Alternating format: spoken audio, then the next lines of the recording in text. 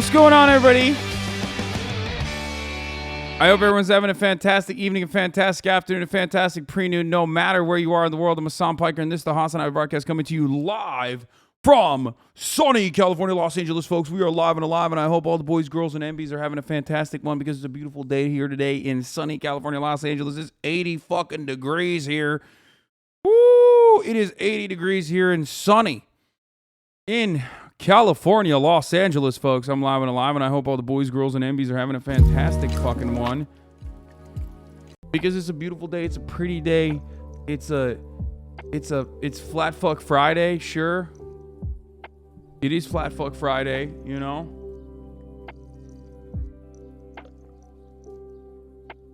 My fucking Gators Daily merch has not arrived yet. I don't know why. God damn it. I'm live and alive, folks, and I hope everyone's having a good one. Now, why? Why is everybody having a good one? Is it because Alex Jones is getting shellacked, milked, absolutely coomed on, stinked on him? Is that the reason? Here's an unhinged Instagram reel, Lamau. Okay, we'll take a look at that in a second. Huh, why? Why is it a great fucking day? Well, because... let me tell you why. Let me fucking tell you why. Because this is a day... this is a day that your fucking granddad and his granddad fought for. Okay? That's right. It's Friday, folks. You know we finally here, right? That's right. It's the weekend, baby. Friday, then. It's upon us. Then Saturday, Sunday. It's upon us. The motherfucking weekend is upon us, folks.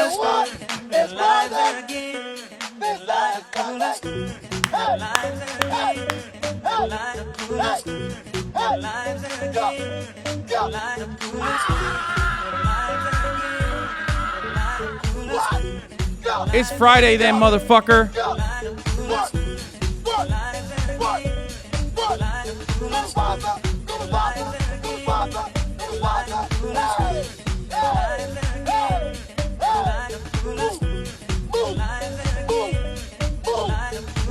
That's right.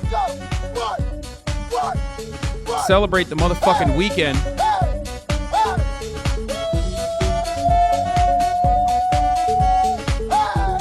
And honestly, I hope everyone's having a great one, okay? That's right. Cat lives in a truck. Thank you for the 5 gifted subs. Annalena, thank you for the 20 gifted subs total. Don't know what the fuck's going on there, but let me tell you something. It's Friday. You did it. Give yourself a little bit of a congratulations, okay? Give yourself a congratulations for a little pat on the back for making it, you know, through another goddamn week. Let's take a look. What is this? Anime with my southern accent. Let's see this unhinged ass fucking video. This is part of the broadcast where I tell you a little bit about my personal news, which I'm gonna do in a brief moment. But here, this is what's happening. Val with Tarek when, bro, I'll do it. You know, I'm the worst with content. You guys want to know why? Like, I really don't have content brain. You know, Tarek asked me like months ago to do like a Valo commentary with him. Like, he was like, bro, I want you to do a watch party with me.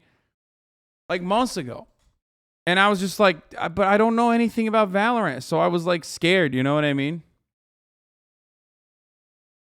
No, it's not that I didn't reply. I love Tarek. He's the man, you know? He's fucking putting Turkey on a map. Felix says that's his favorite you know, favorite CS:GO guy / favorite Valorant guy, you know? Names in my southern accent.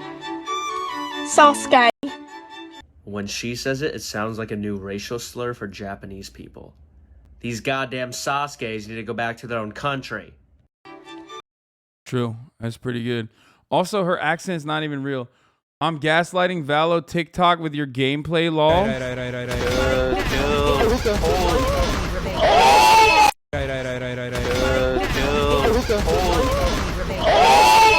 Shut the fuck up. Hasan Immortal 821 plays. What is happening? What? Bro, this PFP is awesome. Did you make this? I want to use this PFP. I love this shit.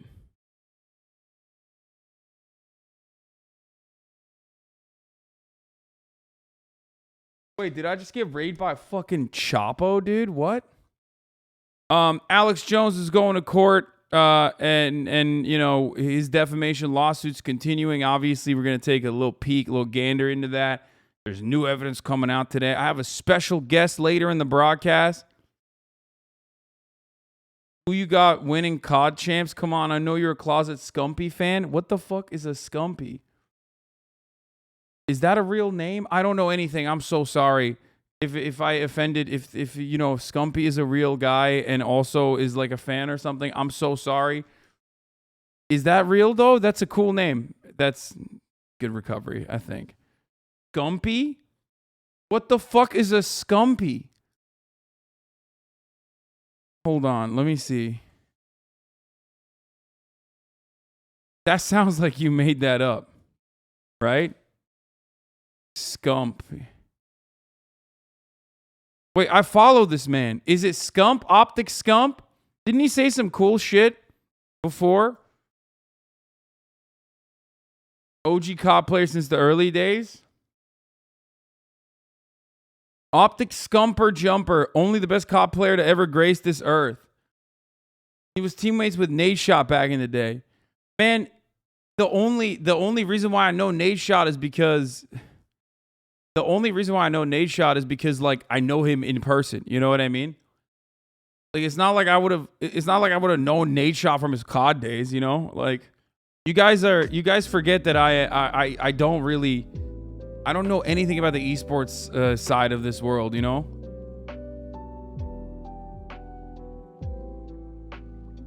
Anyway, Valo with Tarek. I still do not have Valorant on my computer. Okay, everybody's got to stop sending me fucking Instagram reels, dude. Please stop. I just don't even like looking at Instagram on my computer. Anyway, listen. Folks, this is part of the broadcast where I tell you a little bit about my personal news. First of all, my alt got doxxed. Okay? And the person who did that, I can't believe him. Like, you know, I can't believe he would do this to me. Yeah.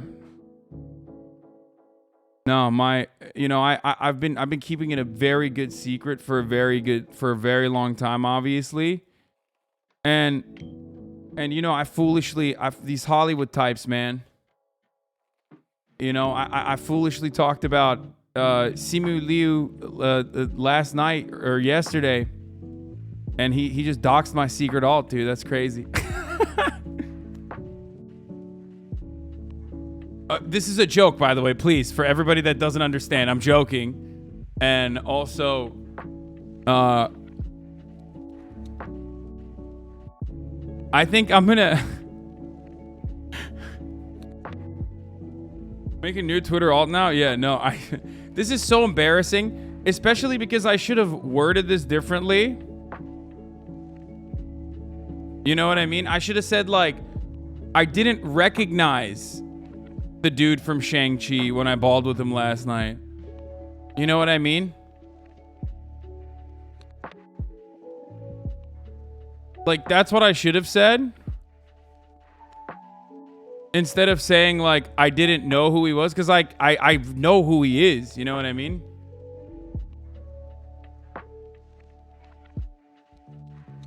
But you sound like my overthinking ass again. Dude, I am overthinking. Yeah, for sure. But yeah, no, he's, like I said, he's cool as fuck. We were destroying.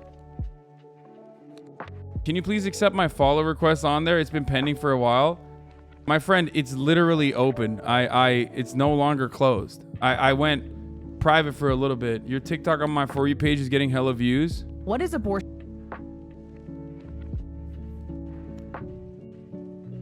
Bro, let me tell you something about this, okay? When we started off with the HasanAbi TikTok industrial complex, okay, I didn't realize that what was going to end up happening is that I'm not going to get my fucking TikToks to pop off on my original account, and that TikTok is only going to fucking highlight literally everyone else's TikToks. Will straight up sent me, Will was like, bro, check my TikTok out. It's popping. Will has a TikTok from our fucking podcast, okay? Will has a TikTok up from our podcast that has 4.4 million views, okay? I've never gotten a TikTok with 4.4 million views on it. I've just never gotten one, okay? Not only that, but HasanAbi Productions also absolutely destroying the game, which, by the way, I'm happy for. Okay? This motherfucker just started TikTok already at 26,000 followers. Look at this one. This had 6.7 million views, bro.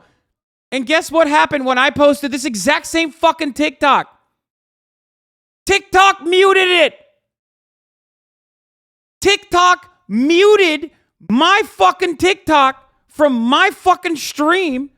And HasanAbi Productions has 6.7 million views. We had to re-upload it. Of course, when you re-upload it, it's not gonna bang. You know what I mean? How fucking insane is this? You deserve it. I mean, listen, I want everyone to thrive, okay? Ultimately, it's good. It's a good thing. It's not a bad thing. But it is wild that, like, my own fucking TikTok was muted, so we had to re-upload it, which only got 145,000 views. The same fucking TikTok. Same TikTok.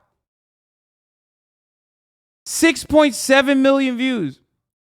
So basically what I'm saying is the only thing that pops off, first of all, basically what I'm saying is, like, Top G, what's going on? You know, I love you. And you know, you're out here fucking me over. That's not cool, okay? I love Top G. Like, okay?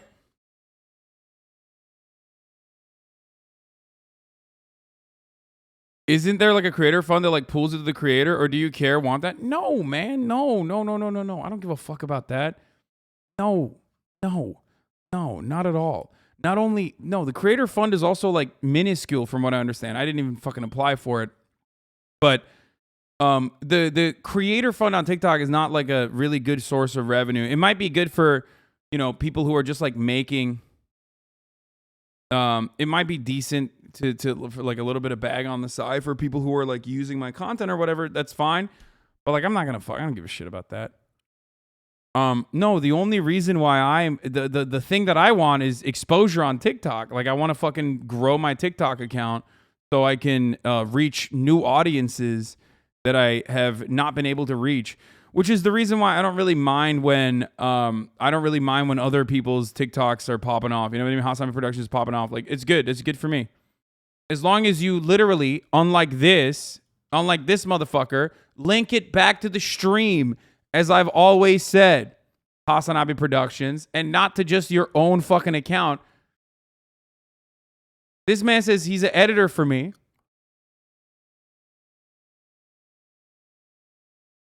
And doesn't even link the Twitch.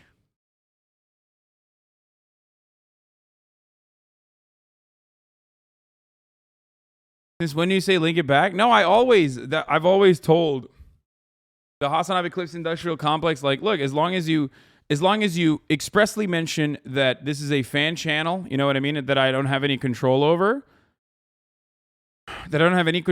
whatsoever, because I mean, it's the truth, because I don't want people to fucking get up my asshole, right? I don't want people to fucking get mad at me because like HasanAbi Productions is wilding out on the timeline, you know what I mean, and I have no control over that. Which I think is like a pretty reasonable demand. And because like, a lot of people literally think, because people then think like it's my channel, you know what I mean, when it's not. And I don't want that.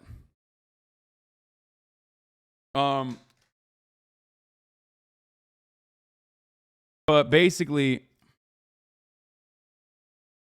you told him to get less pussy and now he's too powerful. I know, I see that. What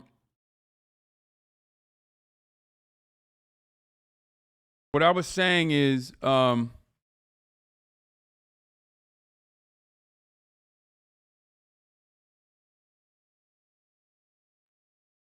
okay, here's how this works. Okay, here's how this works. I promote, I've told time and time again, I've told you guys time and time again that I don't have an issue with people taking my clips and doing whatever the fuck they want with it, as long as it's not like defamatory, you know what I mean? As long as you're not like defaming me, anything like that, then I'm happy with it, right? So that's cool. I'm chill with that. I also don't mind, you know, you using it for your own good. I don't even mind you monetizing it. You know what I mean? I've talked about that many times over as well. Yeah, it's fair use, right? This is fucking. Wait, what is this? This is Michael Pillow. All right, anyway, we'll look at CPAC in a little bit. As long as you mention that you're not linked to me, unless you are literally my editor, like HasanOx is, okay?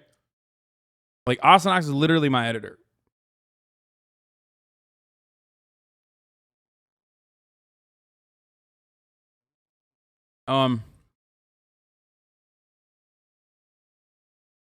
Yeah, you can make your money on it all you want. You can do whatever you want, as long as you openly show that it's a fan channel, and also link it back to either my TikTok or link it back to my Twitch. You know what I mean? That's it. That's the only thing I ask for. You can do whatever the fuck you want with it after that.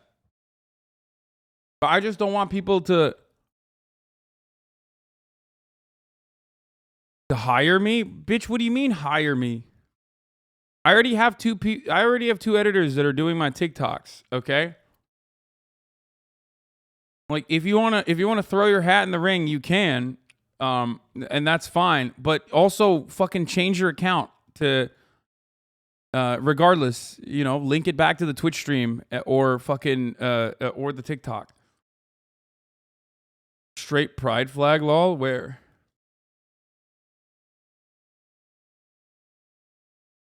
And I've also followed my boss on Twitch since he needs clout. I'm gonna fight this motherfucker, I swear to God. Jesus Christ. Same with YouTube, man. It's the same. I've always said the same shit. It's so fucked up. The editor gauntlet. Dude, literally. This TikTok account is the perfect example of what to do. Yeah, exactly. HasanAbi News. Fan channel posting news clips from Hasan's stream. www.twitch.tv/HasanAbi. Exactly. Same with YouTube, you know what I mean? You can literally make money as a side hustle if you want. What the fuck? Why is the first thing that comes up HasanAbi canceled? And when I type HasanAbi, look, when I type my own fucking name on my own goddamn YouTube page, you see HasanAbi Productions coming out. Like one of the first things that comes up. Daily Dose of HasanAbi, one of the first things that comes up, who we've also hired on top of that as well. And Daily Dose of HasanAbi is a verified channel, right? But look, Daily Dose of HasanAbi. Want more HasanAbi content? Twitch at HasanAbi, Hasan the Piker, Hasan the Hun. Channel managed by Daily Dose of HasanAbi. Do you see? That's how he does it. HasanAbi Productions knows it too. Like, he knows your home for HasanAbi clips, memes, react videos. HasanAbi, aka Hasan Piker, is an American Twitch streamer. Fan channel not affiliated with Hasan Piker. That's it. That's all I want.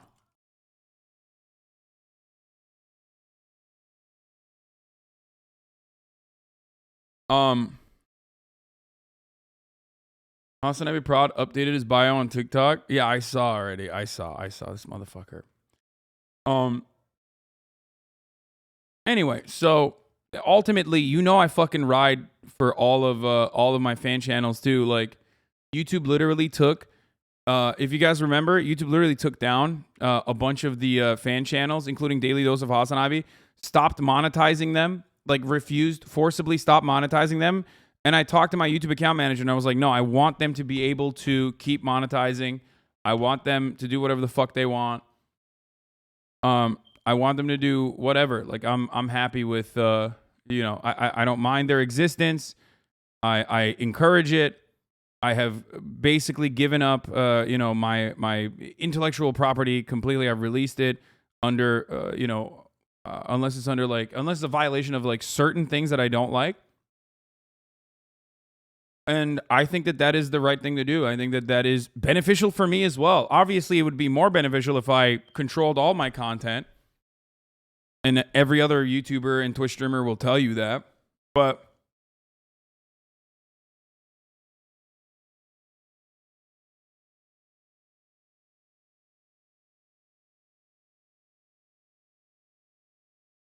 Do you think Twitch would take down the waiting room streams? I don't think Twitch would take them down. And I also don't mind the waiting room either. So, I see it as like, I see it as a mutually beneficial relationship. I don't have an issue with it. I know that there are obviously issues. I know that there are obviously issues that come, like additional complications that come along with like releasing your content this way. But ultimately, it doesn't matter. I'm happy with it. As long as people aren't like trying to fuck me over. So that's great. Keep thriving, kings. Hopefully we can fucking juice these TikTok numbers up, and also hopefully we can get my YouTube to a good.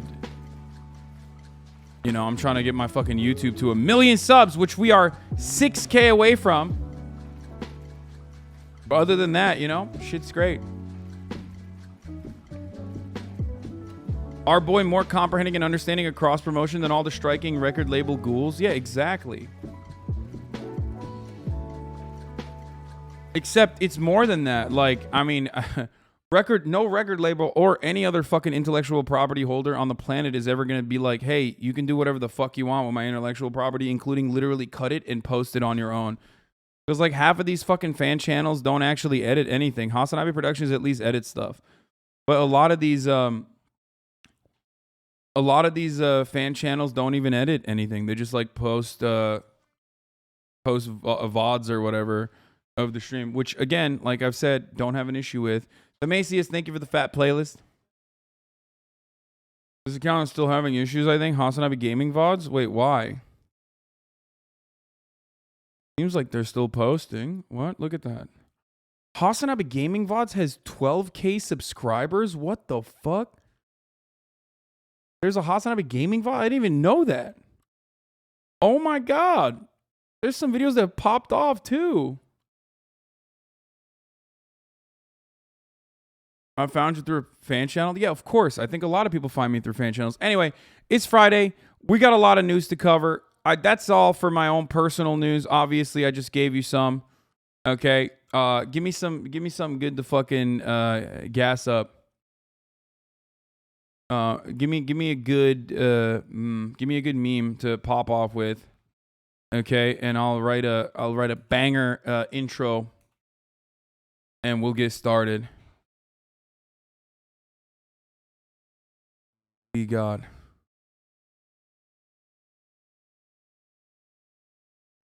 content.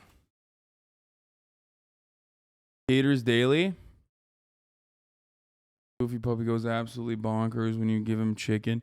Dude, I love HasanAbi Heads so much. I'm always riding for the HasanAbi Heads. I fucking got a Gators Daily merch. I'm waiting on it, and it still hasn't come in yet, but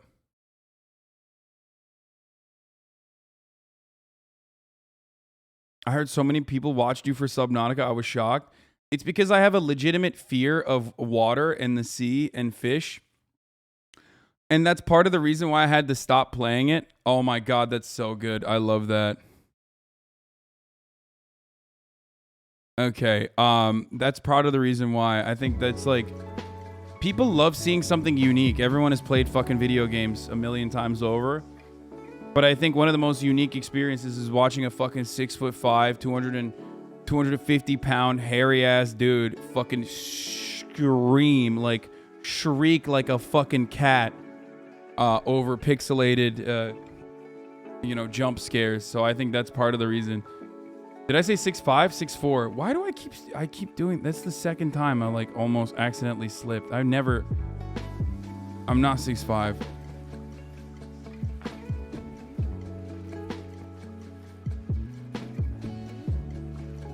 Getting taller every day? No. Easy win strat for when you play Elwig again. Wait, hold on. Let me just pop off real quick and then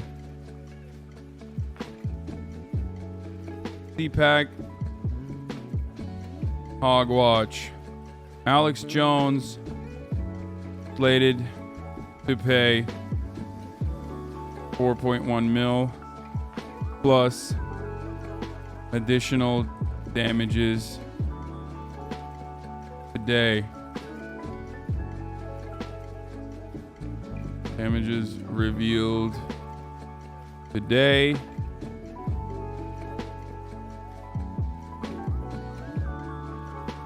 He's in this insane booth. A CPAC? Yeah, I have. We're gonna look at that. Don't worry.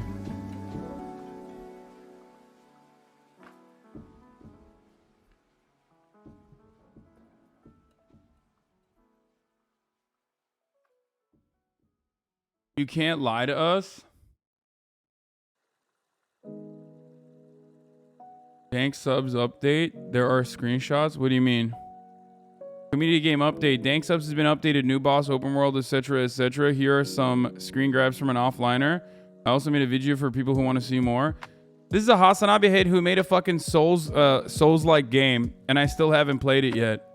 Hasan, you have a cape equipped and roll as soon as you land to avoid fall damage. Marjorie Titan Green? Are you serious? Oh my god.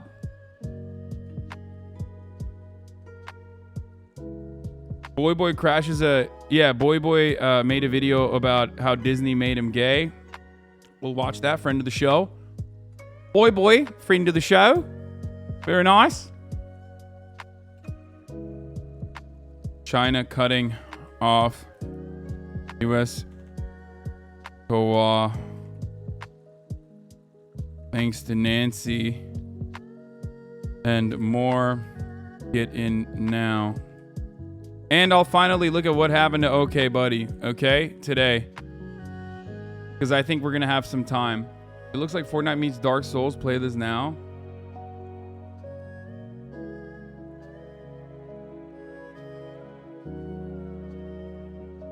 All right, here we go. Here we go. Juice it, boys. Juice it. We're 38 minutes in and only 20K people are in here. People need to know that we're live. You know what I mean? Juice it. Gas this fucking tweet. And then we'll get right into it. Cat game zoomer edit. What is this? Oh, what is that? Stop. Stop playing with me, dude. No shot. Oh, with his little paws. Are you serious? Oh my god. Wait, what is this? Oh! It doesn't go straight anymore because it's on my head. Oh no! Oh, thank God. Oh my God, that was devastating. That was so scary. Oh my God, the Lord gave us a new cut. Oh my God. Oh my God. Folks, we got a new cut video. Oh, Jesus Christ. Oh, the content gods have delivered for us on this wonderful day. What is happening, dude? Oh my fucking God, dude. I'm losing my mind. Okay. I can't stop myself from fucking putting my head. Save me! Fuck!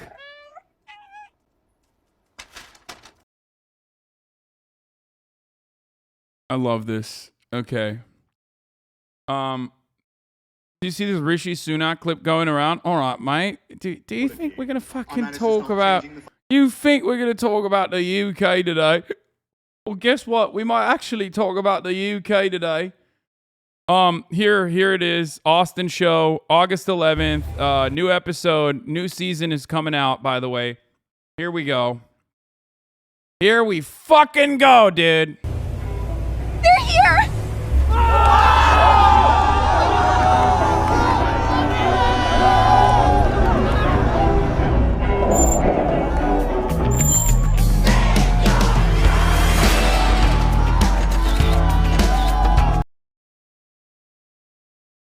Name Your Price, Season 2.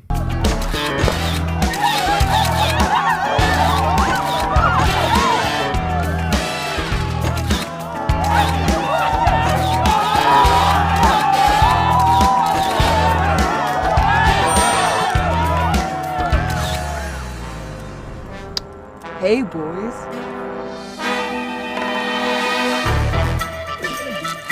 I'm tired of this! I'm the star! I'm the star! Oh, it pisses me off! It pisses... Oh, what happened?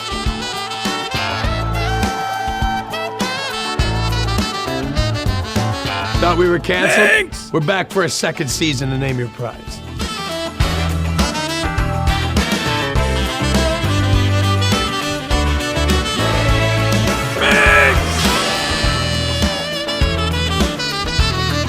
Name Your Prize!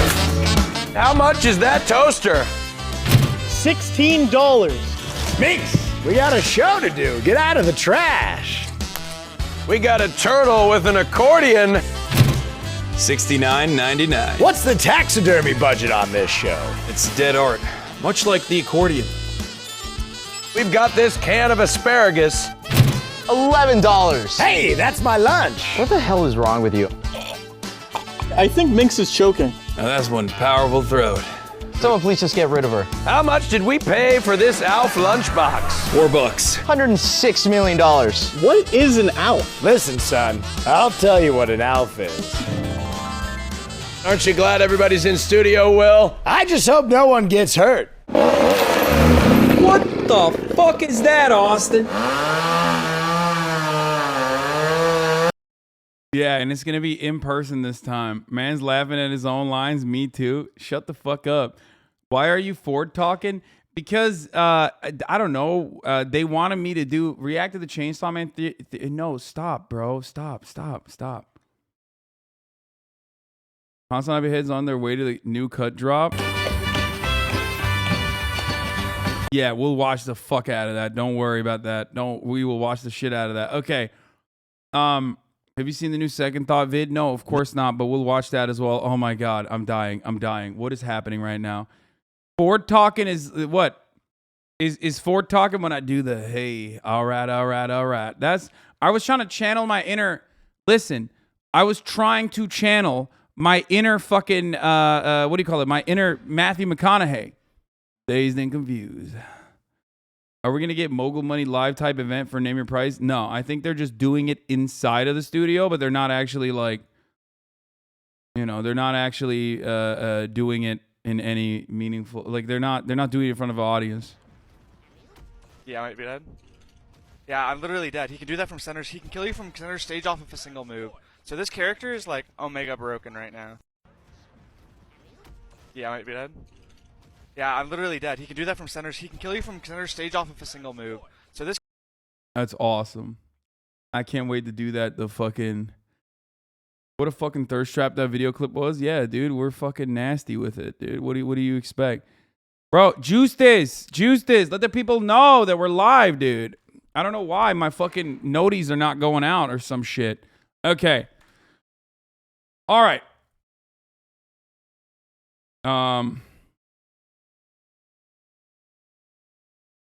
Okay, dude, here, Chainsaw Man official trailer. I'm not going to watch it. Shut the fuck up.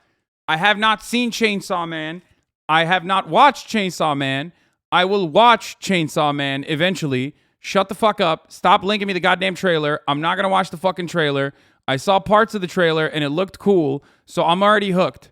I'm already into watching it. But now, see, you know what you fucking nerds are going to do? You know what you weebs are going to end up doing? You're going to end up getting me to not watch this fucking show. Because you're being annoying. Stop being annoying. Stop. Weebs. You're constantly your own fucking enemy. I want to watch it. Okay? I want to watch it. But you're being so fucking annoying that it's like almost making me not want to watch it. Typical fucking weebs. I already read Chainsaw Man. Okay, sick, dude. You're so cool. What does abortion take away? It takes away the right to life. But the thing about slavery is that you still have a right to life. Mm-hmm. You are at least alive. Huh? What is abortion? Okay, a good clip. Yes. I'm quitting politics to be Simu's best friend, okay? We're done. That saga is over. We're just going to live our fucking basketball diaries. We're going to ball out. We're going to ball the fuck out, okay? We're ballers now. Sorry, everybody. I'm done. I'm done with politics. Rejoice. I'm a baller now. Fuck it. Tonight we ball. Are you and Toast confirmed from Shang-Chi 2? Reading is offensive to me as a Southerner. Don't talk to me about mangas. I'll never enjoy. Nice MTG article. Georgia U.S. Rep. Green among 20 House Republicans voting no on anti-human trafficking bill. Congresswoman says Democrats seek to inject Marxist policies. I haven't looked into this, but a lot of fucking... Listen. A lot of the anti-sex trafficking bills oftentimes just end up being anti-sex work bills. They just like code it as anti-sex trafficking. That doesn't mean that like these people are right. I need to look into the details of this before I cover it, okay? But I love the idea that like any kind of bill that Marjorie Taylor Greene doesn't like, Marjorie Titan Greene doesn't like, is just magically declared to be fucking pro-Marxist or something. They just use it. Okay. No, I'm not gonna react. I'm not gonna react to the cut video yet. We'll do it later. Okay. You see that fucked up car crash in Los Angeles? Drunk driver going 80 plus on a main road. Some people passed away. Yeah, I did. Okay. Jesus Christ, bro. I can't even get through a goddamn fucking just intro to the broadcast. I know that MTG is supposed to speak today. We're excited and we're waiting on that, okay? But not yet. All right. Starting off with motherfucking Alex Jones, okay? Talk radio host and conspiracy theory. We're waiting on additional damages. But here's what happened to Alex Jones. At this point, you know exactly what happened to Alex Jones, because I've been covering it for the past 3 days. I think it's the funniest story. We have been smoking on that Alex Jones pack for the past 3 days. Now, I'm going to try to parse through the legal jargon. Okay? Originally, Alex Jones lost a defamation suit against the Sandy Hook parents. This trial that we've been watching is specifically for awards, compensation for the victims. Now, there's two different types of awards that you get in a civil suit like this. You have the punitive damages, and you have another type of damage that's like the punitive damages are multipliers, basically. Yesterday's revelation on the awards that Alex Jones, on what compensatory and punitive, right? Yesterday's damages that we found out were compensatory. Am I saying that right? I don't fucking know if I'm saying that right. Doesn't matter. But the compensatory verdict was given yesterday. Okay, obviously it varies state by state. Some states will add on like a max cap. Some states will say you can only go up to 10x of the compensatory damages as far as like the punitive damages goes. So you get two different types of payout in a situation like this. Okay, the compensatory damages is basically a direct compensation to the victims for all of the emotional damage or all of the fucking, struggles that they had to go through, the hardships that they had to withstand, right? Like in Alex Jones's case, this one individual family that sued him is suing him specifically because they had to like switch homes. They were stalked non-fucking stop. You know what I mean? So there's a lot going on there. Okay. Now, with respect to Alex Jones's case, here's Pope Hat, who will reveal more information here. The compensatory verdict in the Alex Jones case is a few $1 million. I was told there would be no math, not the $150 million that was requested. So originally they requested $150 million. That's a big payout. I think they deserve it. But of course, that $150 million is, I think, compensatory and also the punitive together.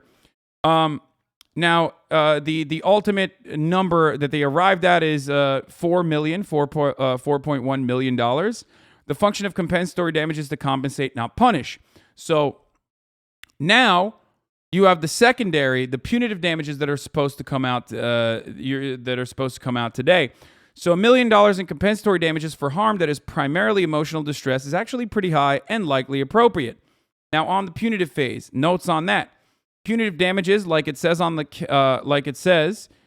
the name, are to punish. Okay, But there are constitutional limits to punitive damages. Two factors control the defendant's assets and the multiplier of punitive damages to compensatory damages. So some states allow you to go all the way up to 10x. I think Texas only allows you to go up to like 5x or something. I'm not entirely certain on the extra details. I'm just trying to give you a ballpark here.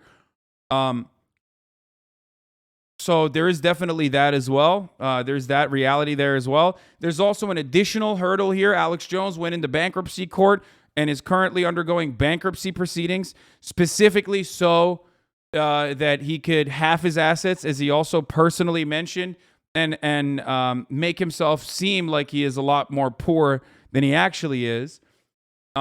This is just for one parent, by the way. Yes, I know. This is just for one parent. I know, one family.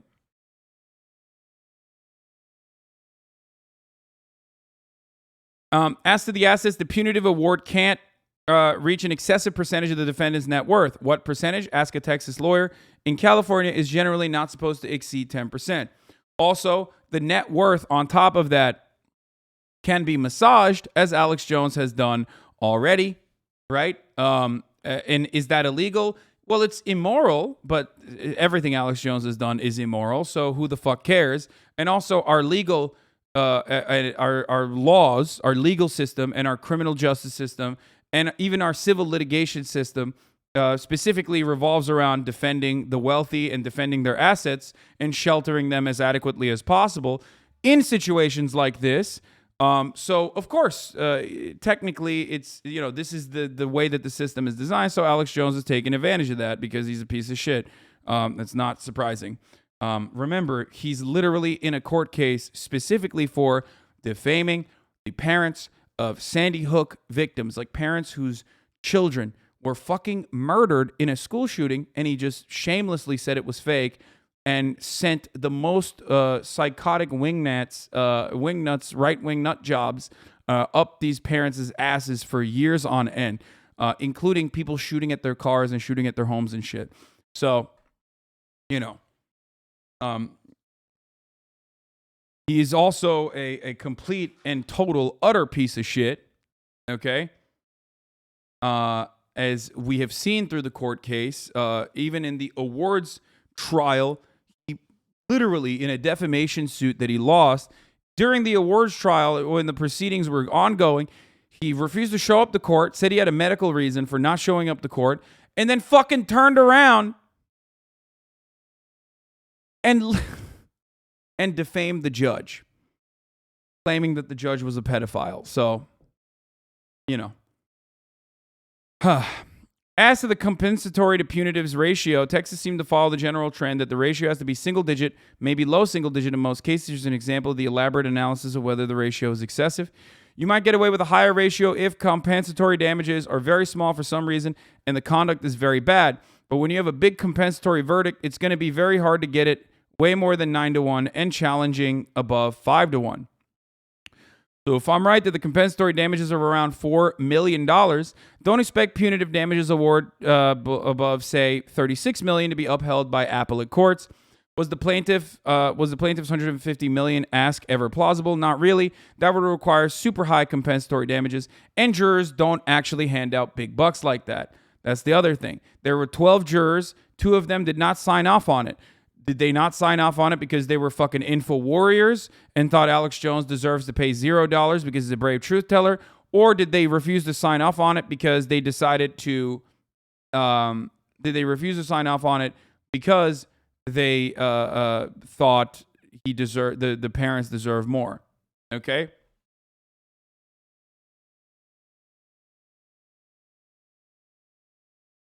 Pen is all you need anyway, though. Plus, there may be some other Texas statutory limits on punitive damages. I will let Texas lawyers chime in on those. As Mitch suggests, in addition to Texas having low cap on punitive damages, it requires the jury to be unanimous, and they weren't on compensatory damages. Of course, maybe 2 holdouts wanted to award $100 million, but I don't read juror. This is more of a comment than a question, and it's about Christopher Hitchens in that way. So...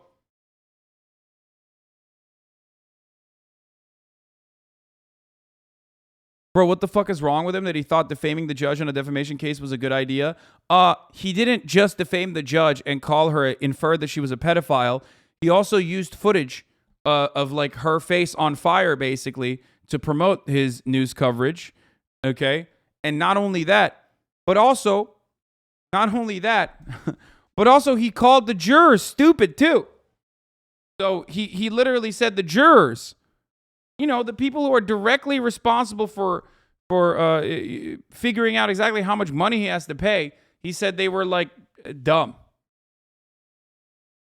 So yeah, let's see what he is. Alex Jones has been ordered to pay more than $4 million to the parents of a 6-year-old boy who was killed in the Sandy Hook massacre. This follows the dramatic trial where Jones admitted that the massacre happened after years of telling his listeners. Yeah, I mean, maybe he's mentally ill. I mean, if you ask Alex Jones, he has said that he's a little bit of silly Billy himself on numerous occasions. So we'll see. As Nancy Chin reports, that's only part of what he may eventually have to pay. I will accept this as a verdict of the jury. Marking the first time Alex Jones will be held financially responsible for repeatedly claiming the 2012 Sandy Hook shooting was a hoax. The radio show host must pay more than $4 million to Neil Heslin and Scarlett Lewis, the parents of Jesse Lewis, a 6-year-old who died in the massacre. Jesse was real.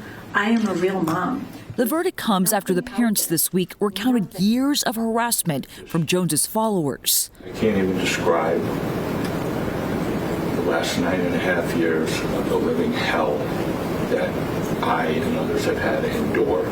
In Jones' own testimony Wednesday, he conceded under oath the shooting actually happened. It's 100% real. And was caught off guard when lawyers for the family said Jones's attorneys had mistakenly shared years' worth of his texts that showed he withheld evidence. I mean, if I was mistaken, but you got the messages right there. After the verdict, he called it a oopsie moment, which his lawyers also had one of those. There's a lot of oopsie moments in the Alex Jones saga. On the first hand, he's like, oh, it was an honest mistake. Who amongst us, ladies and gentlemen of this jury, who amongst us is not went on a mass harassment campaign against victims of a mass shooting, a school shooting? I mean, who hasn't done that? That's like a Monday for me, which is precisely why I also continued to defame the judge proceeding over the case and call her a pedophile. But that was another Monday. You know what I mean? It's just like, oh, I got a case of the scaries on Sunday, and then this is how I act out on Monday, folks. Sometimes I black out and words just come out of my mouth. Okay. So you're leaving out the demon part a lot. This is true. I apologize, Seal Puncher, and to the brave info warriors in this community. He also called her a goblin witch and a demon pedophile too. Yeah. So you know how it is. It's just January 6th. Also another case of the Sunday scaries came in, kicked in. All of a sudden, before you know it, I'm telling everybody to storm the Capitol. Okay, you know how it works. Jones released a video claiming the reduced amount as a victory. What I did to those families was wrong, but I didn't do it on purpose. But the family's lawyer said, again, another oopsie moment, that this was only part of what Jones will have to pay, as the jury still has to decide on punitive damages. It's a win for the Sandy Hook families, and it's a win for truth and justice. Civil rights attorney Alexander Tobbs said this sets a precedent for other cases against Jones. It sends a message that...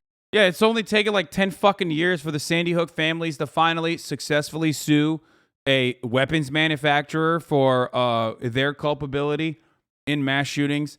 It only took like 10 fucking years for them to be able to successfully sue a guy who was harassing them for that entire time frame. It's wonderful. I love the American legal proceedings. You know what I mean? It's great. It's just like, hey, if you have a lot of money or if you have a lot of time, if you're finally fucking fed up and you spend 10 years of your life, then maybe you'll be able to get a little bit, just a modicum of your life back, you know, and maybe an apology. So that's fire. Can't have the fair trial you're legally entitled to if you actively prejudice all the neutral observers. I think at that point, it's like, you can't do anything about that. Pecker Protector Soheeb, thank you for the 5 gifted subs. Yeah, this is great. This is a wonderful, wonderful situation. There is a cost, there is a price to lying about people in the public sphere. And the jury will return today to hear evidence about Jones's finances for its decision on any punitive damages due to Heslin and Lewis. Jones does face more lawsuits in Texas. So there's more lawsuits that can come out of this, obviously, given the decision and how it goes. And we're going to talk about we're also going to talk about like what the expert witnesses have testified in court earlier today, a couple hours ago, on what Alex Jones's net worth is, because they have to make estimates on it now in order to make sure that the punitive damages are proper, they're appropriate. This has to be done regardless of the bankruptcy regardless of the bankruptcy court that he's going to go through. Don't know exactly what the cap is for it, but yeah, that's where we're at. But listen, you don't have to drain your bank account like Alex Jones is about to in order to avoid the top of the hour ad break, because at the top of the hour, there's a 60-second ad break. And if you no longer want to see those ads, all you need to do is pay $5 a month in the form of a Twitch subscription. Or if you don't even have $5, all you need to do is, get a free subscription in the form of a Twitch Prime. That's right. By connecting your Amazon Prime account to your Twitch account, you get one free Prime subscription a month. You can use it on your favorite streamer. Happy 4 years. Can I get a welcome to the jungle XQCL for all times? What's up, Lake McGroove, one of my oldest subs, 48-month subscriber. That's right. Fucking 4 years, dude. That's crazy. Aloha from Maui, Pecker Protector, Sohaib, and Marjora's 94, thank you for the 10 gifted. Ray Donnell, thank you for the 5. Anila, thank you for the 5, allowing all those people to no longer see the ads. That's one other way that you can also avoid the fucking hour, top of the hour ad breaks. Here's the 1-minute ad break now. Ray Donnell, thank you for the 5 gifted as well.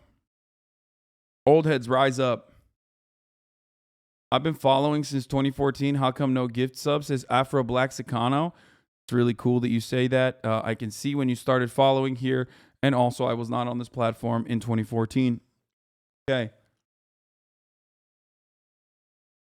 Hasan is so close to 1 million YouTube subs. Holy shit. Yeah, I know.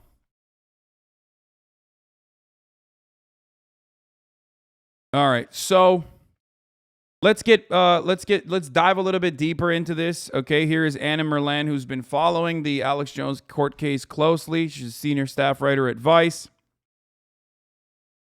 So here are some guesstimates on how much money Alex Jones is actually making. Okay. I want to make it clear I'm watching the live stream. Live stream just clicked, which tends. Jury has been brought in. We're about to hear the forensic economist, Bernard Pettingill, horrific DPS. Thank you for the 5 gifted. A forensic economist is going to look at, Alex Jones's assets and try to analyze what it is. Let's take a look. Pettingill says his role in the case is to value Alex Jones's companies and his net worth. On InfoWars, meanwhile, Jones is showing a clip of the courtroom scene from the movie Idiocracy as a commentary on, the actual courtroom proceedings on his financial assets. Pettingill says Jones is the manager or agent for about 9 private companies that he could track, meaning companies that aren't publicly traded. It's hard to figure out how to value private companies because so much less info about them is available, which is why he's here. Remember that Alex Jones is already using every trick in the book, considering that he's a 100 millionaire. Of course, he's going to take advantage of America's incredible vast array of corporate structure to hide his assets, shelter his income, create a bunch of different safeguards basically for himself. That is, of course, if he hasn't already parked his assets somewhere else as well, but part of the reason why Americans don't really park their assets overseas is because America internally allows such assets to be hidden domestically. So you don't really need to send them off to the Caymans in the way that we think people do. Okay, so we're going to talk about the IRA and Kirsten Sinema in a little bit. Okay, Pettingill used a spreadsheet to track his funds information and money that trickled in from September 2015 to December 2018. And it averages out, by the way, from September 2015 to December 2018, his yearly revenue averages out to $53 million a year. In testimony, Pettingill adds, Jones said he could do $70 million, and there's also been a nice, healthy increase since 2018. Because once Alex Jones was banned, deplatformed, or whatever, but because he was like Trump's very own loyal soldier, you know, he still fucking popped off. But Jones has also been paying himself a salary about $18 million over a 3-year period, roughly $6 million a year. So this is a good starting point to value free speech systems. So free speech systems, ironically named that, is the umbrella corporation that is like basically like a holding firm for Alex Jones's like subsidiary corporations that he's created. Okay. Pettingill also tried to position Jones's companies in a standard industrial classification code, taking into account all the stuff he sells and all the ways he makes his money. We can't really put a finger on what Jones does for a living, Pettingill says, calling him a maverick like Genghis Khan. This got weird fast. Basically, he's saying that Jones is hard to classify in precise economic terms. Okay? He says he didn't ride a wave, he created a wave. He's a very successful guy. Pettingill says Jones also set up other companies that benefited him internally, like Jones Productions, Joanne's Report LLC, Prison Planet TV LLC, Planet Infowars LLC, Infowars Health, PLJR Holdings, and AEJ Austin Holdings LLC. PQPR Holdings is another one which works in conjunction with Free Speech Systems and Infowars.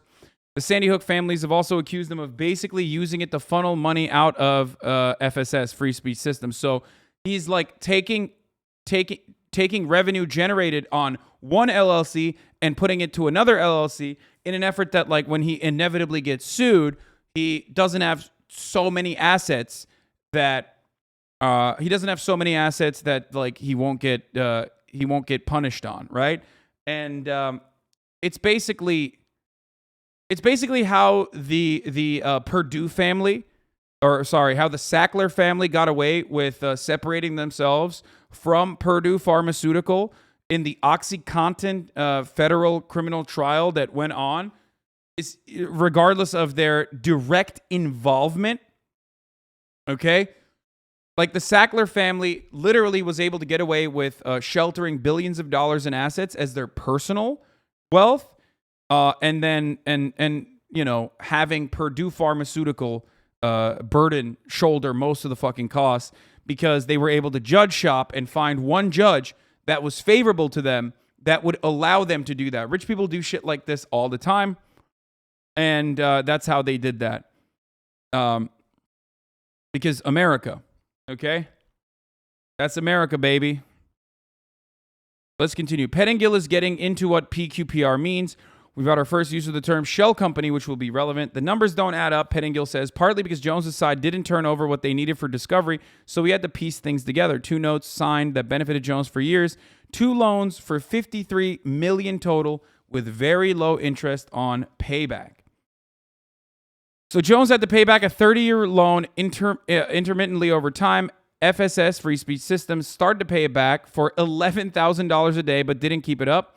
As a result, on the books, AJ is carrying a gigantic $53 million loan when in reality, he's using it as a clawback to pay himself back. The org is titled an inverted T, where everything flows to Alex Jones, and Pettingill says Jones knows where the money is. One of these notes matures when Alex Jones is 74 years old. So I don't know if that is personally allowed. Wait, why are people saying XQC sussy?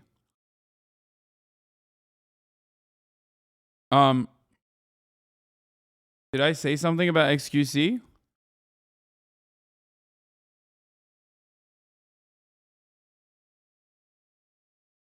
What is happening?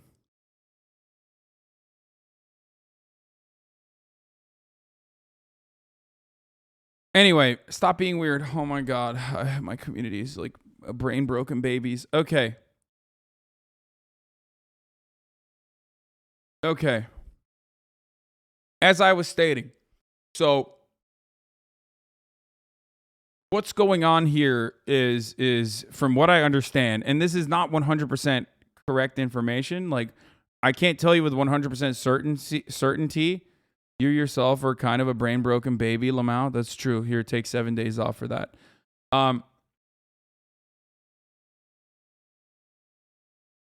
Okay. Anyway, here's what I was saying before I got interrupted. So, what's going on here is, from what I understand, Alex Jones is generating revenue, okay? He's generating revenue. He has supplements that he's selling. He has, AM radio contracts that he gets, probably, as well. He has revenue that he generates on his website where he's, like, getting CPMs, but that's probably low, even though he does have millions of fucking clicks on his website. But most of the money that he's getting is from all of his merchandising and all of his supplements that he's selling, right?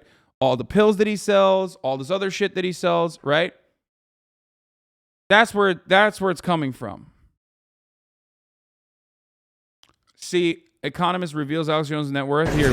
Here in the witness. We should just watch it, honestly. Berkshire Here. Hathaway, which is a financial. If you dissect that and you say it's roughly $6 million a year, and you add that to the $53 million, then you're close to 70 million. The margins on his merch must be crazy, brother. Do you know how fucking easy it is to set up like a merchandising? As someone who worked on it for years and years and years, let me tell you something. Like, my margins were dog shit because I wanted to make it as ethical as possible, using domestically manufactured products and also using union labor products. Okay? If you don't do any of that, if you just fucking do dog shit, lowest quality Chinese made t-shirts, okay? You can basically set up like a drop shipping operation and your margins will be insane. You literally get it for pennies and sell it for fucking, $15, $16 with like a whopping like 80% margin. Right? Chinese made is the best? No. Chinese made can quite literally be the best or quite literally be the worst. That's the beauty of working with a Chinese manufacturer. Everything gets made in China. So, technically, as long as you want to pay for it, you can literally get the top quality, best quality merchandise out of China if you want to. You can also, and many people do this, you get the worst quality products from China. It's not even hit or miss if you know what you're fucking doing. Okay? That's how this works.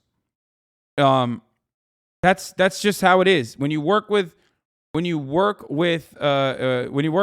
Chinese manufacturing, you get, like I said, you get the best quality product or the worst quality product. It is just it's just absolutely dependent on what you want to pay for. And it's quick, it's cheap.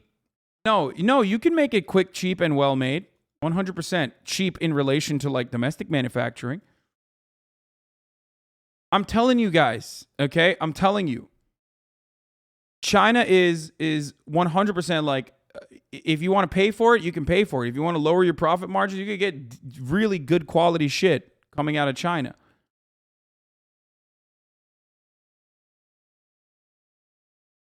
Okay?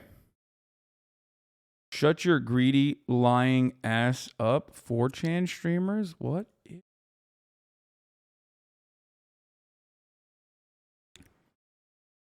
Anyone that knows anything about merchandising knows what I'm talking about, by the way. The irony is, of course, all of that shit is made in the same fucking factory too.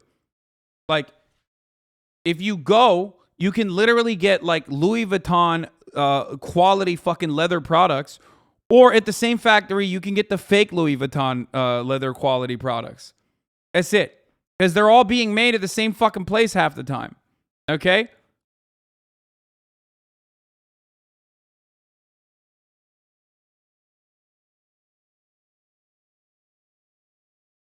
Yeah, night shift products. Louis Vuitton's a bad example. Their leather sucks. I'm just saying, quality Louis Vuitton is made in Italy. I know. I'm just using it as an example, okay? All right. Both my favorite and least favorite hoodies are made in China. Anyone who doesn't understand this is just a Red Scare or a Maribarian. So,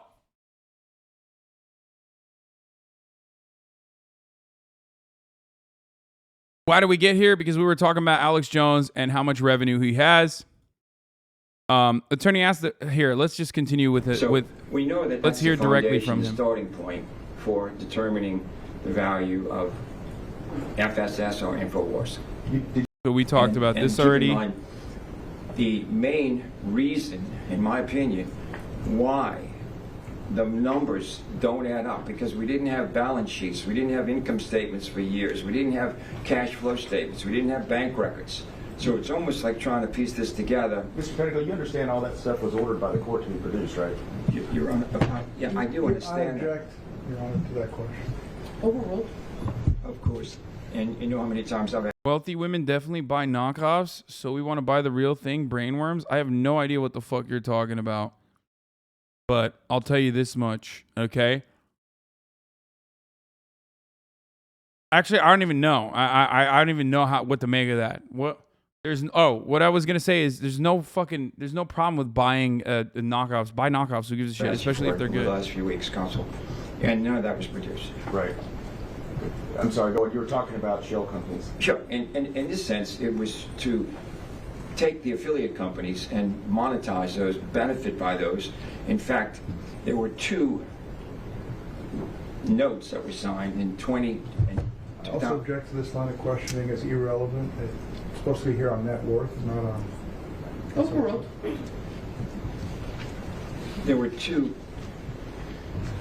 loans set up. This part's important. 2 of these that were set up to benefit we're talking about the shell companies. These were to benefit Alex Jones for years and years to come. He set up these 2, quote, loans, so to speak. One was for $29.5 million, the other was for $20.5 million. The total had to be $53 million, one over a 30-year period and one over a 15-year period, with very low interest on payback. And that simply means that Alex Jones was obligated to make a payment on the interest annually and to pay back the first loan, which was a 30-year loan, intermittently over time, which he started to pay.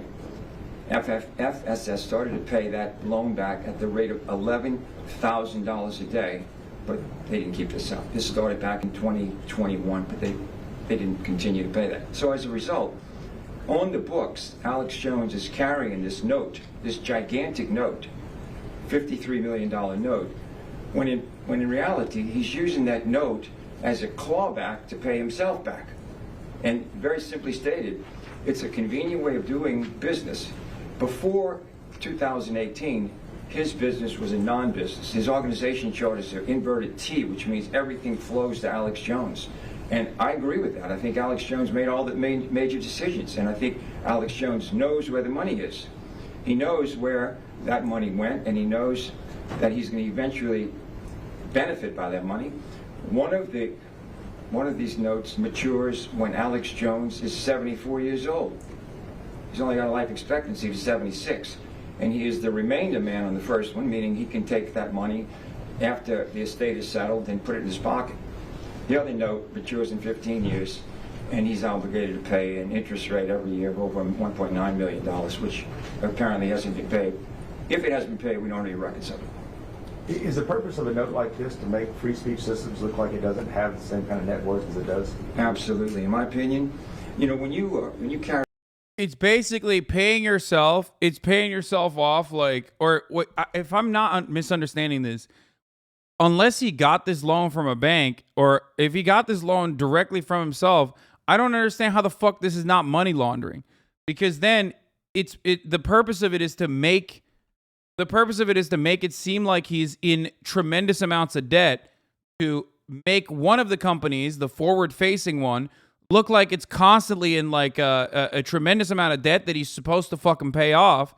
In which case, no matter what happens, you can always be like, well, you know, I just have to, I have to pay this debt. Like, oh, you think I'm making $150 million a year? Well, guess what? Like, I have a $53 million debt.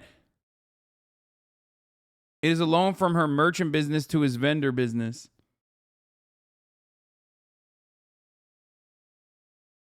Literally deflating or obfuscating assets. So what I don't understand, just to comment on your previous point, the average consumer is buying the image. Okay, shut up, dude. I don't care about that. Calm down. Okay. what I am failing to understand is how this is allowed. It just feels like legal money laundering, or I don't even know if it's legal. Is this something that you are like allowed to do, which is weird?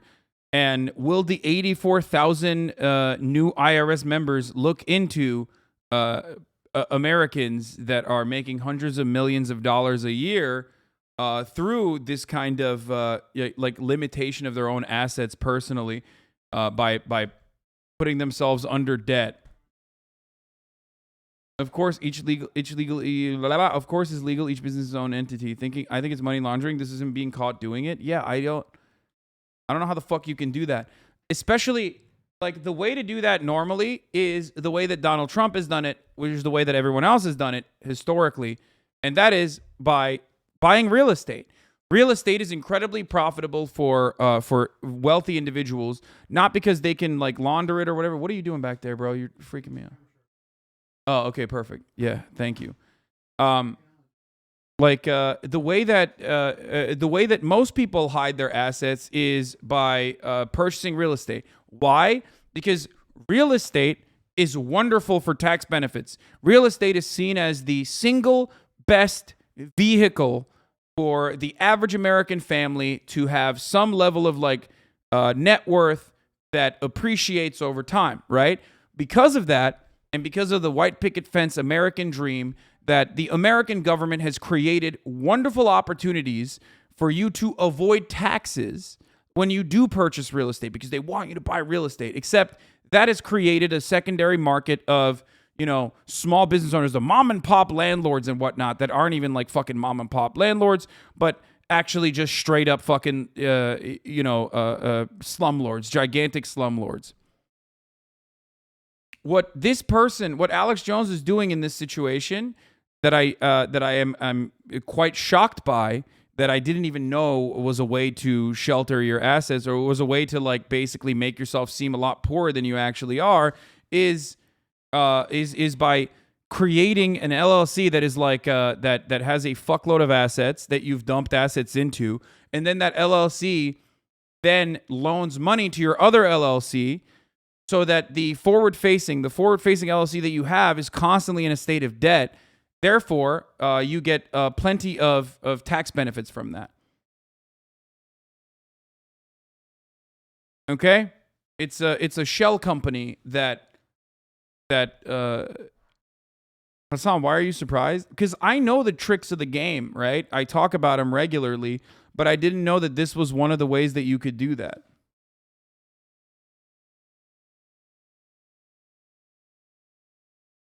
He's doing it on hard mode. You usually just make a charity. This isn't a defect in the system. It's a feature. Yes. No, of course. I mean, this is what we talk about. This is what we talk about when we talk about the way that the system is designed. The back-facing LLC still has to pay money somehow, so it has to go somewhere. No, I know. I remember seeing a YouTube short of Waka Flocka, of all people, explaining how to do this.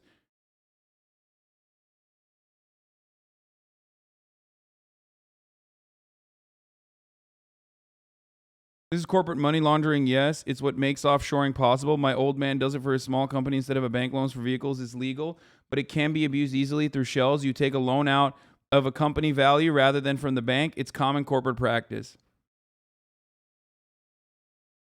How does asset holding LLC evade taxes? How does the asset holding LLC evade taxes? I don't understand that part either. I guess like, well, technically, because if you don't pay your loan back to yourself, then all of a sudden that asset holding LLC is also losing money, right? You know what I mean? Because then you are like, you gave $50 million to another company, and like that debt is not being paid off fast enough. So now even I assume even the original LLC that's like giving off the loan is now also in a state of debt. It takes out a loan to pay its dividends, and then because it has liabilities, it does not pay taxes. Yeah. Waka Flocka short explaining this. Putting everything in your name, create a business, an LLC, put everything in your LLC. And open up a C Corp, and if you don't know these, you need to figure these out. I'm telling you the names. Get a C Corp to run an LLC. If you want to make it even deeper, go get a trust fund and run a corp that runs the LLC. You want to get even deeper, own 2 trust funds for your business and your person to run that trust that runs all the business. It can get deep, my God. Absolutely. And Donald Trump actually showed me that method. That's how he didn't pay taxes. That's insane. Fun fact, this is what J&J did in Texas to get out of paying for the baby powder cancer scandal.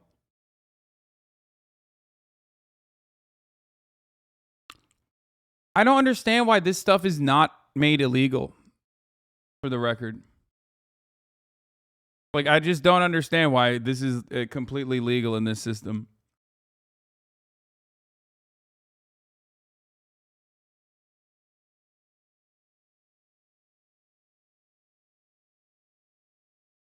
You know, you set up a business like this to buy Gucci shirts? Yeah. Yeah. It's a Gucci shirt. It's a GucciShirt.com. It's not illegal because the lawmakers are doing it too. Yeah, I mean, everybody does. Everyone over a certain level of wealth, unless they're a fucking idiot, does this. Unless they're a fucking dumbass.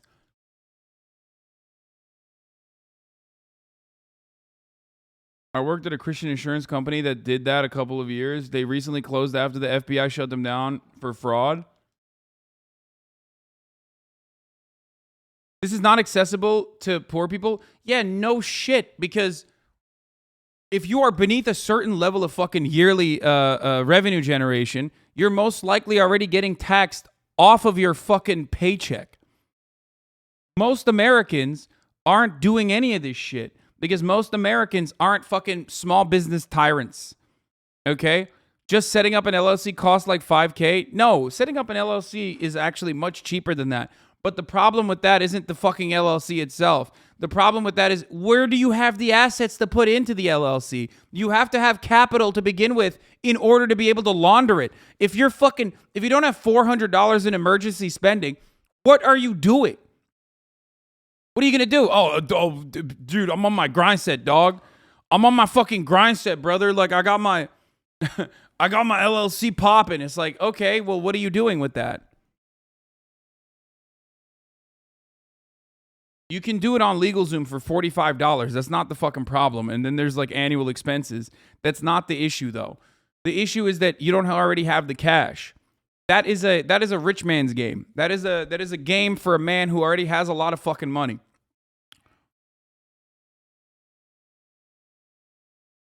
Okay?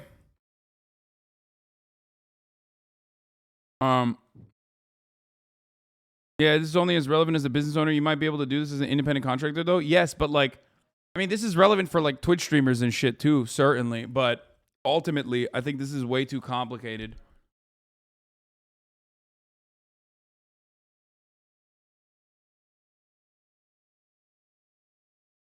The funniest part about this, though, is that so many fucking people look at this sort of stuff and think, oh, I can do that too.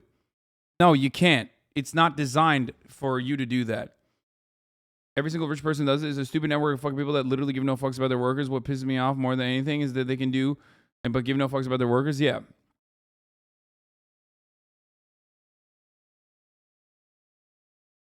Carry to the bottom line a debt of $53 million. There's no above the line.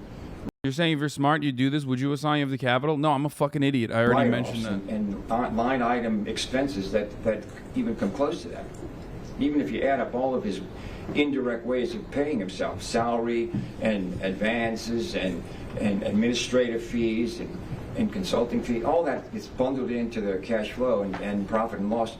But when you look at a 50... For the record, like, the LLC process doesn't have to be this fucking scammy.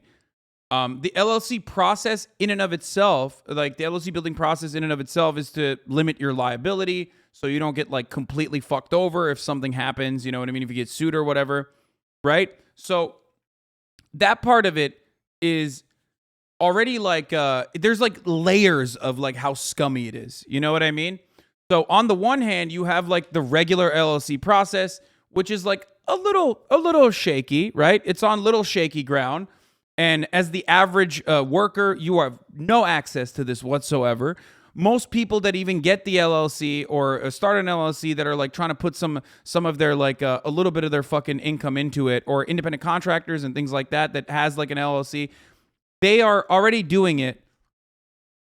They're already doing it, but then they also have to pay like a corporate tax rate or whatever. So they're basically massaging numbers between like 13% versus whatever the fucking corporate tax rate would look like, right?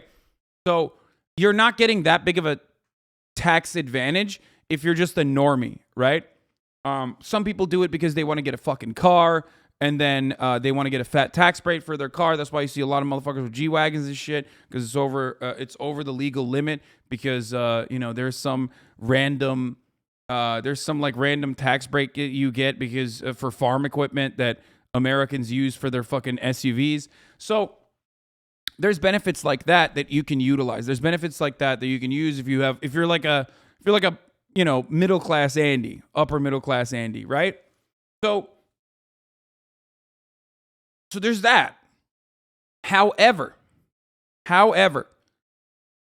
this secondary layer, what Alex Jones is in, is the fuck you money layer, okay? So when you're making like over $100 million, $50 million, $60 million a year, and you have created a system that is like additionally fucked up, where you are creating a loan out, like a company that specifically loans money to your other company to make it seem like both of these companies are in debt. Okay? You get it? So what he's doing is like basically legal money laundering for himself. $53 million debt that dissolves and disintegrates and wipes out anything above the line. So that's why he can say he's broke, he has no money. But we know that's not the fact. Do you see that? Do you understand? So he took out like 2 loans from one of his other companies where all of his assets were, okay, where he basically fucking said, he can always say, I have $53 million of debt that I have to pay for. PQPR, you know where it's headquartered? Sorry? Let me ask you this. PQPR doesn't do actual business, right? No, it has no employees, doesn't do any business, correct? The other companies that you named, they don't do business either, correct? Correct. Correct. I just want to make that clear. We're really talking about FSS, InfoWars, and Alex Jones himself, AHA. When you say FSS, that's Free Speech Systems. Correct. I just want to make sure the jury knows. Yeah, I'm sorry. That's okay. You're talking about the notes that that Free Speech Systems pays to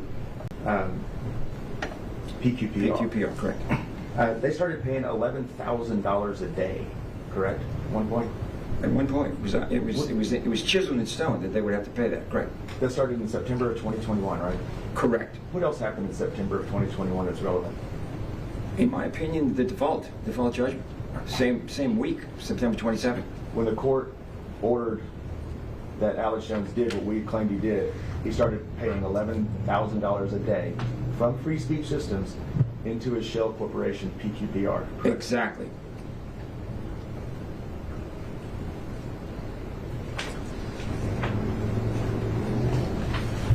From the information that you do have, the limited information you do have, were you able to determine an annual revenue? How much money was coming into Free Speech Systems?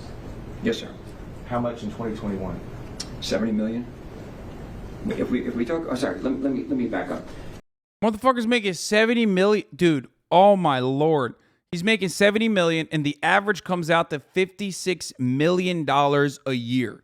Okay, my man from the years 2015 to 2018 averaged out $56 million in revenue. Okay, that is a fucking gigantic amount of money that he's making. Okay, and like, sure, he has employees and whatnot, but ultimately, he doesn't have that many fucking employees. You know what I mean? $56 million a year. Like, he doesn't have a lot of fucking things that he has to pay for.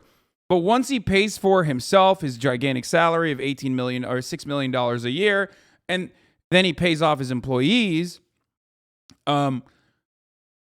basically, the way that he is able to fucking claim that he is not making any money is because that $53 million loan that he loaned to himself, the $53 million loan that he loaned to himself basically covers the rest of it. You know what I mean? Because now you have a liability. Now you have a fucking fat debt that you have to pay off, right? And here, this is my LLC. This is my corporation. I'm paying myself $6 million a year. I'm paying my employees, you know, however much money I'm paying a year. Out of the $70 million, all of a sudden, you know, that's the way that you can hide the profits that the company is making, because you're also indebted to yourself. In 2021, the net revenue from the FS. You may look at his notes too. Yes. Just 1 second. That's fine. Wait, is he richer than HasanAbi? Dude, you guys are so wonderful and lovely that you think that I am in any way, shape, or form anywhere near the level of revenue that like an InfoWars or a Tim Pool or a Daily Wire, you know, Ben Shabibo generates. It's cute that you guys think that. You guys think that your favorite streamer who fucking refuses to take on marketing campaigns that pay insane amounts of money, or who literally fucking takes shittier deals on purpose so he runs less ads, like you think that streamer is making that kind of money. It's cool. I'm sorry, because they just... It's all right. Okay, thank you. I don't have a problem with notes. It's going to fucking break your brain when you find out, once again, that the Daily Wire is $100 million a year business. But hey, Twitter anarchists, come at me. You know what I'm saying? Hey, Twitter anarchists, I fucking bought a Gucci shirt. You know what I'm saying? Fucking kill me, actually. Come and kill me, please. That's wonderful. You will achieve socialism that way. You know what I mean? This is what I'm talking about! This is what I'm fucking talking about!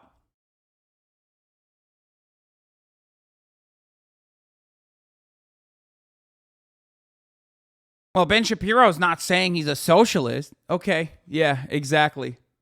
That's why he's making $100 million a year, you fucking idiot.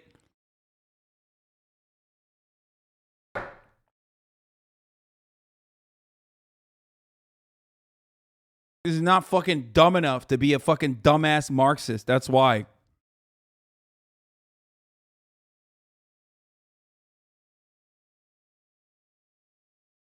Laughable.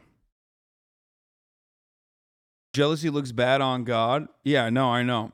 Motherfucker's like still reeling over the house I bought or the fucking Gucci shirt. Meanwhile, these homies are popping, dude. They are popping. They're just like taking all the money to the bank. They're like, oh, these fucking dumbasses. We keep lying to our audience. It's so good. It's so fucking good.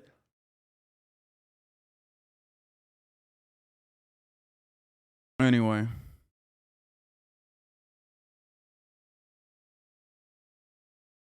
Okay, let's continue. To know what you're looking at. Sure. Okay.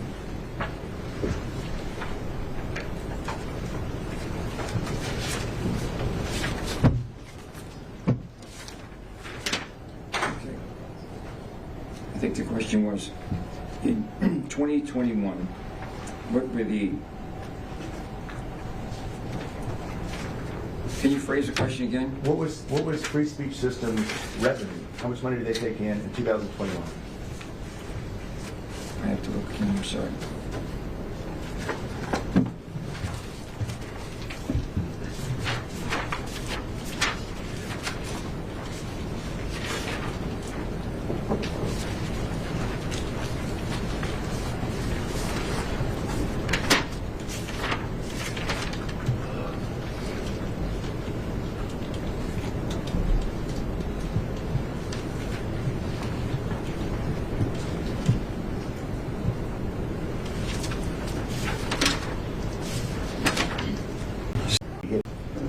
So that's his goal in $61.45. You heard Alex Jones testify that his goal in 2012 was revenues of around $70 billion, and he hit it. Correct. Right? So that's we're getting close to that number, right? Exactly. Back in 2012, he was making $70 million. Dude, Alex Jones's net worth is fucking insane, dude. So goddamn caked up. It is not even funny.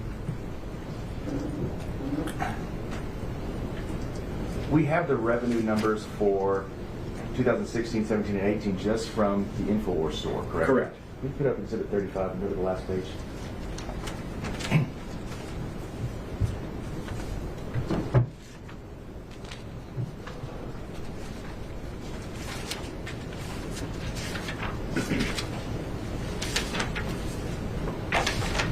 And that number's on the screen there in front of you, Dr. Pettingill. Is $165,230,14.62, correct? Correct. And that doesn't include sales on like Amazon. Alex Jones fans be like, why are you pocket watching? Yo, why this dude pocket watching A. Jones, dude? What the fuck? Yo, quit with the dick riding, dude. Quit with the pocket watching, bro. Damn, dude, you are fucking, you're Alex Jones' biggest fan, bro. You're his biggest fan. Dude's a fan. He's a fan. Stop pocket watching. Or eBay and things like that, right? No. Amazon, eBay, other sources doesn't Just include donations? Donations, correct. That was another, from last year, $8 million. So my point is, in 2015, 16, 17, 18, his revenue is pretty consistent with what it was in 2021, right? Correct, even though we don't have records. Past 18. You've heard of... Holy fuck, $165,230,000 in what? 230,000 for what the fuck? Wait, am I $165 million, dude.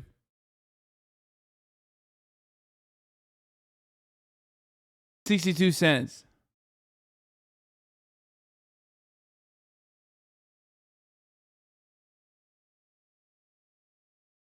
Alex Jones say he was deplatformed in 2018, right? Correct. And that was some sort of financial punishment. He lost millions. You remember that testimony? Bro, that is literally just from the fucking... That is just from the store. This is revenue from the store. The records don't reflect that. Right. In fact, he actually is making more money after 2018, right? Correct. And his deplatforming wasn't because of Sandy Hook. It was because of other reasons, as you know. Did you do research into that? I did. Why was he deplatformed? Your Honor. This is not part of this. Cool. Sure. I was able to locate an article that discussed in great detail why he was deplatformed. I object to the hearsay, Your Honor, from his article. From your research. Okay. Let me ask the question. All right, ask a different question. From your research, Dr. Pettingill, in 2018, why was Alex Jones deplatformed? He was deplatformed for the following reason. Can you speak up just a little bit? Sure. He was deplatformed for the following reason. I want to just read it into the record. No. I'm sorry. I object, Your Honor, to him reading into the record from some news article we got. It's the quotes from the actual people that deplatformed tell why he was deplatformed from the different social media sites. But what is the hearsay? Dude, it's awesome because like dude, you're seeing how much money how much revenue he generated off of his fucking dumbass idiotic fan base.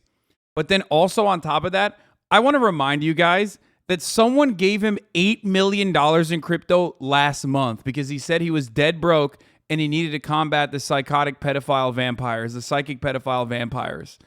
Okay? Someone just straight up dumped him $2 million, and then the same person gave him another $6 million donation last month, ultimately giving him $8 million total in crypto. Okay? Just for funsies. They just gave him that shit. Okay? Because, they were like, oh, poor Alex, he needs this. The exception that allows this to come in. He's an expert and allow it. He's not going to put it into evidence. He's just going to read it as under. And did Mr. Pettingill, excuse me, sir, use this in developing his expert opinion today? Well, he wanted to get into the deplatformation and see if it actually lowered his revenue and if the deplatforming was related to the Sandy Hook or something different. So this is something he did research on and relied on, formed his opinion that it's not related to Sandy Hook. I would also, if I may, Your Honor, I remember looking at that rule when we had our last expert witness on it. Also, I think has to be learned treatise commonly relied on by these? Well, that exception does. I don't know if Mr. Farah is trying to point me to a different exception. Texas Rule of Civil Procedure 703, Your Honor.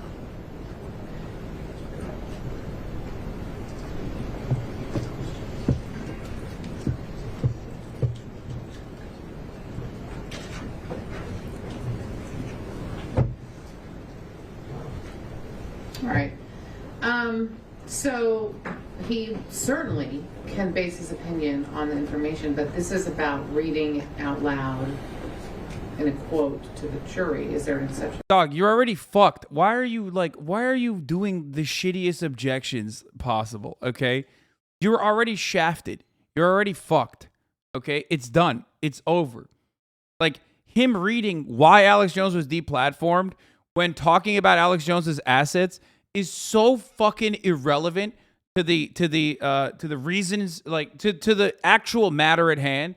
It is such a weird fucking thing to object to. Oh, objection. Okay. I do think it's under learned treatise if he says that what the. Well, you have to go through where it came from and all of that. Let's just do it this way, Dr. Fenigill. I'll withdraw the question. Sure. Without reading Rephrase it. Without reading it from your research, why was he deplatformed? Sure. The deplatforming, in particular from Facebook, stemmed from hate speech, from language which was described people such as transgenders, Muslims, immigrants in a sort of a hateful way, it says here. And InfoWars has been accused of other, I won't even carry on and report that, but other remarks, let's leave it that way. Yeah, inciting violence also? Correct, yes, sir.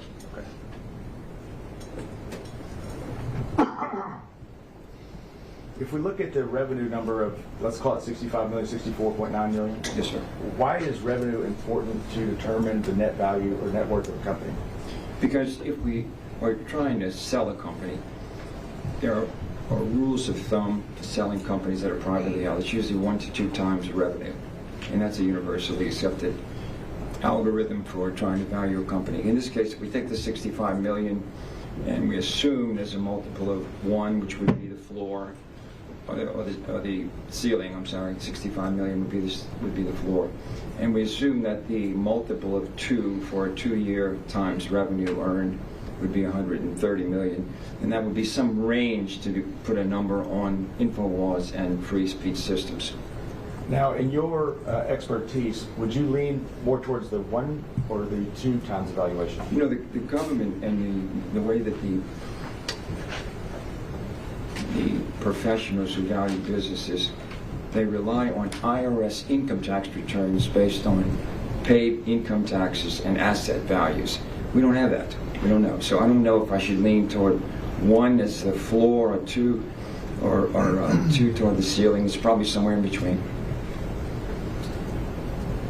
He's been on the air for a long time, right? Oh, yes, sir. We know from at least 2016 through 2021, his revenue stayed relatively the same, correct? Correct. 50 plus million a year, correct. I'm sorry? 50 plus million a year. You know, he has a loyal following, correct? He has a rabid following, correct. Would those factors... Once again, my man was caked up, generating $56 million a year on average, okay, that they know of. There's additional assets. It's harder to fucking figure it out. But also, on top of that, his fan base is so fucking insane that, like I said, only last month, someone just dumped $8 million in crypto into his pocket. Straight up, because he was like, I'm so broke. I'm so broke.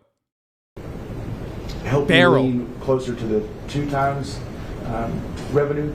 It would. And there are other reasons for that. Because he has an ongoing concern. He has a very successful practice, very successful business, and he has these rabid followers. He, for the most part, is the key man of this organization. If he had to buy insurance on himself, I don't even know what value he would put on himself. It would be in billions, probably. So I think for that reason, we can assume it's closer to 2.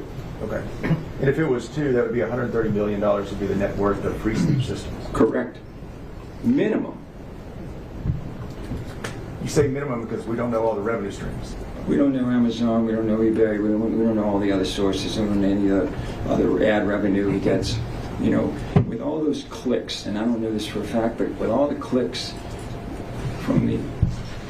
Your Honor, witness just said he doesn't know this for a fact. I don't know why he would testify to it.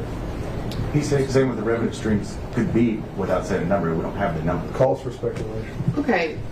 I actually don't think I can address that until I know what he's going to say. So I think I have to hear it. Right. You're an expert. You're here testifying as an expert. That means you get to tell us opinions, which other witnesses don't get to do.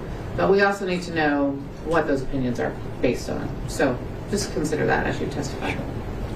With respect to the ad revenue, we don't know how much he makes from ads. Typically, someone makes money from ads because if they can click and direct someone to a website and purchase products, they get paid a commission on that. That's how many of these web guys make money. So we don't know the numbers. Some people make money off of subscriptions instead at the top of the hour when they say, hey, you know, there's a 60-second ad break that's coming. If you no longer want to see those ads, all you need to do is subscribe. The ad revenue that I make is negligible as a consequence of the deal that I have with Twitch, whereas the bulk of my revenue is the most transparent way possible. Subscriptions, which you can add for $5 or for free with a Twitch Prime, or by getting gifted a sub, you'll be able to avoid the top of the hour ad break. That's a 10-10 segue that is directly at the top of the fucking hour. That, I mean, what am I gonna do? Not take that fucking layup? Obviously I will. Aloha from Maui, thank you for the 5 gifted subs. Okay. Allowing 5 people to no longer see the ads. Here's the 1-minute ad break now, by the way.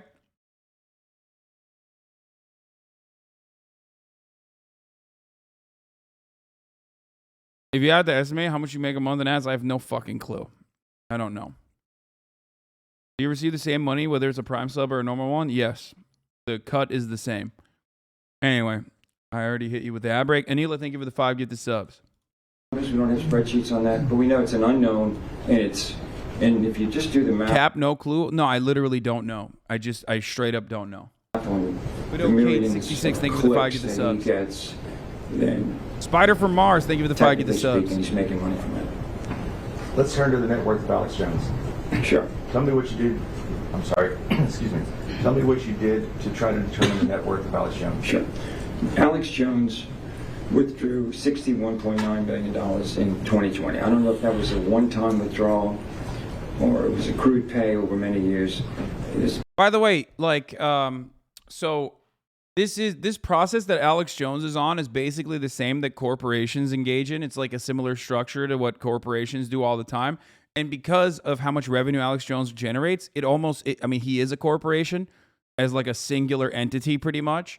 Like, for example, Amazon, the reason why fucking Jeff Bezos pays so little in taxes is because his assets are not liquid, right?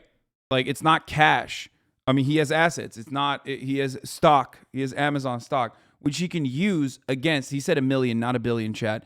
He can use to get loans forever, okay? Very low interest rate loans. Instead of paying taxes, he's basically paying the interest back to the bank, okay?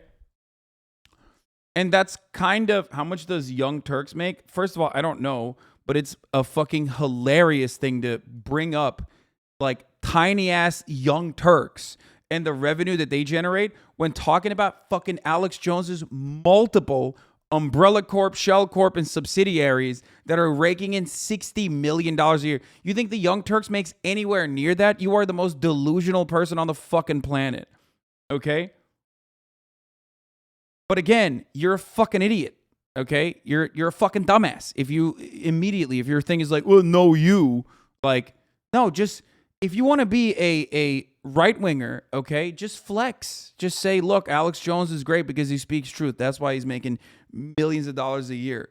Don't fucking turn around and be like, how much does the Young Turks make? You're an idiot. You're gonna come across like a dumbass when you say that.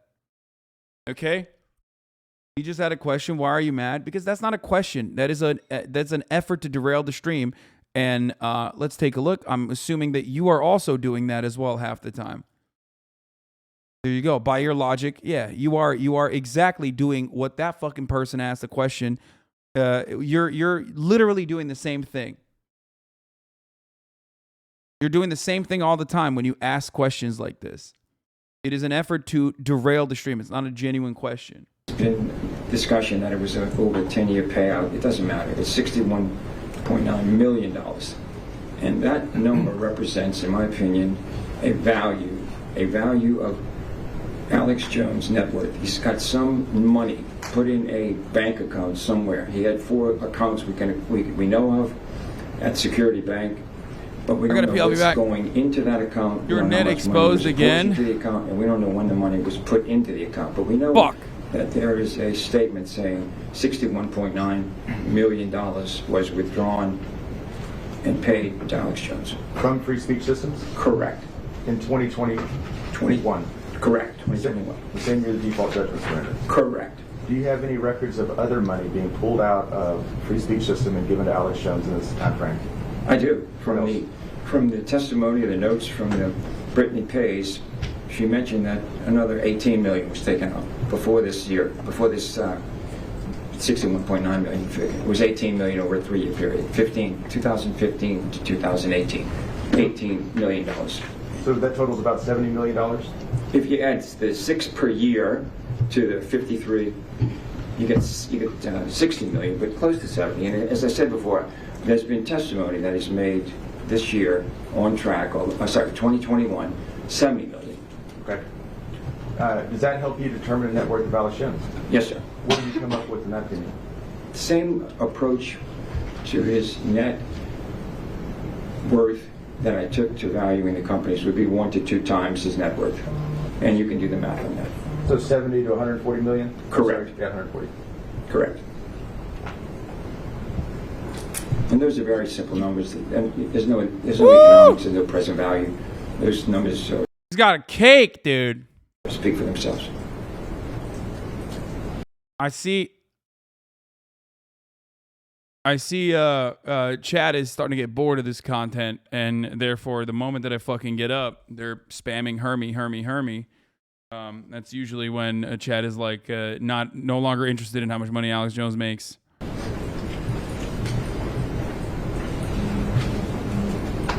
So if we look at the final number on the high end, that is about $270 million for the net worth of Alex Jones and Free Speech Systems. Correct.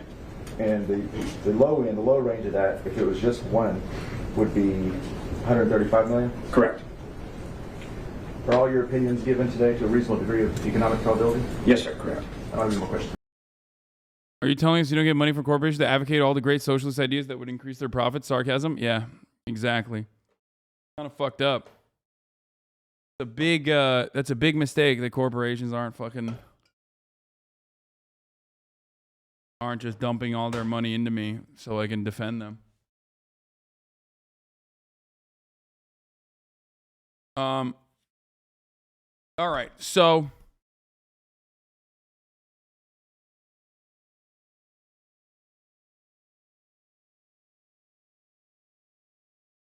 we will watch the new Second Thought.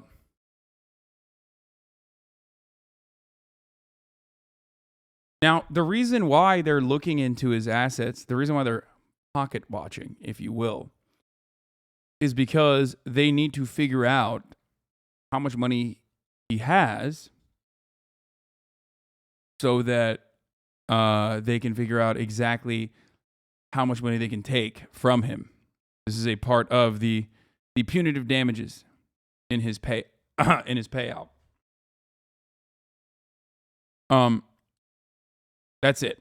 That's the reason why they did this pocket watching. And given the corporate structure of the United States of America, it's very easy for him to hide his assets. It's very easy to hide how much money exactly he's making. It's very easy for him to, as a just set up liabilities for himself as a way to get. What the fuck am I looking at right now? They're saying that the vaccines are safe and effective. You're aware of that, right? It's the government that's saying that they're safe and effective. So let's talk about that for a little bit. Are they really? Meanwhile, at the CPAC conference, they're talking about vaccines and their efficacy. That's awesome. Of course, CPAC is full of anti-vaxxers. That's what they do. That's their bread and butter. What is this? Oh, Fidel Castro? Yeah, I know. Fucking James Franco is going to play Fidel Castro. Daily Wire says it's a $100 million a year business. We already talked about that. Hogs is how you make your money, okay? Republicans make their fucking money off of dumbass small business owners who have a lot of fucking money. Who would have thought? Who would have thought that, you know, saying what rich and hate-filled business owners saying out loud what they want to say would be an incredibly profitable business? That's crazy. You know what else is crazy, though? Let's move on to CPAC. Let's get into CPAC. CPAC also had some performance art, apparently. I know Israel is bombing Palestine again. I don't know what you want me to do about it. I talk about Gaza all the time. I can't just, like, we will talk. We will get to it. Can you guys please stop spamming it? Oh, my God.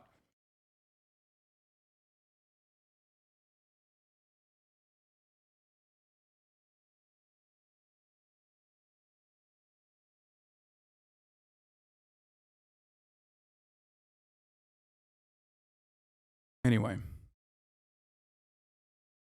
here is a CPAC performance art piece from the CPAC, where at the CPAC booth you receive a silent disco headset that plays a harrowing testimony from people arrested for participating in J6. Instead of dancing, you stand around and watch this guy cry. And apparently, this guy's been crying non-fucking stop, like 24/7.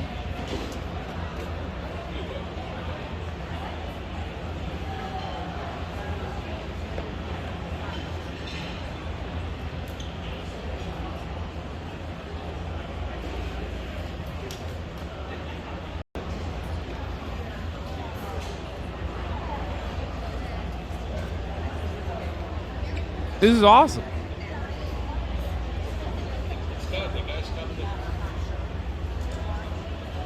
Conservatives are so good at content, bro. I swear to God. I mean, this is literally just like, first of all, this is liberal content. Okay? This is a conservative approach to liberal ass content. You understand? That's what's going on here. So, you know, when SNL or like liberals do this, it's not as funny because they're like so serious about it. Conservatives are super serious about it too. But I think the irony of like the most reactionary people on the planet advocating for prison abolition through probably the most like emotional and most like lib ass way of doing performance art is so great. I love that. What you described is the concept of camp. Yeah, oh no, this is campy as fuck, and I love it.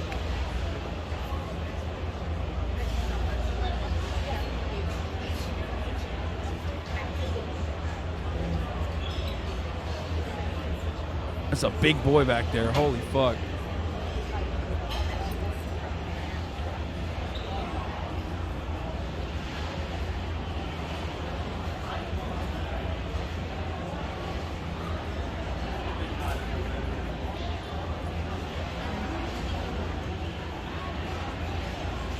Wonderful that the government allowed him to bring his MAGA hat into prison, though. That's cool.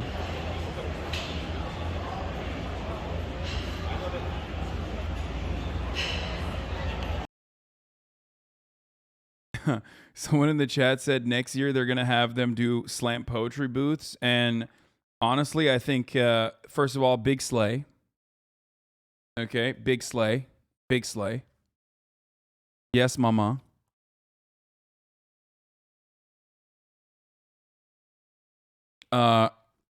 Also, secondly, god damn, I love conservatives, dude. Look at this. Can you look at this fucking hog for a second?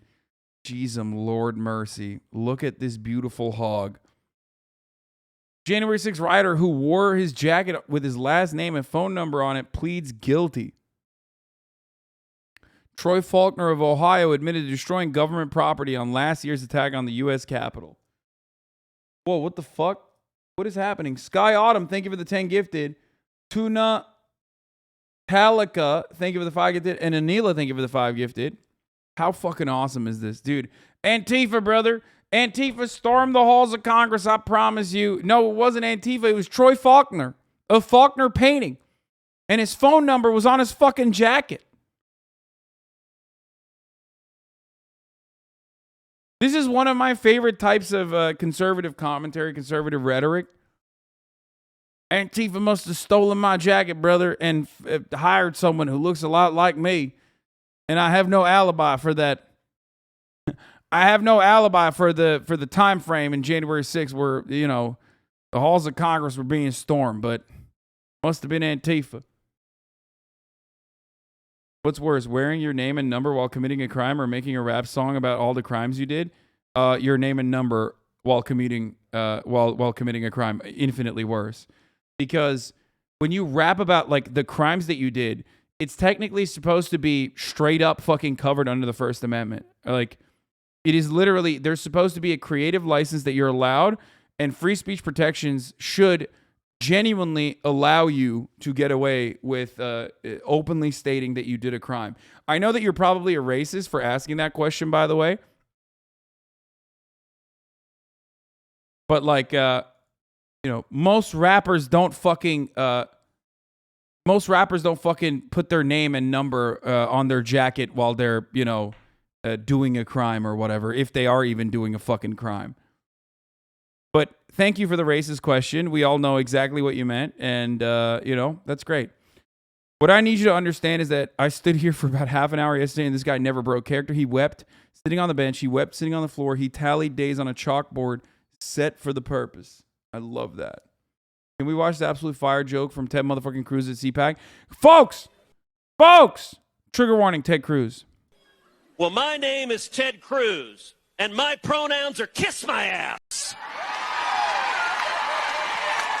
That's so good. Fucking so good, dude. He owns so hard.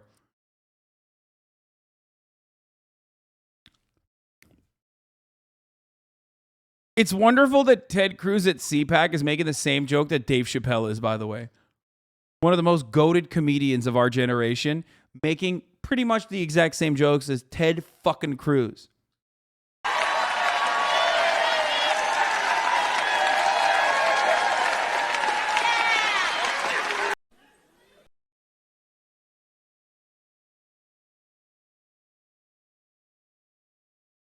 That's awesome. Ted tries so hard to be a tough guy.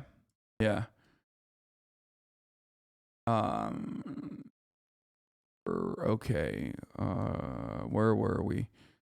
Marjorie Titan Green talked at CPAC, by the way, as well. I don't know if we should even watch it. Should we even watch it? I feel like it's just going to be dumb as fuck. Or we can move on to Nancy Pelosi.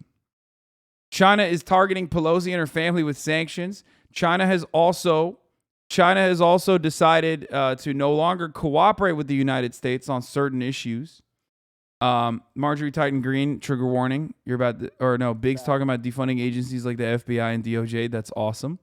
Wonderful conservative ideas. We'll do this in a second. Here, let's watch what happened with Nancy Pelosi. Where she has defended her tour, including the controversial stop to Taiwan. But China has further protested that visit with a new show of force. Taiwan says that several Chinese warships and jets have crossed the median line of the Taiwan Strait, and that a large number of planes have entered its identification zone. Beijing also displayed its anger by announcing sanctions against Nancy Pelosi and suspending some cooperation with Washington. The U.S. says that China is overreacting. Let's get more now from Selena Wang in Beijing and Natasha Bertrand in Washington. Selena, let me start with you, because China is sanctioning House Speaker Nancy Pelosi and her family, and they're also refusing to cooperate with the U.S. on a whole host of issues, including defense, drug smuggling, and even climate change. What more can you tell us? Oh, here it is, by the way. How the Taiwan lobby helped pave the way for Pelosi's trip.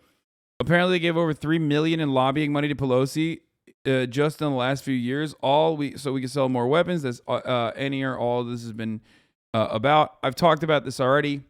Taiwan is a great place to just dump a bunch of surplus weapons that are fucking old and ancient and antiquated. And that's precisely what we've been doing. We've been offloading like billions of dollars worth of old ass weapons that are just sitting around. You know what I mean? And when I said this last time, people got kind of mad at me, but that is precisely what it is. And that is, it is what it is. That's just what America's economy is, baby. We're just a fucking weapons manufacturer, arms dealer, and not enough warehouse space in Ukraine. No, Ukraine is actually getting newer weapons for the most part, not older weapons. Ukraine's getting the new shit, the newer shit. Antiquated, not really. They're still really effective. Yeah, of course. Someone's got to buy the fucking weapons, dog. What do you mean? Somewhere, we got to put the weapons somewhere.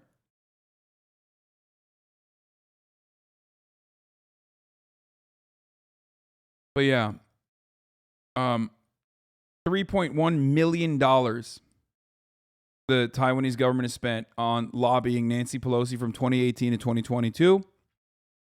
Of course, for $3.1 million, Nancy Pelosi is going to turn around. Well, it's not just $3.1 million. It's $3.1 million in lobbying that she's getting.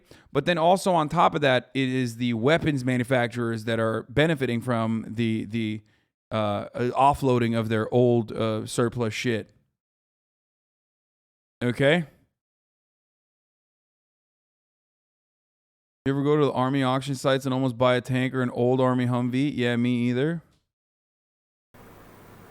Well, Zane, we're seeing China come full force with a whole array of retaliation and backlash diplomatically, economically, and militarily, of course. And now it is sinking U.S.-China relations to a new low. As you mentioned, they are sanctioning House Speaker Nancy Pelosi and her immediate family. They have not shared any information or details about what that will entail, but it is a highly symbolic move. And now, critically, they are announcing that they're cutting off dialogue with the U.S. in a wide array of areas. I'm hearing critically, myself. as you say, in climate change.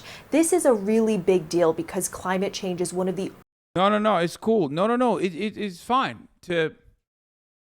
Dude, saber rattling with the most significant country in our already fragile supply chain that basically has like a universal grip on manufacturing. That's actually the smart thing to do and the right thing to do, really. So I'm glad that Nancy Pelosi was, girl bossing out and about doing what she does best. Okay. Well, what's the problem? Y'all are just hating. Y'all are just hating on a queen. Okay. Boss bitch, boss lady.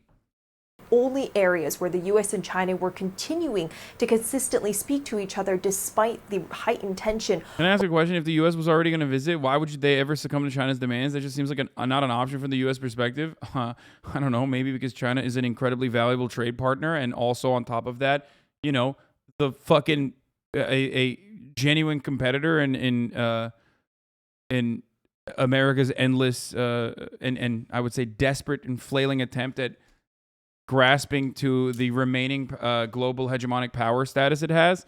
China is going to overtake America. So it's probably better to have favorable dealings with China rather than try to continue fucking flailing your arms around like a psycho. By the way, the U.S. government agrees to the one China policy. So Nancy Pelosi doing this goes against that. You understand? So your original premise is misguided because the United States official policy towards Taiwan is that it is in recognition of the one China policy. But hey, like I said, those weapons got to go somewhere, baby. Over the last few years. So the fact that they are cutting off dialogue in these key areas, it just shows the state of U.S.-China relations today and just how much mistrust there is between the two sides. And it remains to be seen if the impact of this is reversible. So you don't think China is overreacting?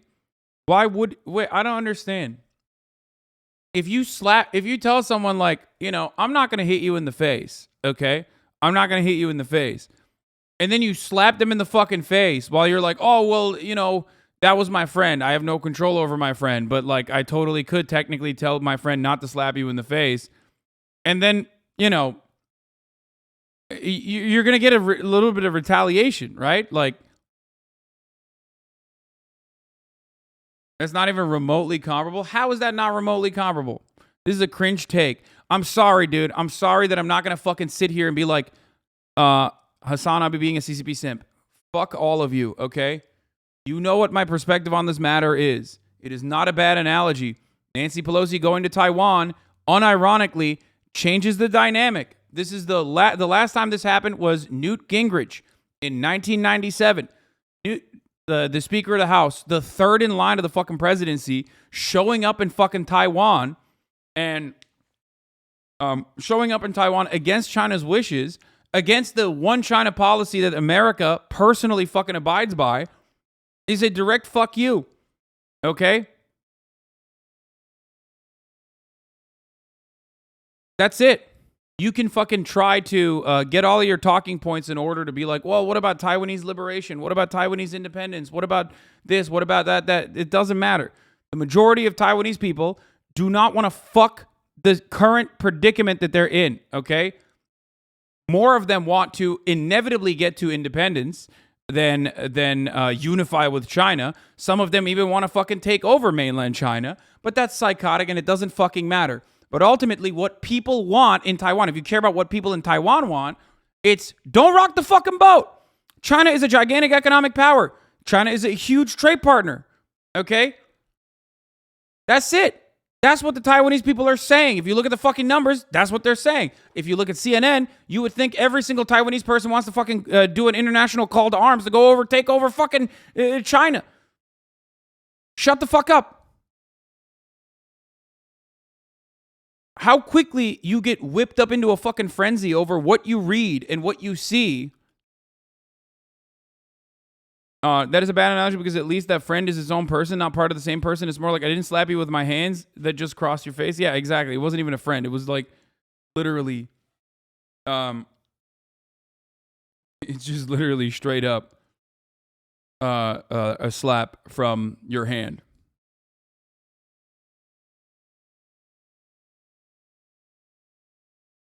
And also, you guys understand, domestically speaking, Nancy Pelosi is a fucking demon. So what happens all of a sudden when it's China, you forget that this is literally a demon? This is what I don't understand with leftist chats. Like, what, you think she, like, genuinely and earnestly cares about fucking the liberation of Taiwanese people? Is that what you think? They're straight up saber rattling, and you're like, no, that's actually, what the fuck? I don't understand what you're saying. It's not saber rattling at all. It is. That's exactly what it is. And that's precisely, your argument against it is very America First mentality, though. We should put people's rights about profits for our economy. What? Stop trying to use, like, emancipatory leftist language against, like, unironically keeping a business in the same way that it is when it comes to American foreign policy. It's one of the most disgusting things that anarchists try to fucking do regularly.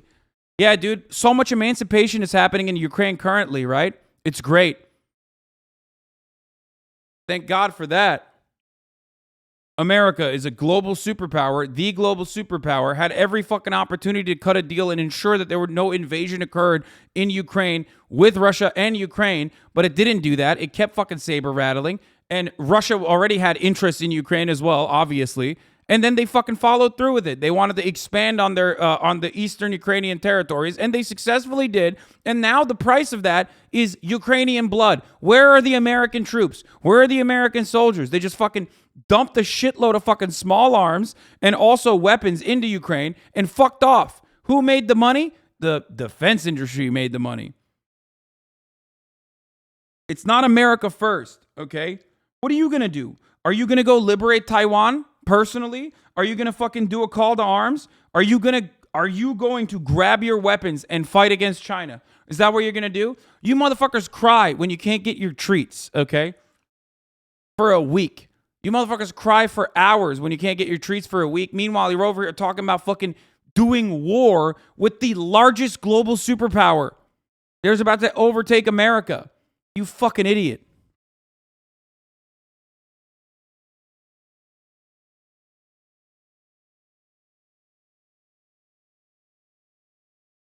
This is like chat defends NATO 2.0. Yeah, I know. It doesn't. Hey, remember when I first covered this like a while ago and there wasn't a lot of angry people in the chat? Remember when I covered it again earlier this week and there wasn't a lot of angry people in the chat? Do you want to know why there wasn't a lot of angry people in the chat? Because they hadn't gotten the appropriate talking points from their fucking YouTube essayists and from CNN. But now they have decided these are the appropriate talking points. Taiwanese independence, Taiwanese emancipation. So now you're seeing a lot more pushback, and it's only going to it's only going to be worse overall because there's nonstop coverage over it. It's so frustrating. It's so frustrating, and people can't even fucking like, you know, take a breather and be like, maybe we shouldn't do this.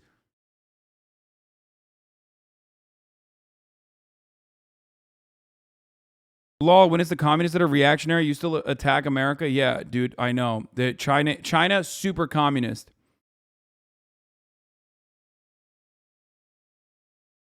Just like, I mean, China is at least more of a transitional socialist state than fucking Russia is. Even though there's plenty of not socialist elements within China. Holy fuck. But the idea that we are not the most reactionary country on the fucking planet is ridiculous. Oh.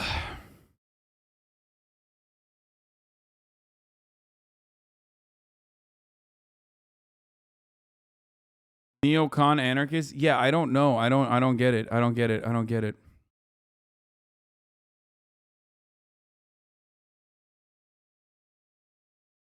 Crazy that people are getting outraged now, but this shit has been going on for a while. But the second they see CNN and Nancy Pelosi, they want to get their AR-15s. No, they don't. They don't want to get their AR-15s. They don't want anything.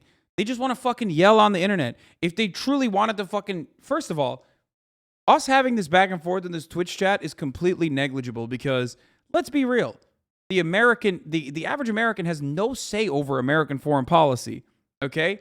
Lockheed Martin has say over American foreign policy, and that's just the way it is. So all these people that are fucking writing essays on YouTube or in essays in fucking Twitch chat, repeating talking points they got from their favorite BreadTube essayists or repeating talking points they got from fucking CNN and MSNBC, it doesn't matter.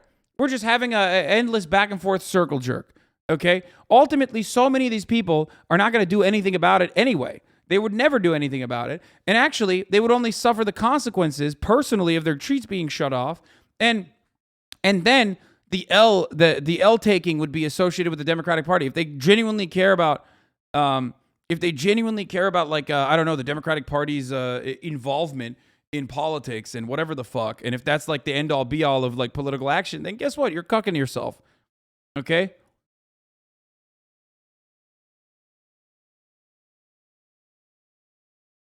You are one of the few sane voices in this conversation.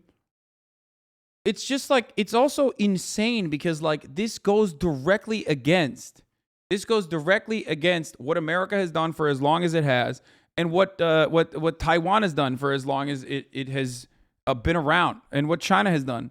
The one China policy has been basically fucking stable, okay? It has maintained stability for both Taiwan and China.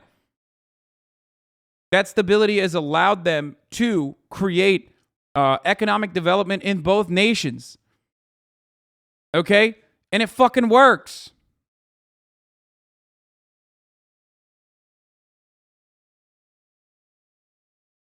It feels real disingenuous to see people use emancipatory language to talk about Taiwan or Ukraine, but then will refuse to engage in full-blown war with said nation. People should stand by what they preach. Your coverage of these issues have been the most honest conversation of foreign affairs. Yeah, it's just so fucking stupid. Okay? China escalated here. U.S. did not. Nancy Pelosi going to Taiwan is an escalation. Shut the fuck up. If you don't understand it, I don't know what to tell you. The notion that Nancy Pelosi going to fucking Taiwan is not an escalation is so silly. And the American State Department recognizes it as such too. And that's what's frustrating about it. That's why they had their fucking assholes puckered for the last week, constantly being like, we don't want to rock the boat. We don't want to fuck things up. It's just Nancy Pelosi is a girl boss. She can do things on her own. That's why they're fucking saying that. That's why Ned Price is going on TV, be like, oh, it's not. It's fine. It's okay that they're doing this. They're doing this for, it's just going to happen. We can't stop it. Now, on the military front, we're also seeing China continue to ratchet up its intimidation of Taiwan, continuing to fly a large number of warplanes into Taiwan's self-declared air defense zone. This is the airspace around Taiwan, and a very inflammatory move yesterday, according to Chinese state media. Missiles from China flew over Taiwan Island for the first time, not around it, but over it. This is seen as a major escalatory move that military experts tell me go beyond what they expected China to do. And Zane, this is part of a days-long military drill that's happening in essentially a circle around Taiwan in what China has called a simulation blockade. The message China is sending to the world is that our powerful and modern military has the ability to choke Taiwan off from the rest of the world at any moment. But when I speak to military experts... Damn, bro, that's terrifying. Yeah, China's doing America shit, baby. They also... And guess what? They actually do have the power to be able to do America shit, for the record. Say, look, these military drills, they take a long time to plan. Is this so like Cuba? Oh, how dare you? Oh, what? After all, China would never actually, I don't know, purchase a piece of land or maintain a piece of land on this island nation for many, many years while simultaneously funding like prior dictatorships to make sure that that country stayed under a brutal occupation, under a brutal fucking dictator by the name of Batista, but like, I don't know, use some like a Chinese version of that. And then, I don't know, just maintain complete blockade and stop them from trading with international partners for many, many, many fucking years. They would never do that. They would never cut them off with sanctions. Oh, wait, that's right. We did do that to Cuba, and we're still doing that to Cuba. Meanwhile, we're fucking complaining about how China has dealt with Taiwan. They couldn't have planned all of this just when they found out Pelosi might have been visiting Taiwan. Some of this had probably been a year in the making, and then they probably made some tweaks to their old outline when they found out about Pelosi's potential visit. But by pegging all of this military activity to House Speaker Nancy Pelosi's visit, it's creating a lot of patriotism and nationalism at home from people in China who said this was a direct threat to our sovereignty, and we wanted to see a big response, that there's a price to be paid for provoking China. So it is a welcome distraction as well to Chinese leader Xi Jinping for the home audience at a time when the economy here is struggling under the weight of China's continuing zero COVID policy. Let me bring in Natasha now. So Natasha, obviously it's impossible to generalize the thoughts, feelings and opinions of 330 million people, but has the way Americans perceive Nancy Pelosi, has that changed in the wake of her visit to Taipei? It's really hard to say, but look, this was very widely recognized as kind of a legacy trip by Nancy Pelosi. This is likely her last term in Congress, and she wanted to convey to the world that she is tough on China. That is a reputation that she has had for many decades, showing the world that she is willing to stand up to the Chinese. And this is something that she wanted to do on one of her potential last major foreign trips, especially as the House Speaker. Now, the White House, of course, had been discouraging her for many, many weeks from taking this trip because they viewed it as potentially escalatory. And as we see, their kind of worst suspicions and fears have come true with the major Chinese response that we are seeing around Taiwan. But at the same time, the White House is saying that China's actions here are not proportional, that a House Speaker has visited Taiwan in the past, and that dude, that's my favorite, dude. Yeah, they haven't done it in like 20 fucking years.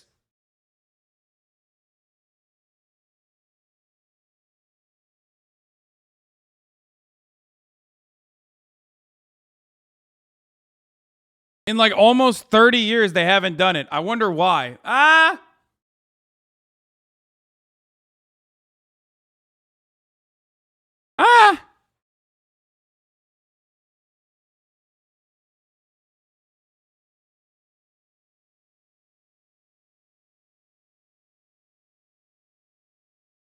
Stirring the pot.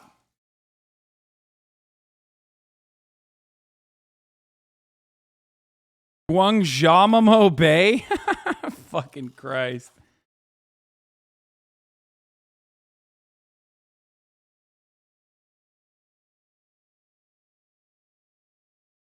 Did you know that China occupies a part of Taiwan where it has a military naval base and detention camp, which it also used as a torture site while also enforcing an embargo on the island? Oh, wait, that's the U.S. and Cuba. Yup. China also tried to assassinate the leader of Taiwan over 600 times. Oh, wait, that's also Cuba. And the grossest assassination of all time is the character assassination that my man has to fucking withstand post-mortem by being played by James fucking Franco. Yeah, I saw the news.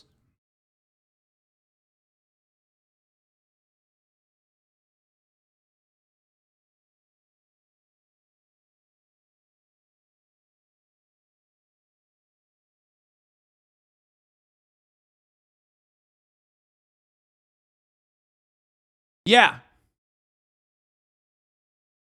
He does kind of look like him, though, so I'll allow it. But, you know, anyway, let's continue. The United States' one China policy and one, policy towards Taiwan has not changed either. They still believe that Taiwan should not be independent, and the visit by the speaker has not changed that view. So what they're trying to convey to the Chinese, and what the White House actually conveyed to the Chinese ambassador to the U.S. when they summoned him to the White House just yesterday, is that it is China's actions now that are unprecedented, not the United States. But at the same time, what they're saying here is that they're not going to back down from their operation. So weird. Such a weird thing to say. Hey, why did you feel the need to say that then? You know, if you're not rocking the boat, why do you feel the need to mention that you're not actually rocking said boat? What is the boat then? Where is the boat? US be like, why are you hitting yourself, China? Come on, dude. It's also quite hilarious to, like, say this while every fucking leader universally is like, China's the global enemy. They're the demons, Jack. Look alive. I'm campaigning on that. And it's like, you expect Chinese leadership to also have eyes and ears and at least a firm grasp on history and how America's foreign adversaries have been treated in the past. The only difference now is that the first time you have a fucking foreign adversary that is an economic powerhouse of our creation.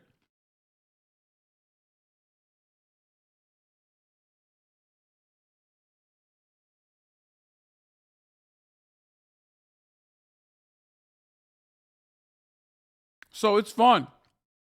It's fun to have these combos. Operations in the Western Pacific, just because China has engaged in these military drills, despite the fact that, according to the National Security Council spokesman here, it appears to the United States as though China is deliberately upping the ante here in order to create a kind of new status quo, in order to kind of push the United States out of that orbit and make it so. America's so funny that, like, America's so funny that they're able to literally do this, and then the media, which is, by the way, of course, not consolidated and totally free, will turn around and be like, yeah, you know, it's really fucked up. It's really fucked up. I can't believe, we double dog dared China to do something, and then they ended up doing something, and that's really fucked up of China to do, really. It's like, motherfucker, you just said. You literally just said that Nancy Pelosi's visit to Taiwan is rocking the fucking boat, and the State Department recognizes that, and then you're like, oh my God, I can't believe China is, like, reacting to our actions that do actually rock the fucking boat.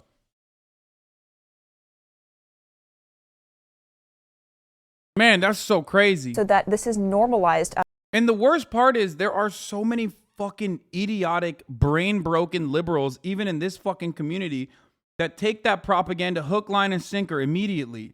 You have such fucking soft spots, dude. You have such, both in your skull and also in your hearts, that, like, it is so easy to dupe you. Sprinkle on a little bit of fucking SJW talking points, and motherfuckers are like, yeah, what the fuck? Like, it's true. Like, the people of Taiwan deserve independence, and Nancy Pelosi is gonna fucking give it to them.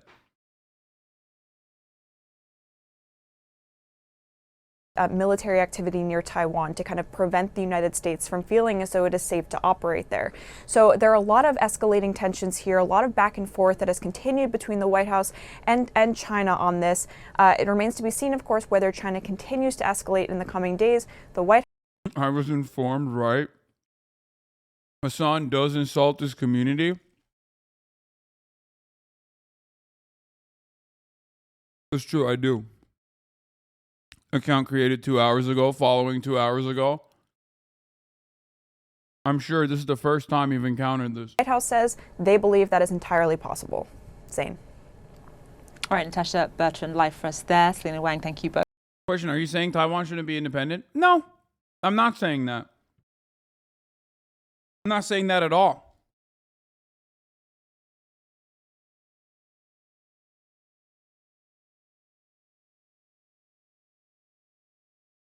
I'm saying that as it stands currently, Taiwan and China have a complicated relationship. Okay? One that America abides by. Are you saying that the U.S. should take actions against Pelosi? No, I'm saying that she should have never fucking went to Taiwan. They should have told that girl boss to stay the fuck home. Or at least, you know, complete the Asian tour that she was doing, the tour of Asia, without, you know, making one of the wings of that tour in fucking Taiwan. Because ultimately, China is not, like, gonna abide by your fucking rules. If you try to get into a wager with China, the largest economic superpower right now, outside of the United States of America, you don't want to fucking see what happens when they actually follow through. Do you get it? You don't want that. That is terrible. Especially when right now, nothing is happening. Like, nothing bad was happening. And now something bad could happen. Doesn't it make America look weak if she doesn't go after? They warn her. Wait, what? Dude, what the fuck are you talking about? Make America look weak. I don't give a fuck about making America look weak. America can suck my dick and balls, dude. What do you mean? Oh, make America look weak. These are psychotic fucking terms to abide by. What are you talking about? Make America look weak. Both so much. Let's move now to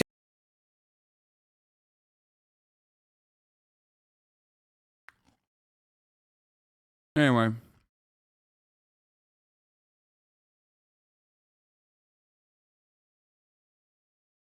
Okay. Have you commented on Kansas abortion? Yeah, of course.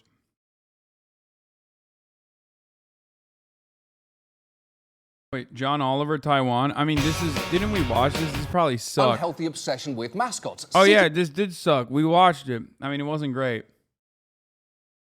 You say nothing bad was happening, but couldn't this be seen as a response to the reports of China making a move in Taiwan in the next 3 to 5 years? I'm done. I'm done covering foreign policy for the rest of my life. It's over. I'm never going to cover foreign policy ever again.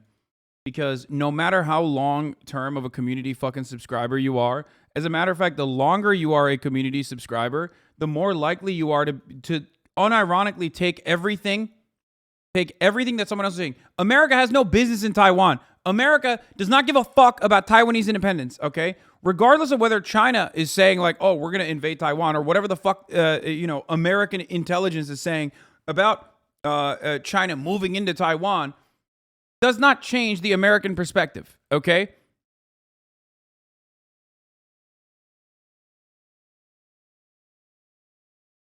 It's just like, I don't know what to tell you. I'm an American, okay? I have no business and I have no say in what China can and can't do. I don't even have any business or say in what America can and can't do. I'm over here, I guess, promoting the concept of like American democracy in theory, but it's just, can you cover the song Foreign Policy by Fear? No, we're not doing that right now.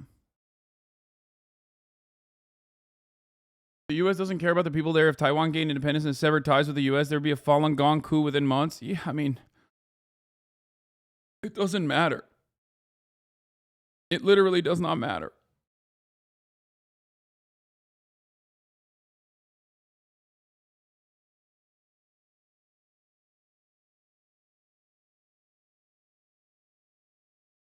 USA should not be policing this. I mean, they're not even doing a good job policing it. I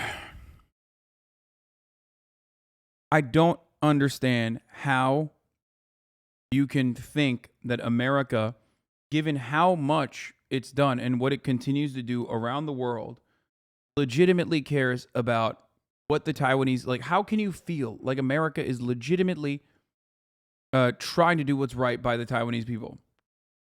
I don't understand it. Okay? Especially as, like, America has demonstrated once again that it doesn't give a fuck about how many Ukrainian people die in the process in Ukraine after Russia invaded. America is the world's largest superpower, had every opportunity in the buildup to the tensions to solidify a relationship with Ukraine and make that relationship permanent and ensure that Ukraine was not, and you know, consider talking to Russia, not as a foreign adversary, but as also a trade partner in Europe. But of course, European trade partnership with Russia implies that they're competing with American gas providers. So that was already a problem to begin with. And they didn't do that. They used Ukraine as a cudgel, and they continue to use Ukraine as a weapon, and no diplomatic avenues could be reached. And why couldn't it be reached? Because Russia always wanted to invade Ukraine. Russia always wanted to invade Ukraine. Russia always wanted to invade Ukraine. And now you're doing that same thing with China and Taiwan. Okay?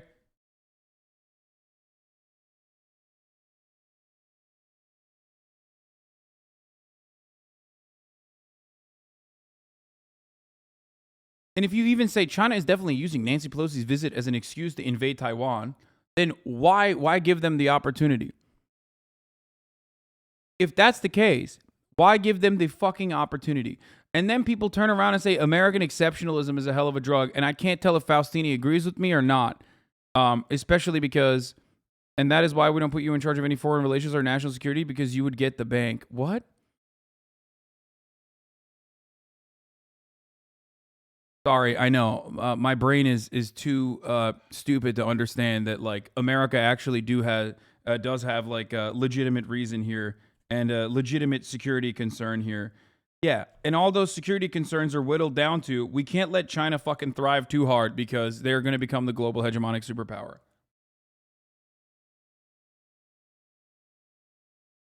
Don't worry. I'll never be anywhere near the levers of fucking power. And neither will you. The closest you'll feel to levers of power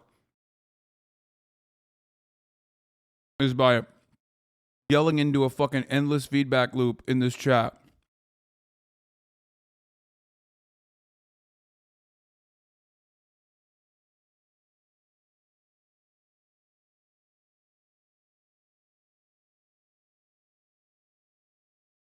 Why not ask Ukrainians if they think Russia will always want to invade? What difference does it make what Ukrainians think when neither you nor I, especially as it pertains to our American status, give a fuck? If Americans cared about what fucking Ukrainians think about the Ukrainian invasion in the hands of brutal Russian occupiers, then they would have fucking done World War III and potentially started a nuclear holocaust. Okay? But they didn't do that, did they? And if that was always going to be the fucking, if that was always going to be the threat on the other side of that, then why the fuck did they allow this to get to the point that it did? Without exhausting diplomatic avenues. It's so incredibly fucking frustrating to have this conversation.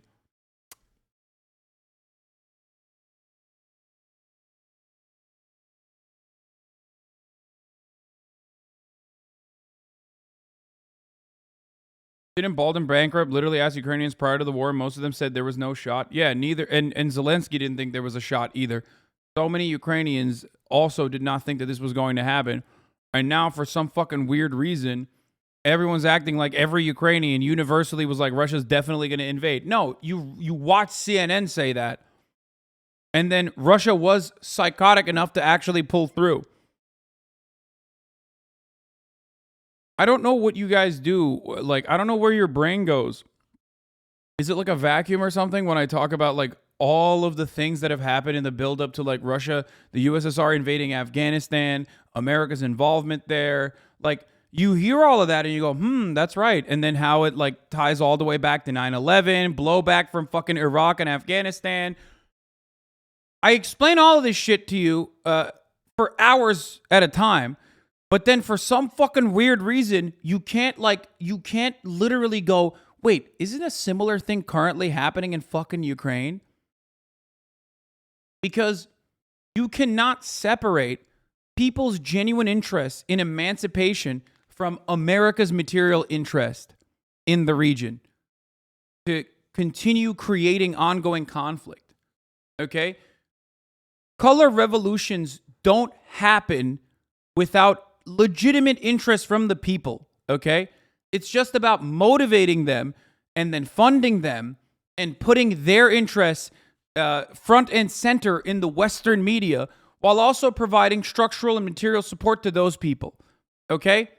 Obviously, there are people that want emancipation, and those needs are legitimate. But America's interest in beefing up those movements is not. It is to make money for defense contractors. Okay?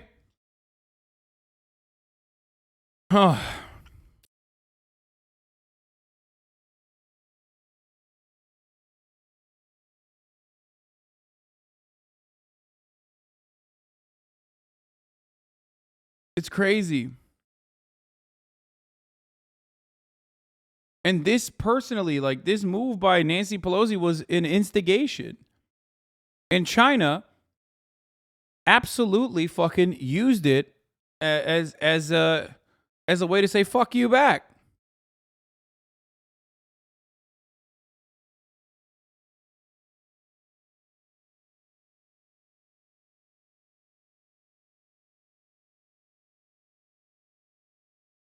Anyway. And so many of you have completely looked past that for some weird reason and are now talking about, so many of you have completely looked past that for some weird reason and are now talking about like Nancy Pelosi didn't instigate, China instigated. It's like, okay, you got it. To an overnight breakthrough on Capitol Hill, a bill aimed at reducing inflation. Let's get back to domestic policy. Now appears to be headed toward passage after Democrats finally reached a deal with holdout Arizona Senator Kyrsten Sinema. NBC's chief White House correspondent Peter Alexander joins us with more. Hey, Peter, good morning. Hey, Hoda, good morning. Nice to see you. Politically speaking, this really was one of the biggest cliffhangers of the summer. Kyrsten Sinema announcing late yesterday that she will support moving forward with her party's climate, tax, and health care package. That announcement came after days of lobbying from fellow Democrats. And to be clear, this is a big deal. It clears the way for a shrunken down version of President Biden's domestic priorities to get through what is a 50-50 Senate. Remember, just last month, it seemed like the president's agenda was dead. Well, Sinema, she negotiated some changes to this deal, but it would still include the largest climate investment in the country's history, would lower the price for some prescription drugs, and it's expected to reduce the deficit. And perhaps most importantly, Democrats and many economists say it will help bring down inflation, but Republicans dispute that, Hoda. They are united against it. So let's talk timeline for a second, Peter. If Democrats do... Why is that taken for granted? Like, Republicans can say anything they want.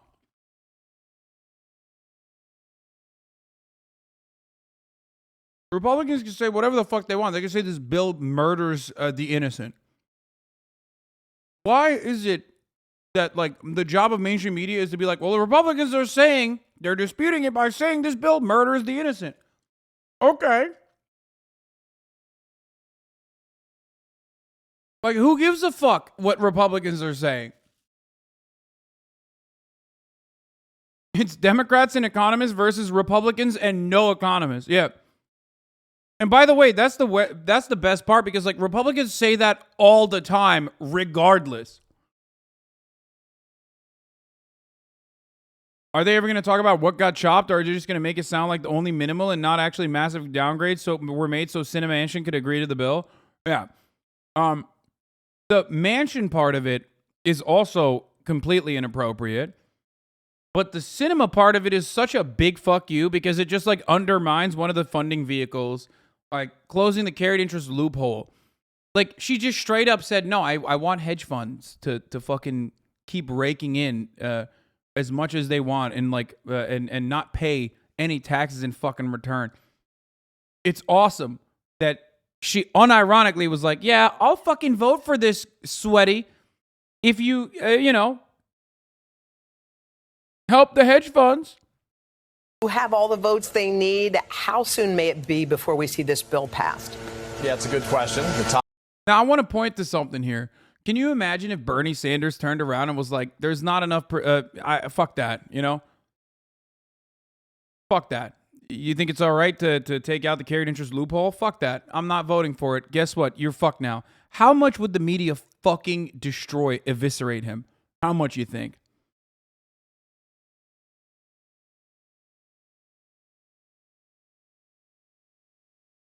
What is this? Kristen Right, Cinema asked, caught. What is this, bro? This is 200 and... Bro, chatters, stop sending me your own personal videos with like 200 views on it in the middle of my fucking commentary, please. Like, that's wild. Like, I love you. I hope you do well. But like, what are we doing right now?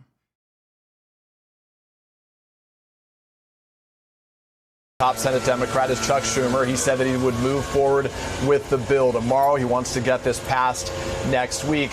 I think simply speaking for Democrats, this would be another huge legislative win going into the midterms this fall. To be clear, they are still facing plenty of political headwinds, historic inflation, high gas prices, even though those are starting to come down. Of course, the president's bad poll numbers. But it really would give Democrats something to run on with a series of popular policies. Hoda. All right, Peter Alexander Force here at the White House. Peter, thanks.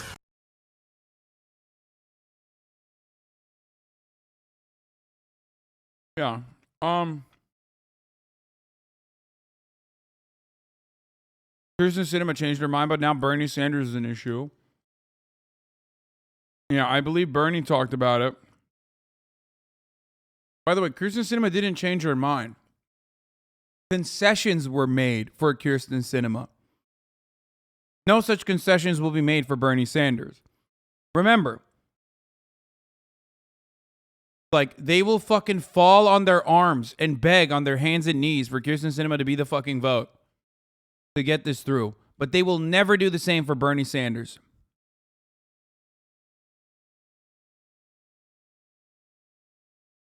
Senate parliamentarian Elizabeth McDonough finishes the scrub of legislation in the process known as the bird bath. Oh, that's great.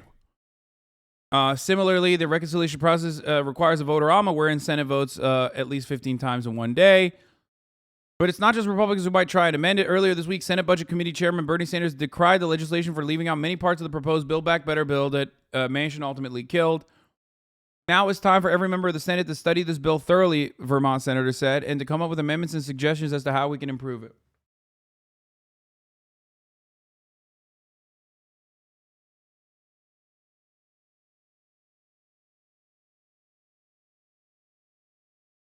The funniest part about it is that, like, this bill is, it moves the needle in the right direction. Okay? It moves the needle in the right direction. But the hilarious part about it is that, like, it's just, you got to just shut the fuck up and take the marginal W. You know what I mean? Wait, what is this? Uh-oh. It looks like the Arizona Chamber of Commerce has Sinema's ear about the Inflation Reduction Act. They've expressed concerns to the senator over the proposed corporate minimum tax. Meanwhile, labor unions like Unite Here can't even get a meeting. Huh, surprising. Sinema caught asking her corporate bosses how she should vote on the Manchin-Schumer climate and healthcare package. Is this written in a way that's bad? She asked the Chamber of Commerce.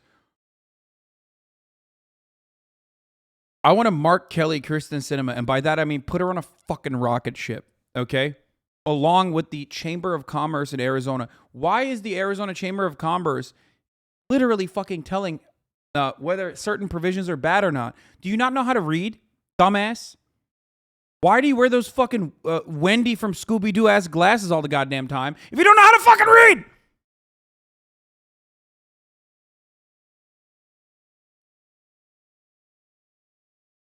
Wendy, Velma. Shut up!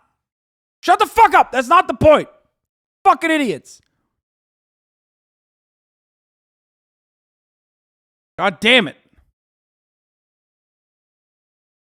Remind chat that Chamber of Commerce is not a government agency, but a bunch of business assholes being business assholes. Yeah. Oh, Chamber of Commerce is personally, titled in a way that makes it seem as though they're like a legitimate government agency. They're not. For those of you who don't know that, it's actually a private organization. It's not, has nothing to do with the government. Maybe some of you didn't even know that until this very moment. So yeah, it does sound legit though. It does sound like a fucking arm of the government, right? Nope, it's not. Don't be fucking fooled into thinking that that is the case.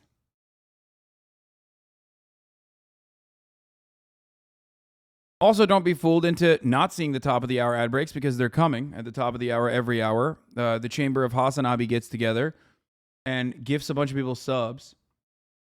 Okay? And that's one way to avoid the top of the hour ad break, by getting gifted a sub if you're lucky. Or if you're not lucky, you can make your own luck by subscribing on your own for $5 or for free with a Twitch Prime by connecting your Amazon Prime account to your Twitch account, where you get one free Prime subscription a month. Here's the 1 minute ad break now. Delightfully Small, thank you for the 5 gifted subs. La La La Keisha, thank you for the 5 gifted subs, allowing 5 people to no longer see the ads as well. Aloha from Maui, thank you for the 5 gifted subs. Critic Slam with mixed messages on Pelosi's trip. Dude, I love this. I love this because like Fox News hates China.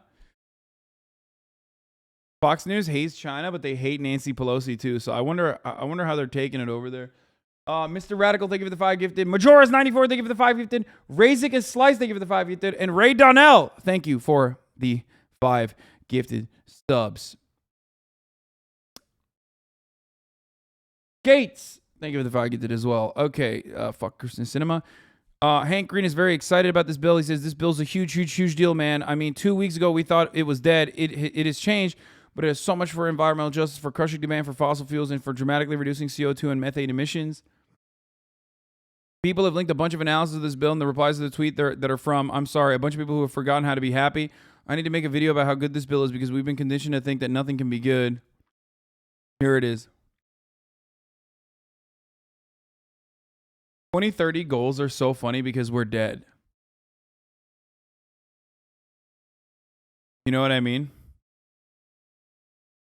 And this just affects this legislation. States, agencies, technological advances, cities, 50% by 2030 has always seemed unachievable to me until this very moment. America's finally showing up.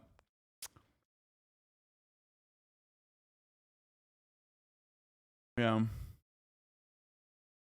You want to know how fucking, you know how fucked we are? You want to know how we're fucked? This is good progress, but not perfect, and it needs more and positive on it. If it's still the biggest climate bill we've ever done, it's a success. No, I agree.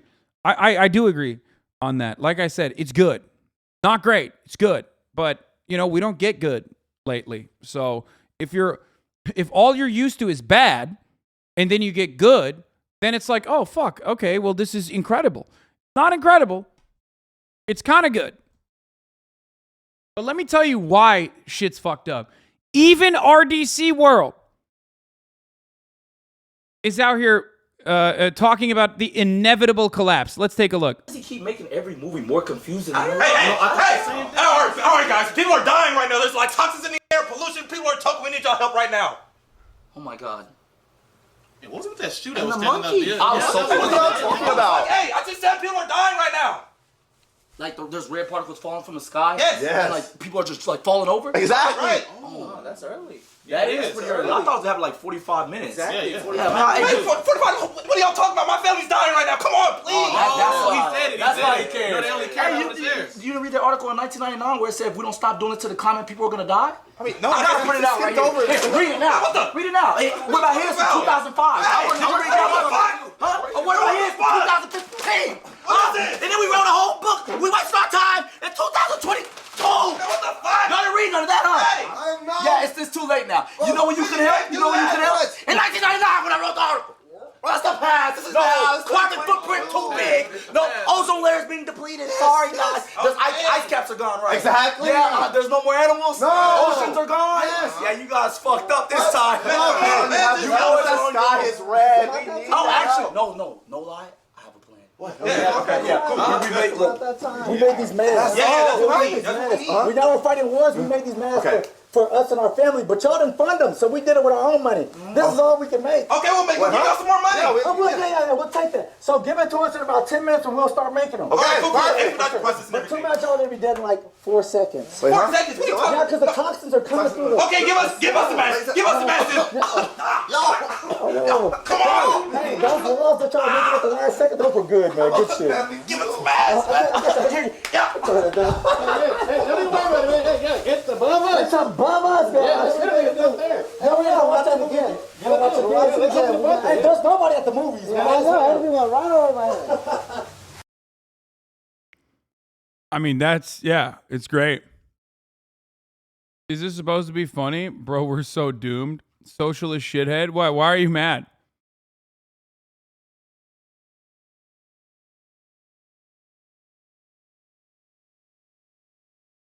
It's not lost to me that you have a few chatters in here who think this is trash comedy, but never say that when white people make the same skits. Wait, what? Are there people who don't like this? What the fuck? RDC is great. They're goated.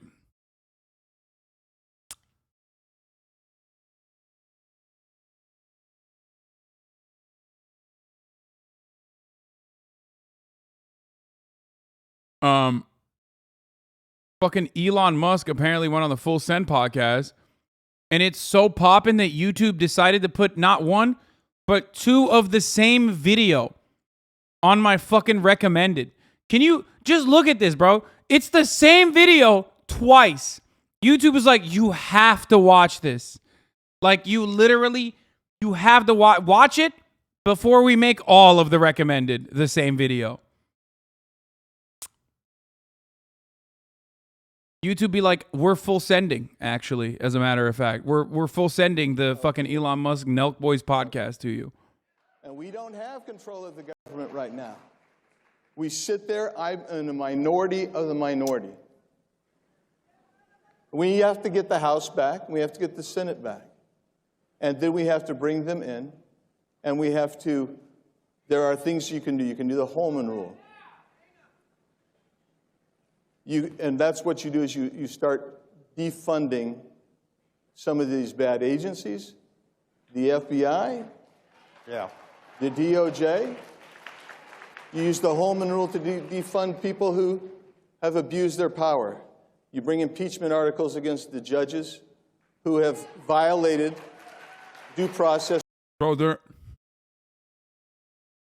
just literally talking about fascism. By the way, remember, you're caught up in the whole, like, defund the FBI, which, fuck yeah, I'm on board with. But, like, they're saying, like, lock up judges. Which is pretty funny because it's like, are you going to be able to find a liberal judge to lock up at this point?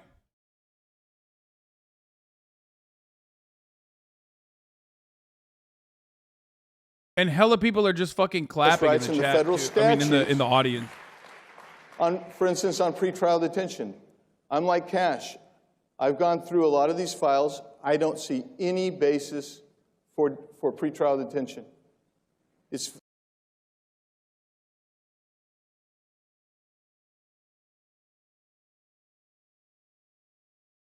All right, boy. Okay, we'll take a look at this in a little bit. There's a lot more content to go through, okay?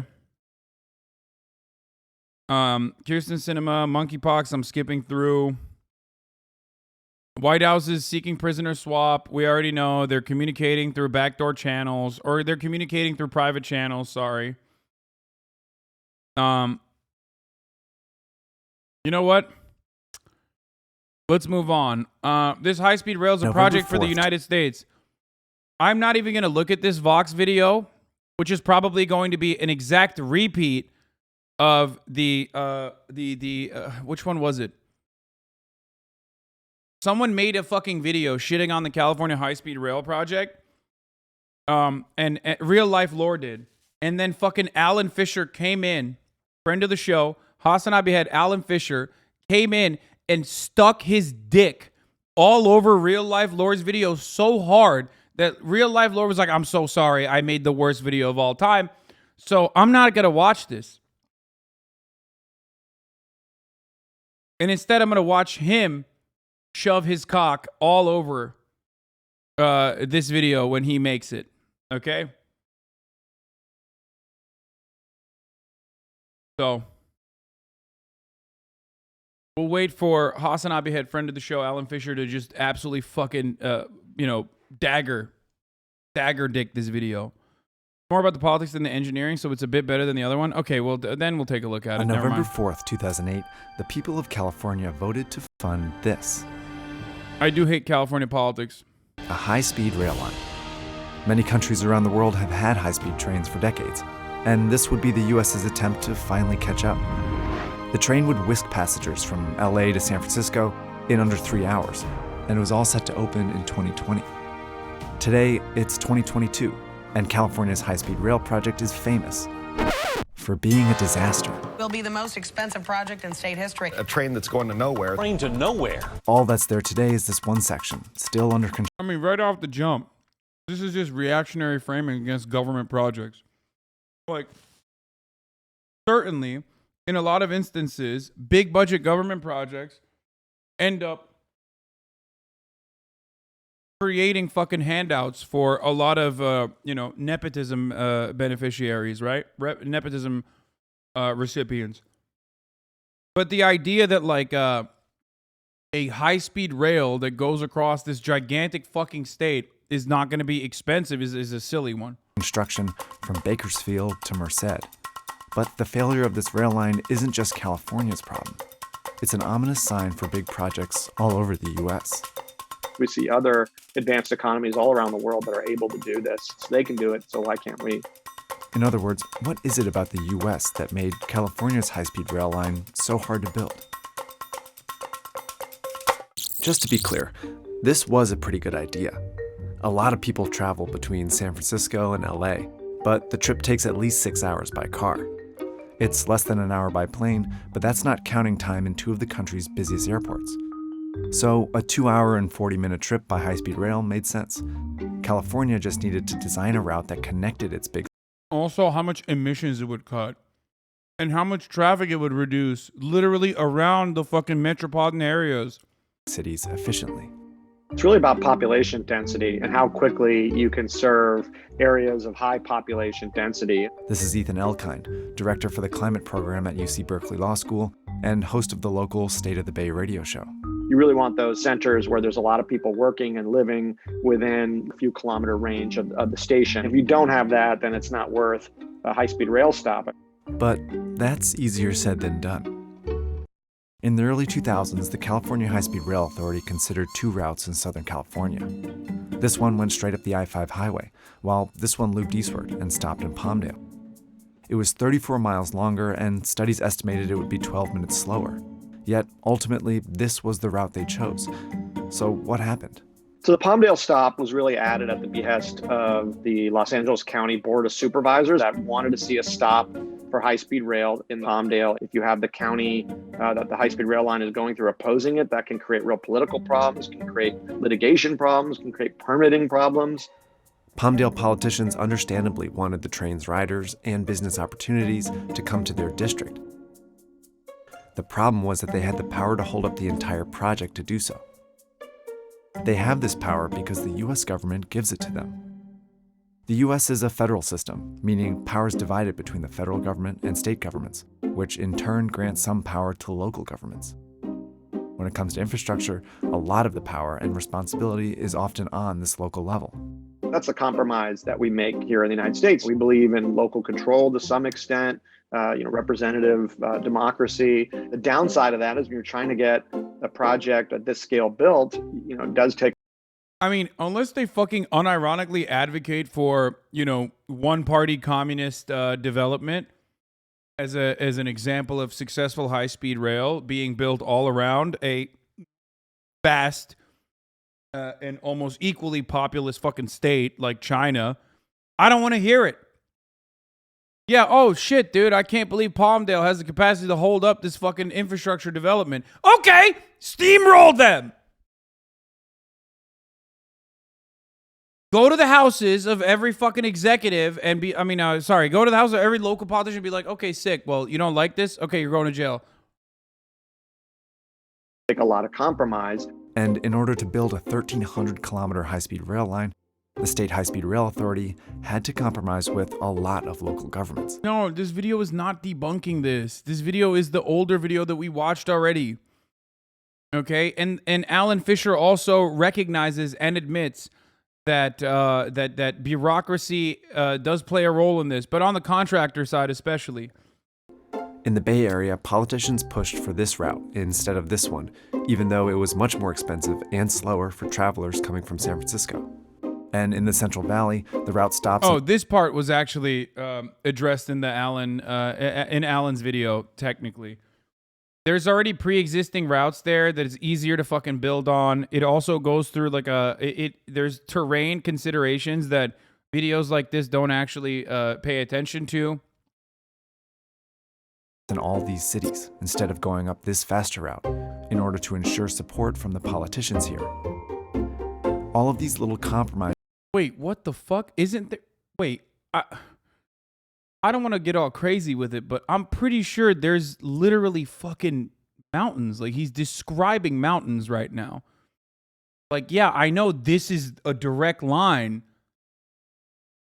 But, like, has anyone ever asked why there are so many population-dense areas right here and here and here, and not here and here and here and here? That's mountains. He's describing mountains.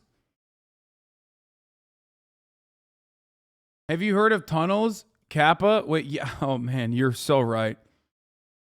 Yeah. No, you're right.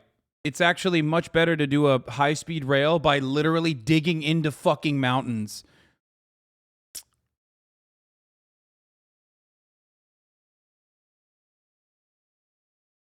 Began adding up, making the route slower and more expensive. No, there are no mountains in that specific route. It's just going along the I-5. Wait, I thought I-5 was much shorter than that.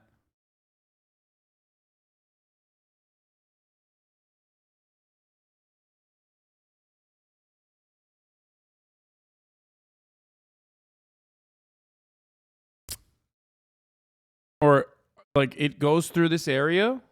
Hold on.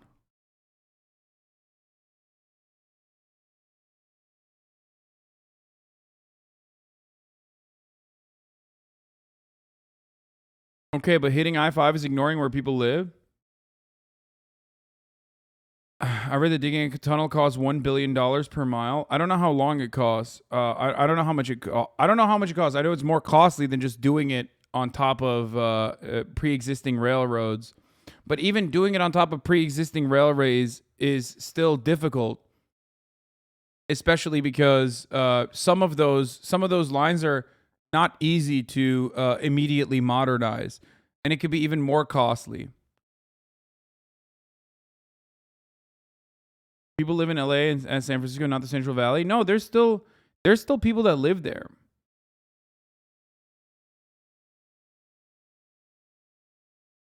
I think the reason why they don't do it past the I-5 is that, like, I thought that the reason why they won't do it past the I-5 is because of mountains. And even if it's the interstate directly, I might be wrong. Hold on, I'm trying to pull it up. But from what I understand, even if it's the interstate, building a fucking railroad on top of the interstate or near an interstate is not as easy. And you still have to go through mountains. Just because I-5 might go through mountains doesn't change the reality that adding train tracks on top of it is still a significantly more expensive endeavor.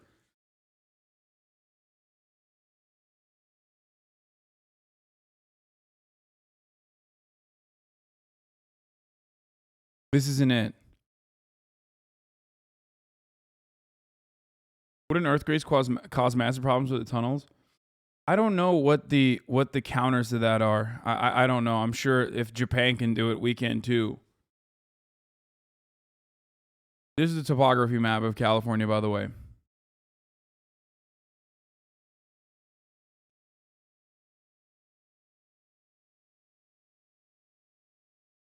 It looks straight, but it's too curvy for a high-speed rail. The I-5, that is. You need to make a lot of extra tunnels, expensive and shit.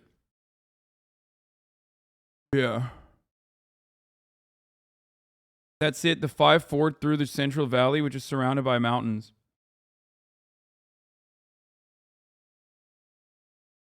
Alan Fisher says, I'm aware of the Vox HSR video. It is better than the real-life lore video, but still has lame takes and incredibly short-sighted views in it without providing any solutions. Nice.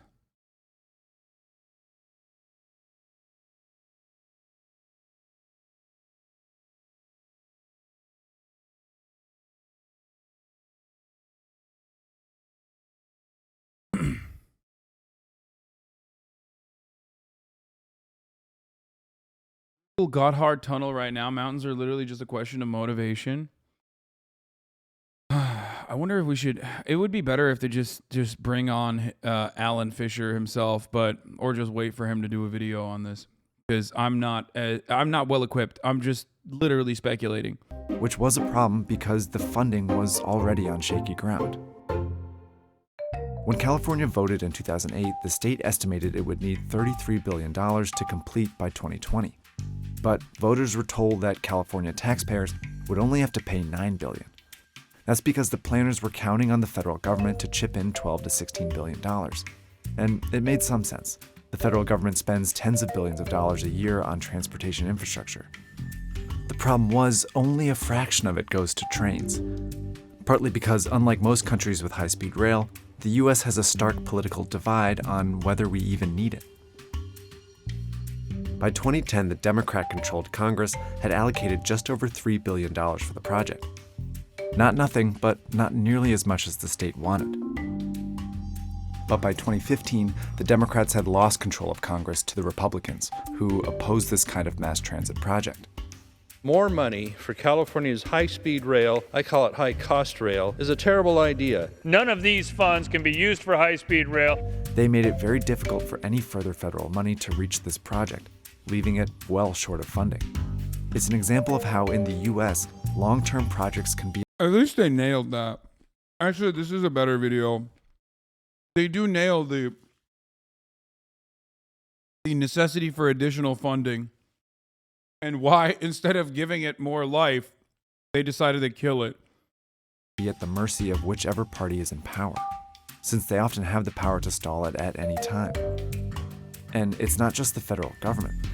I hate this, dude. I think infrastructure projects like this should be completely... I don't even know. I mean, yeah, a one-party system would fix this, except we do have a one-party system. It's just a capitalist one-party, so it doesn't matter. That's the reason why we can't fix it. I don't know what to say to this other than just like, I want to jail everyone that stops things like this from happening.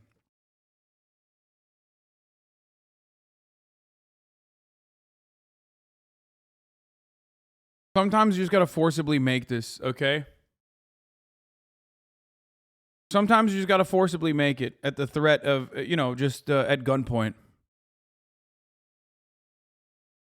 Private citizens can also hold things up.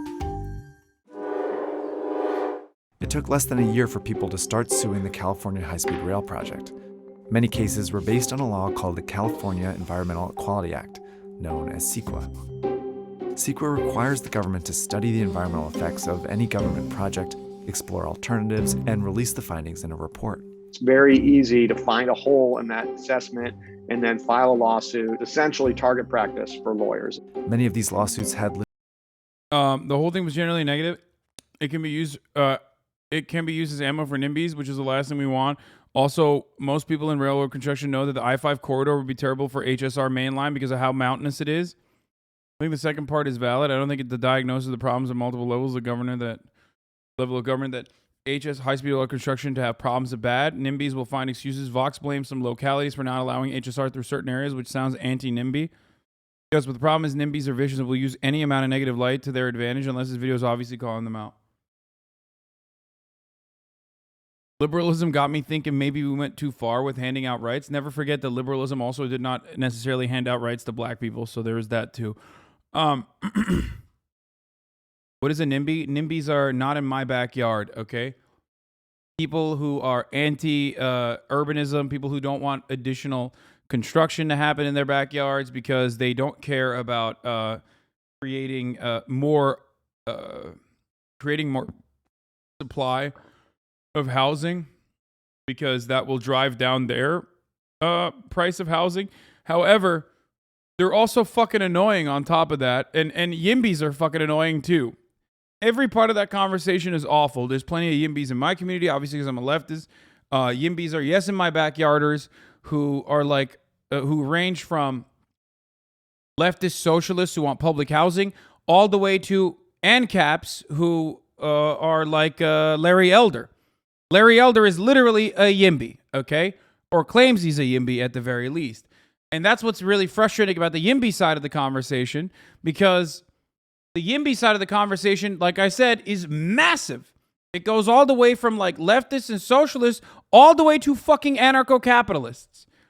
Because the difference is what kind of housing is important. We have to talk about what kind of housing we're building.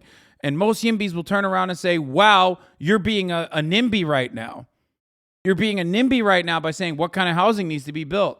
Doesn't matter what kind of housing needs to be built. What we need is more supply. Well, guess what? We are adding supply. It doesn't even fucking matter, because half the time, if it's a luxury high rise with a little bit of fucking with a couple like affordable units attached to it, then you're not solving the problem.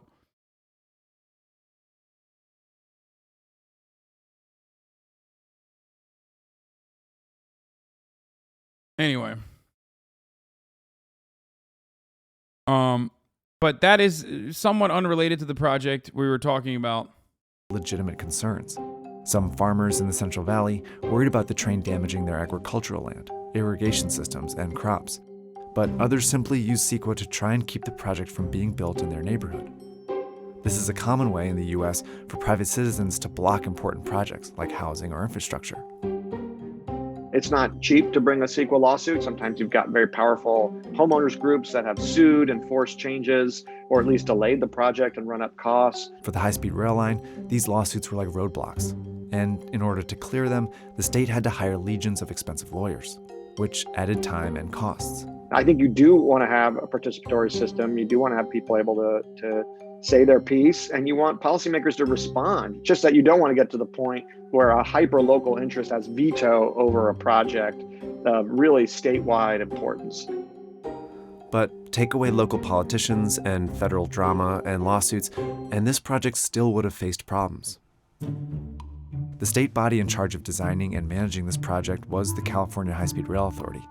There was just one problem. The High-Speed Rail Authority had never built anything like this. Whoops. Obviously, it's a tried and true technology globally, but it was new in North America when California tried it. Certainly, we didn't have the confidence in-house how to build it here. When Japan and France were building their high-speed rail networks, they had legions of experienced engineers inside their governments. But the California High-Speed Rail Authority had to hire consultants and contractors to handle the design and construction. These consultants were 4 times the cost in some cases of what it would have cost to hire someone just to do it in-house. Another reason why the authority had to keep increasing the estimated cost of the project. Oh man, look at that. Another wonderful example of a failure that is public-private partnership. That's crazy. Dude, this is literally the reason why so many people like Juniper, Transgender Marks, and many others have said time and time again that America's not a real government, but just a bunch of fucking multinational corporations in a trench coat. It's just like the only goal, the only stated purpose of the American government at this point is just to literally fucking take money from you in the form of taxes and then hand it off, hand over fist to fucking whatever gigantic corporation is going to write you the fattest fucking lobbying dollars. I hate it. Just do something, man. Do anything. I fucking hate this so much. Which today is up to $113 billion to complete the whole line. But the state only has Brother, do you realize that socialist countries did those projects much worse? Brother, you are so right, dude. It's so crazy because our non-existent high-speed rail is so much worse than China's very much existing high-speed rail. You're right. Have you ever researched this at all, or did you just repeat this without even fucking looking at anything? Hey, China isn't socialist. Who's socialist then? Who are you even referencing then? What is a socialist country that has high-speed rail? What the fuck? No, I am from post-communist country. Then shut the fuck up, okay? Don't take advantage of the wonderful fucking public transit that was built before you by people who knew better than you, and then you fucking turn around and go, oh, there is none. What is it? Where is it then? What is he? I want to know. Hold on, I gotta... Motherfuckers will literally take advantage of the beautifully built, beautifully constructed metro stations from the Soviet era that double as a fucking bomb shelter while simultaneously being like, oh, that's so bad.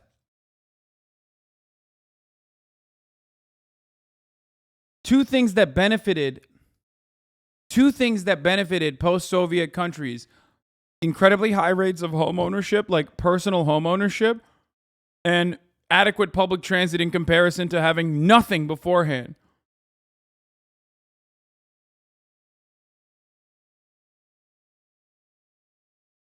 I need to know what you're talking about. I need to know. There is none. I'm from post-communist country. There is none. Oh, literacy rates too.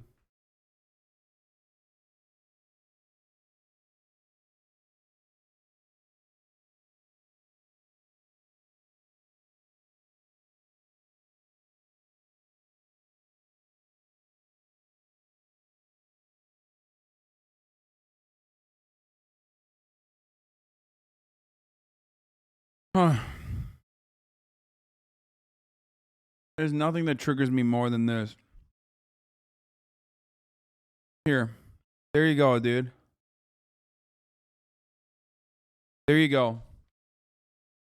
Chinese railway map, 2008 versus 2020. Impressive growth. By 2021, the high-speed rail network in China stretches to 37,900 kilometers, while its entire rail track length runs for 141,000 kilometers.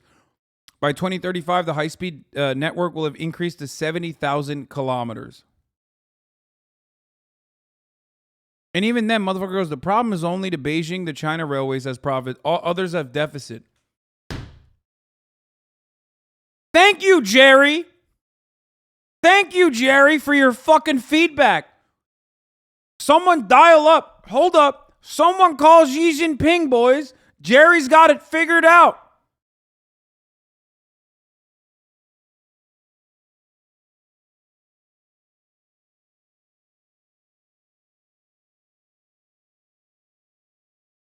Does China know what Jerry knows? Do they have access to Jerry's beautiful brain? Billions of motherfuckers, not one Jerry, dude. That's crazy.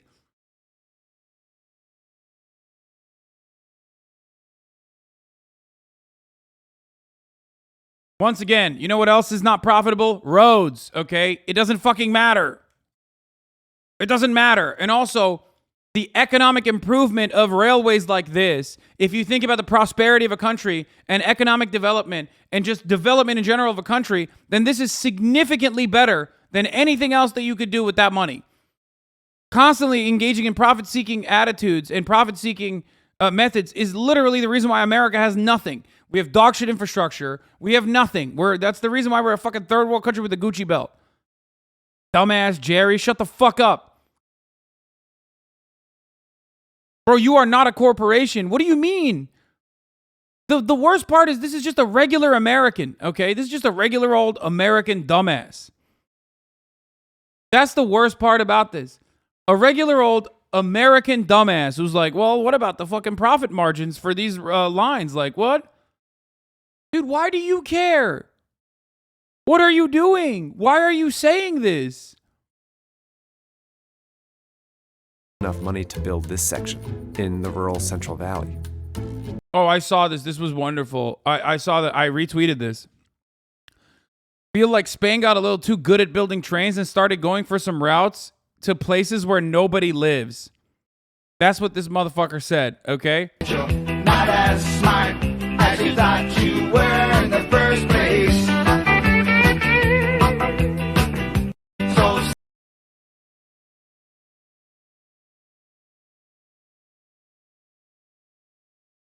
that's wild, dude. What a wild fucking take, man.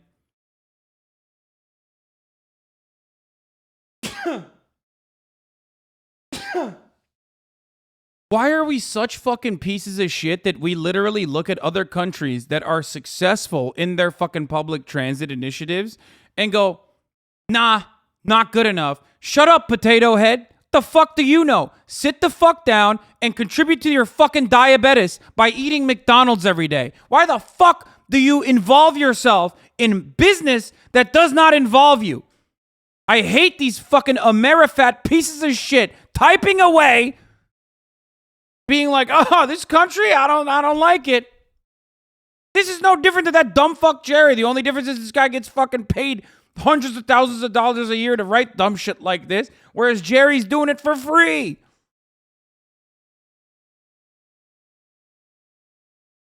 Eat your fucking burger.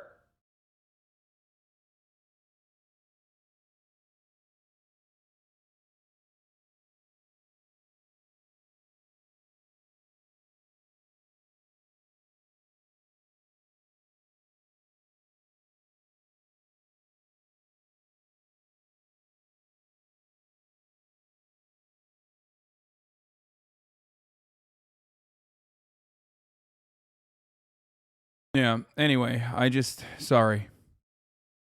Something that triggers the fuck out of me. Even if it can get the rest, it would probably take a few more decades to finish this project. High-speed rail is a cautionary tale for really big transformative projects in the U.S. We need all sorts of rail transit, bus lanes, new renewable energy facilities, all the things we need to do to have a more sustainable and vibrant economy.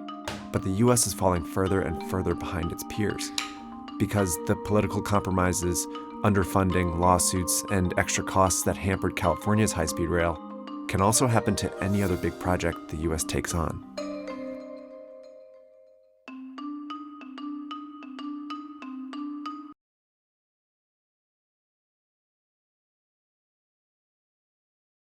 Alex Jones verdict incoming. Actually, does anyone have a link?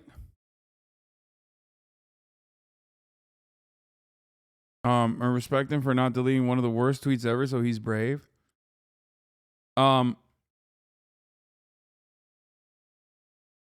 Wait for it, Tesla rail. Stop, dude. Stop saying that. You're speaking it into fucking existence. Thank you for the 5 gifted. Okay, where are we at?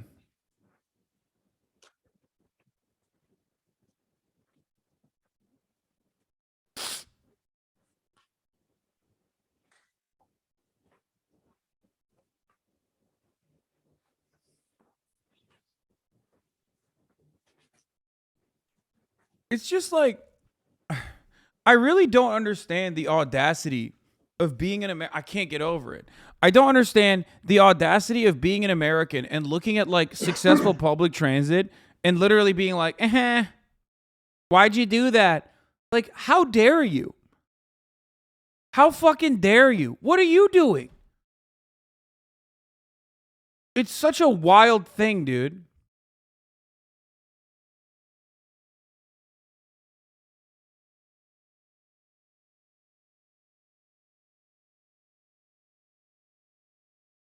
Bro, please, bro. Just have a hot bog and hand burger. I don't think you understand, bro. This cloth literally saved my life, bro. Once you taste the hot bug and hamburger, you will get it, bro. The troops, bro. You support them troops by eating the hurt dogs and hamburgers. Please don't let the terrorists win, bro. Just one bite of the hot bug, you'll see. Greatest country ever.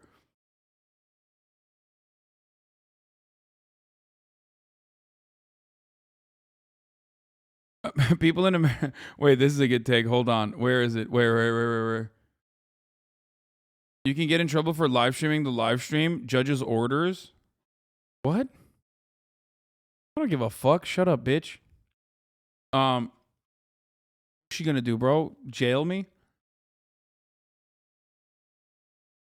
Fuck, I can't find it.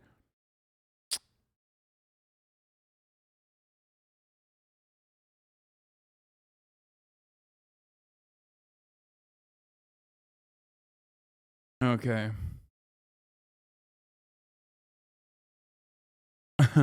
You know who will get in trouble for live streaming this live stream? Alex fucking Jones. But not because he restreamed it, but he will get in trouble because he keeps fucking saying the dumbest shit that gets him into further trouble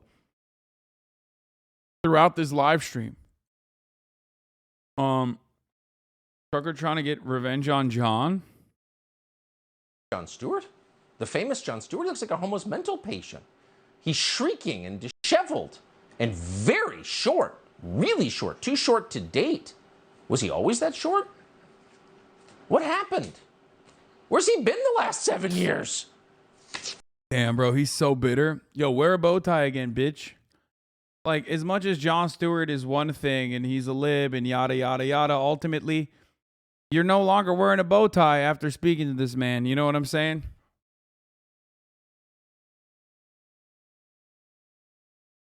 Also, what does he mean too short to date? If you Tucker Carlson's like, I need a big, tall boy. I need a big, muscular, tall daddy.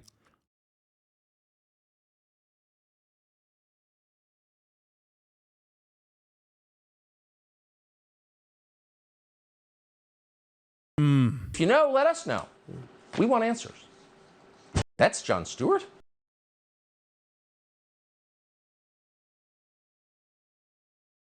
Tucker said, I will not fuck Jon Stewart despite the constant pleas.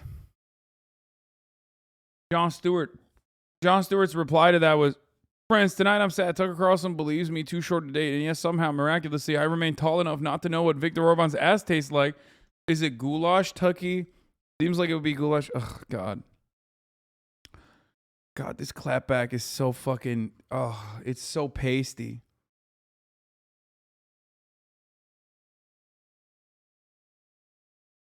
I don't know. Maybe I'm too black-pilled. See this about the Indiana Republican who died in a car crash? Wait, what? Why is there a Keck W next to that, bro? What the fuck?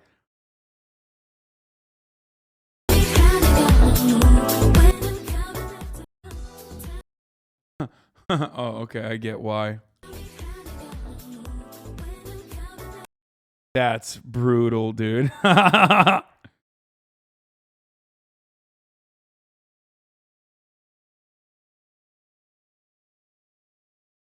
That's fucking ruthless, dude. Okay, judge is back. Question number 2, $20,500,000. Question number 3, $20,500,000. Oh my God. Oh my God. All right.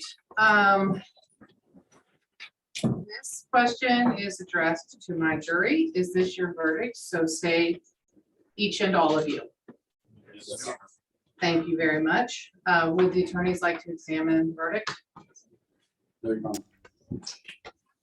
All right. Then I'm going to accept this as a verdict of the jury and order that the clerk enter it upon the minutes of the court. All right. At this time, I am required by the rules of the Supreme Court of Texas to give you one more of the many, many instructions I have given you over the past 2 weeks. I have previously instructed you that you should observe strict secrecy during the trial and during your deliberations, and that you should not discuss the case with anyone except other jurors during your deliberations. I am now about to discharge you. After your discharge, you are released from your secrecy, and you will then be free to discuss the case and your deliberations with anyone. However, you Where are they showing the jurors? These guys aren't the jurors, chat. These are the lawyers. You mean these guys over here? It is lawful for the attorneys or other persons to question you. Bro, they also dox the jurors whether too. Any of the standards for jury conduct that I have given you in the course of this trial were violated, and to ask you to give an affidavit to that effect. You are free to discuss or not discuss these matters and to give or not give an affidavit. Ladies and gentlemen, I want to thank you again for your jury service. There you Without go. it, our system of justice could not exist. I hit it. I hope that you have benefited. They didn't dox them, but they did talk about their names. They read their names out loud.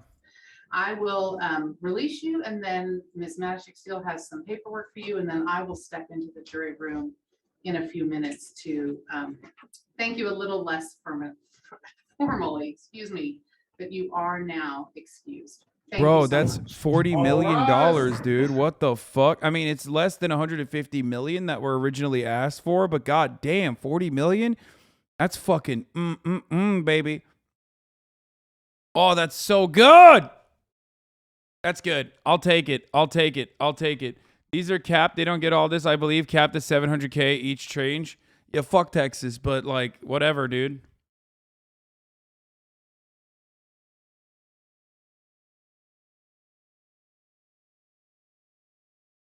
Plus the 4.5 million-ish yesterday.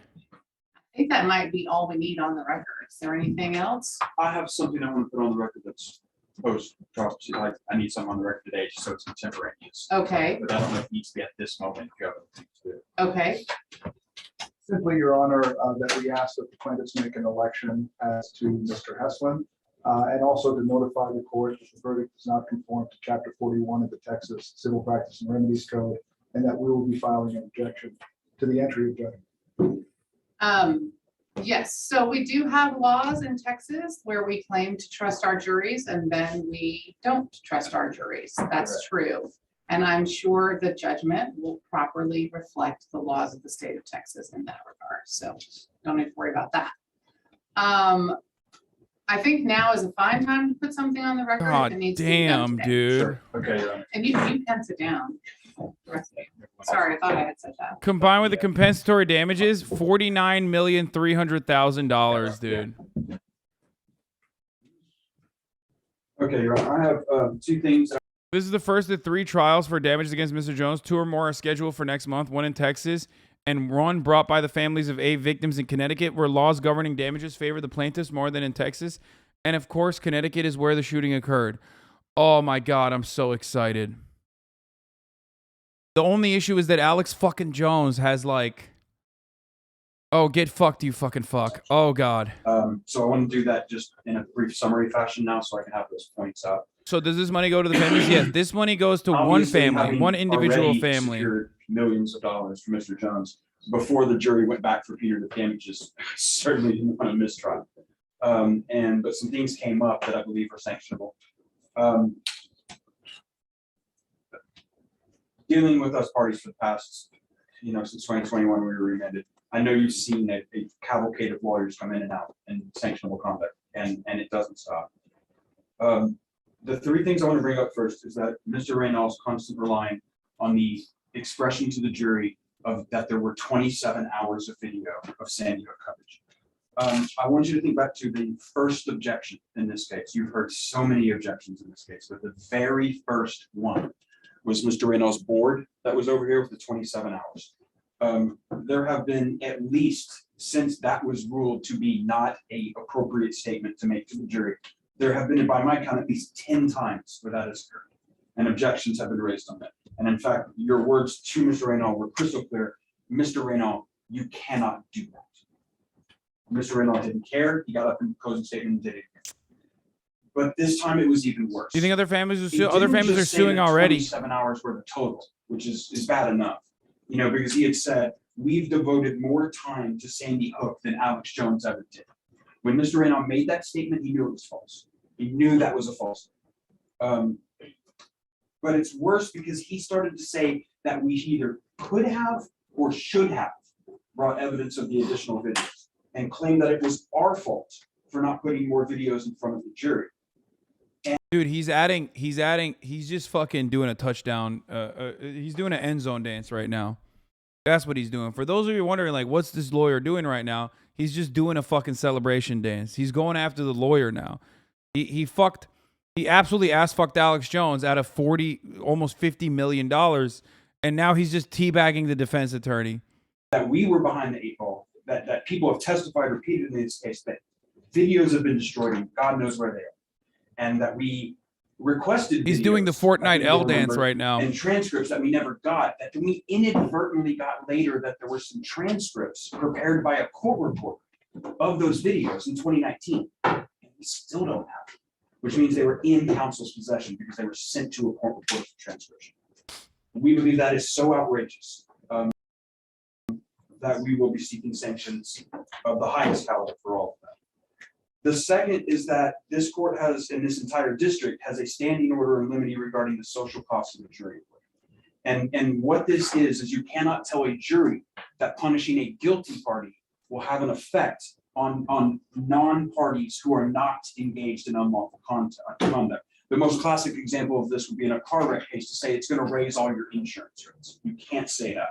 In this case, Your Honor, I fucked Alex Jones in the ass so hard that like his lawyer stood idly by and therefore he should be disbarred. That's the summarization. Punish this person because it would have the effect of deterring legal speech. That is absolutely impermissible. That is a social cost of an award. That violates motion in limine 21. Alex Jones has to pay $49 million in his face when his lawyers leaked his text priceless. It's so good. That prevents the defendants from contesting allegations in the plaintiff's petition. One of those key allegations is it true that you worked for the Young Turks? No, never. That Alex Jones is an alter ego of his own company.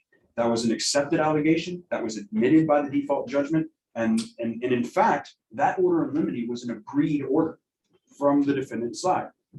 During the closing argument, we were lambasted for lumping these two together. And there was plenty of argument about how they may be separate. So we have 3 different grounds that we need to raise at this time for a contemporary objection that will be added to basically every single day. We're going to have something we're going to bring in that sections. So we needed to bring that to you now.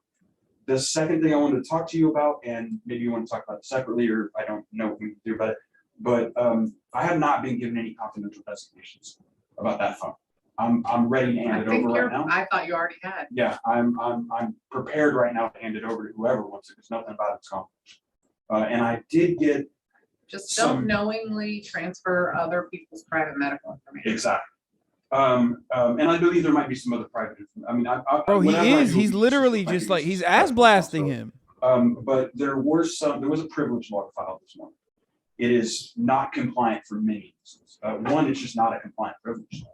Doesn't identify any documents, doesn't provide dates, doesn't provide a description of the subject matter, none of that. It's just every single communication I have with this person's privilege.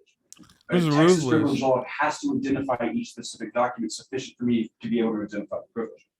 But it doesn't really matter because privileges are. We're 14 days past an inadvertent disclosure notice. We had that time running, so we believe that privilege log is ineffective and meaningless. But because it has been filed and there has been an assertion of privilege, I would like to get a ruling for the court instead of just my assumption that privilege does not apply. Well, I thought my order yesterday was that that Mr. Reynal had yesterday to identify any specific documents. In terms of confidentiality, yes. In terms of confidentiality. In terms of privilege, I think we reached that his way.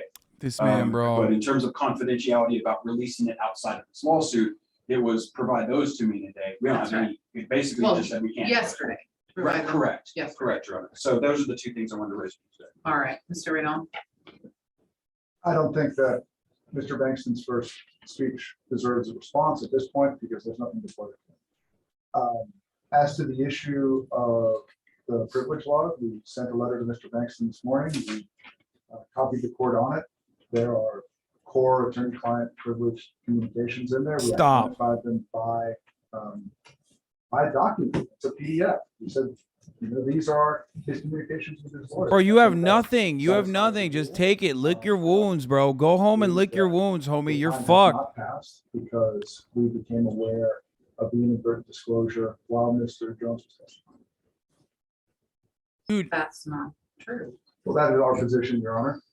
Oh, okay. You're the one who gave me the email that showed me that you had known about it 12 days earlier. Mr. Bankston represented in that email that he was not going to download the documents. That is not true. That is our position, Your Honor.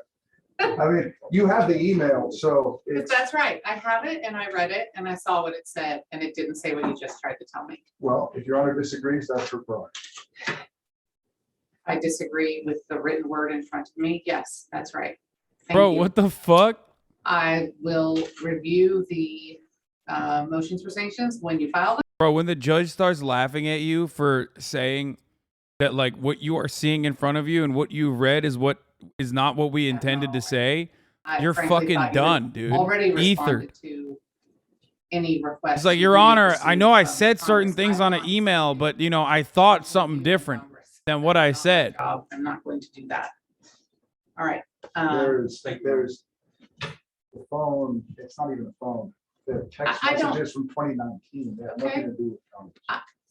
I'm not getting in the middle of that. Nothing is properly before me to get in the middle of that fight. Atlas Bunny says, the judge laughed at my dad in divorce court. It's a sign of amazing fucking to come. Oh, God. Is your dad reactionary as fuck now? Very much, and for the court staff service as well. Thank you. Nothing to do with that. All right, we can go off the record. I've already told you that you have to prepare the judgment, and I would like that preferably by next week if possible. We can get that. I do go and speak with the jury, and it is my practice to invite attorneys to come and speak with them if you would like to. Given the hour, 5 o'clock, there's not going to be a lot of time, but if you're interested in that, I will send someone out to come and get you. Attorneys only, not parties. That's how I do it in every case. Now, when the jury leaves, of course, that's, you know, I'm not in charge at that point. And we have made space available for both teams this week. I would like to, if Your you have Honor, not I was in already, goblin mode. ask you to go and make sure that both spaces are clean and put away. You haven't left anything behind. And when those judges reclaim their spaces, they will be happy to have lent them to you. So if you'll take care of that right now as well, please. We'll do. Thank you. All right, thank you. No, Oh, one more thing. Sorry, me too. We're set for pretrial on September, 19 is a Monday, so. He's like, I didn't get enough. Let's do this again sometime, Your Honor. 16, 17, 16, the 14th of September in Posner. At this point, My dad is a transphobic piece of shit whose sole news source are Drudge Report and Breitbart. Ooh, old school Republican. She laughed in his face after he claimed to be living out of his car despite making $160K a year. He can suck my ass. God damn. God damn. Okay, well, speaking of ass sucking, I gotta show you. We're moving on from this incredible sequence of L's that Alex Jones took to another L, Marjorie Taylor Greene, aka Marjorie Titan Greene. First of all, we found out that the guy in the cage crying all day is Brandon Straka.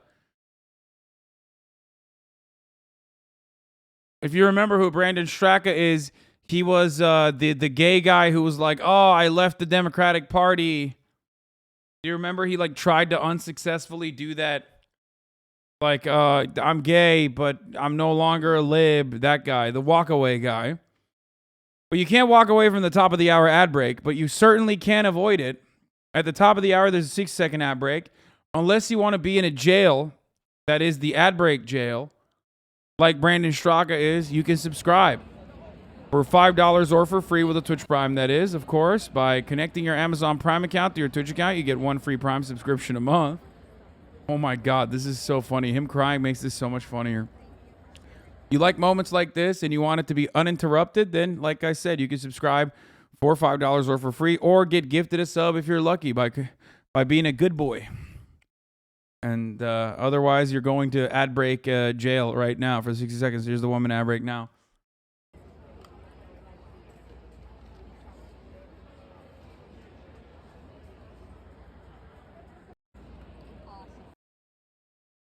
Then Marjorie Titan Greene showed up and got in the cage with him. This is what people are missing out on if they didn't subscribe, okay? Do you care about freedom? Back up, please. By the way, trigger warning, Marjorie Titan Greene. Also, I just got to say something. If you're surrounded by people who go, woo, when they see Marjorie Titan Greene and not scream in agony or scream to like ensure that everyone can get away from that area as quickly as possible as a Titan is now amongst them, you're not in a good crowd. I'll just say it like that. Like, babies start crying when they see this fucking woman, okay? Back up, please.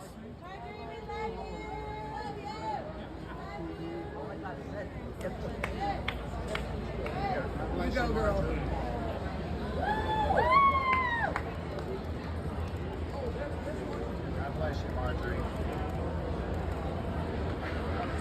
Bro, conservatives, literally, including Marjorie Titan Green, didn't they all laugh at AOC for crying at the fucking actual detention center? I am reminded of the fact that conservatives were laughing at AOC crying at the fucking immigrant detention center. This is not even a real fucking prison. Why is she like looking solemn and shit? This is awesome. Like, this is just a made up prison. A prison where he can just walk out from. This is a perfect image of conservative oppression seeking, victimhood seeking, dude.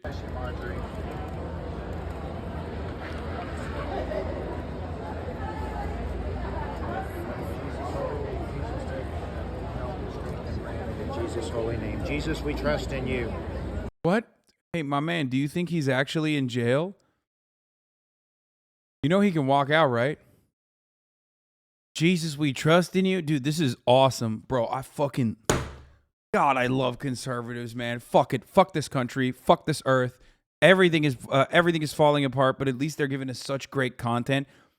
It's the coolest thing that could have ever happened is that, like, on the liberal side, mental illness became like not something to deal with every day, but instead something to like bully your opponents with, who also have their own version of mental illness as well. And then on the conservative side, they straight up were like, no, mental illness is our policy. Like that is what is guiding us. And it's awesome. And this is content. Come on. This is, oh God. Oof, this is so good. That's so good. Like, homie just literally said, let Jesus guide my hand. In Jesus' holy name. Jesus, we trust in you. Jesus, we trust in you. I can't even, we have used time and time again that fucking joke about, like, conservatives love, stepping on their own face with the fucking fake boot. You know, fake crosshair. But this is it. This is like they did it. They got up, they got out of their homes and literally created a fake scenario, and they're making it seem like it's real. You go, girl.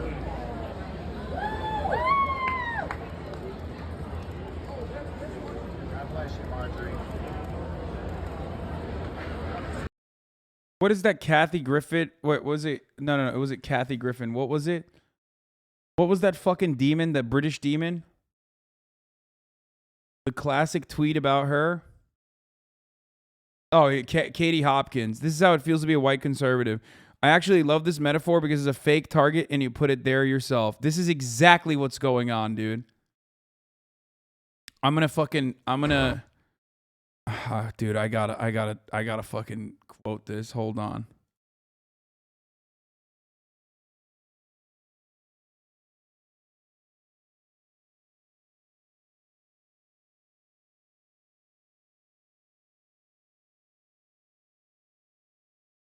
You mean Thatcher?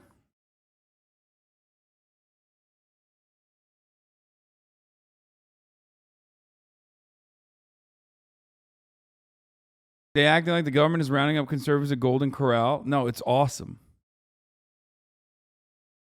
On.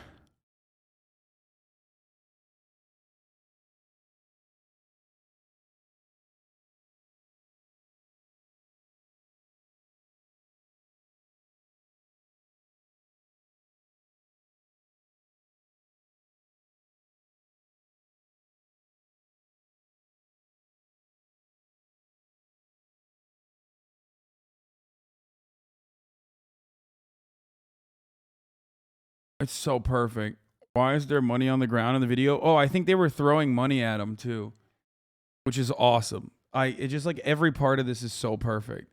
Every part of this is so perfect. Oh, also, speaking of weak ass conservatives, I just want to point to this as well. This interaction I saw unfold on the timeline. Love that someone else also caught it. Men, what's the hardest thing for you about your wife's pregnancy? Let's get our stories out there. Go. Matt Walsh.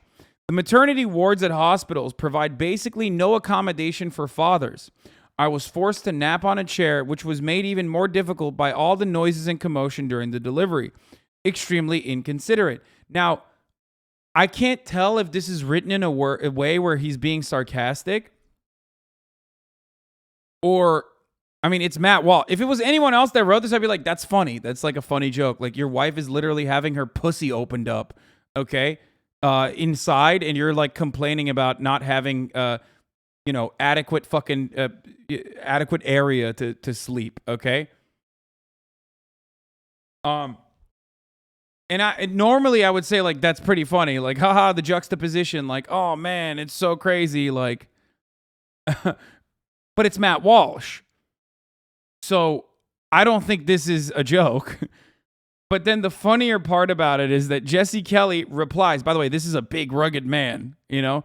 Jesse Kelly, he's like, Marine Corps, baby, you know? I mean, he puts the crayon eating in Marine Corps. Like, this man left the Marines and, you know, once a Marine, always a Marine, I guess, still eating crayons for breakfast, lunch, and also dinner. He responds, same for me. Here's your couch.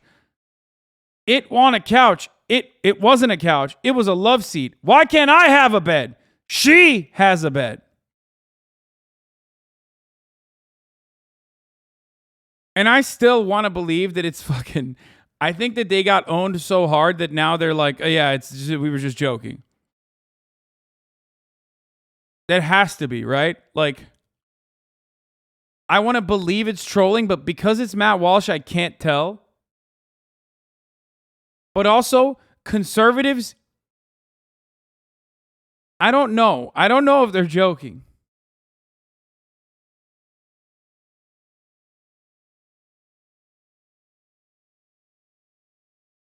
Bro, sometimes it'll be patients with broken fucking legs that don't get beds. Holy fuck. Yeah, I mean, it's not unusual for conservatives to expect their wives to be silent during pregnancy.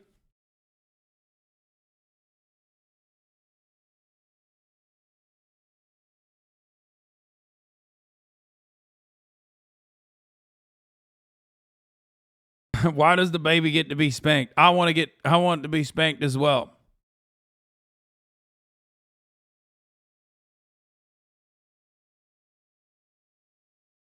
Matt Walsh fucked up making being a total piece of shit without a trace of humor as his online persona. I mean, Matt Walsh is every bit the same, like, humorless cuck. 90% of like, oh, I'm neurodivergent on Twitter. DNI Andes are, you know what I mean? So it's very difficult to ever think that he is making a joke or even attempting at humor. The only thing that makes this man laugh is the thought of like trans teenagers killing themselves. So I don't think that he has ever made a joke. So I don't know.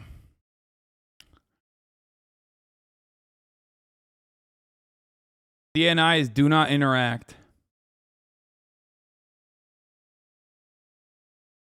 Conservatives are funny when they don't mean to be funny and not funny when they try to be funny.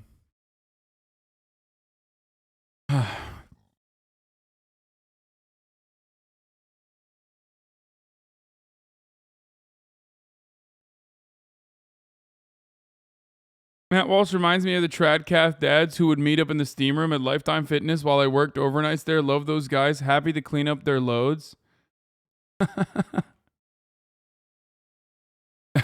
I can't believe you cleaned up the loads of, what's his fucking face? The one that got recently divorced? Shit. Rod? Was it Rob? Rod? Wasn't it? What the fuck was his name? God damn it. Rod Dreher. Yeah.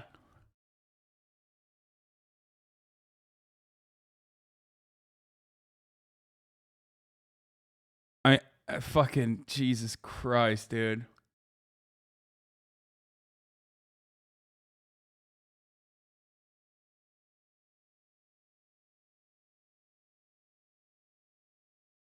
That's a Catholic convert, baby. Rod Drainer. Oh yeah, he drains all right. The Hungarian sojourner Rod Dreher. This op-ed is even funnier knowing Rod is getting divorced. Oh my God. I forgot about this. For the past year, my wife has been under the care of an exorcist. The first one is about a rash of cattle mutilations out in rural Arizona. The second item is in description of a new show coming up this month, The Chilling Adventures of Sabrina. The mainstreaming of Satanism in pop culture, whether you believe that this has to do with spiritual realities or is merely symbolic, it is undeniably culturally significant. Now, this is a setup for me to tell you about a strange telephone call I received yesterday. I've hesitated about whether or not to blog about it. Oh, no, dude. I forgot about this.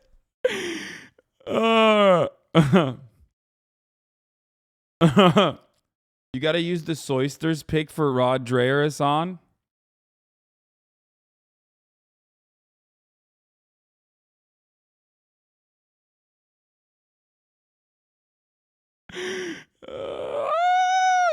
Yep, article heads. Dude, that's the funniest thing that Felix always shits on.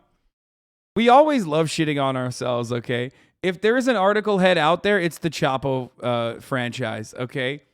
They literally read articles on their podcast. I, on the other hand, never read, okay? That's all I'm going to say.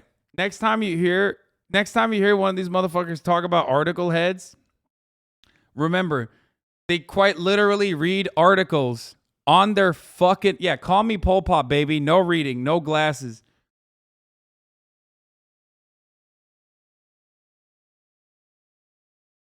Yeah, I skim. I speed and skim through. Exactly. Never read. Never that.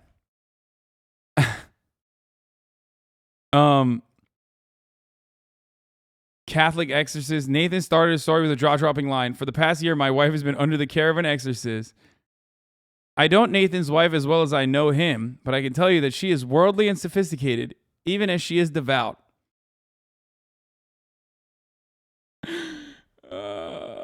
That's awesome.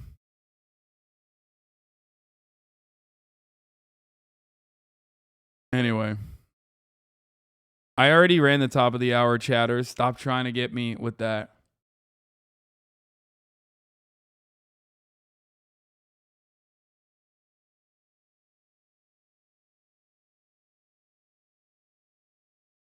In celebration of you finishing the cat game, I wanted to share this with you.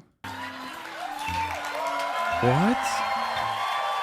Lord, I see what you have done for others. What the fuck is this? When we come... when we...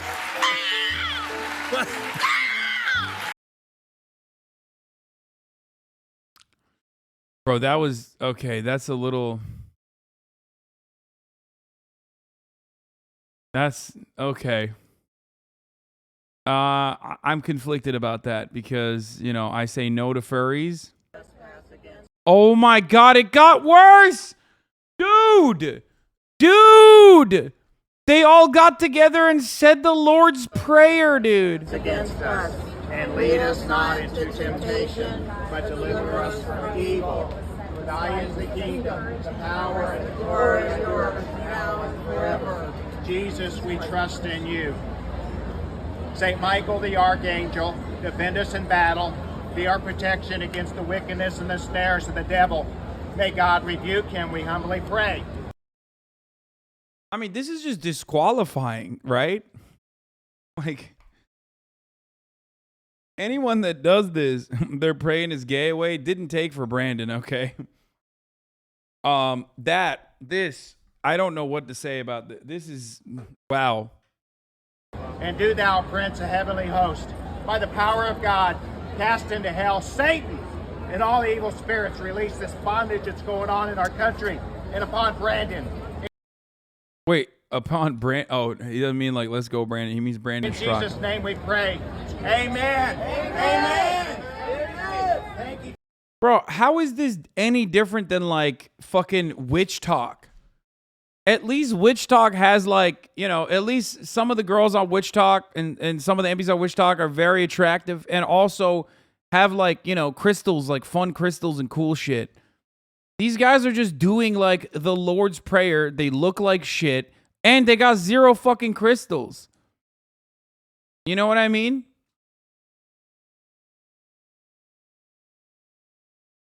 They don't even have the cool hair that, like, Witch Talk people have. You know, at least they're having fun.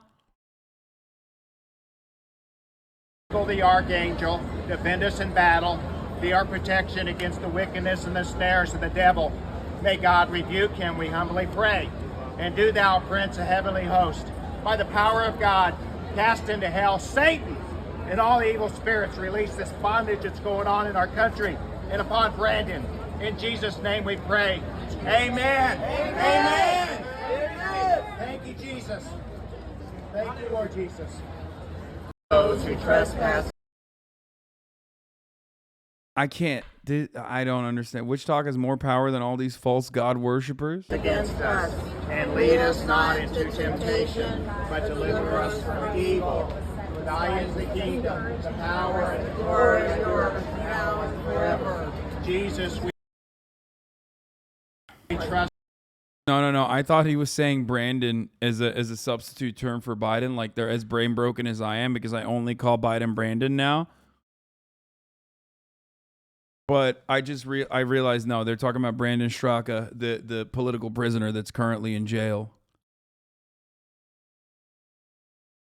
Bro, I love this shit, dude. This is so awesome. Matt Walsh retweeted this banger of a rap song.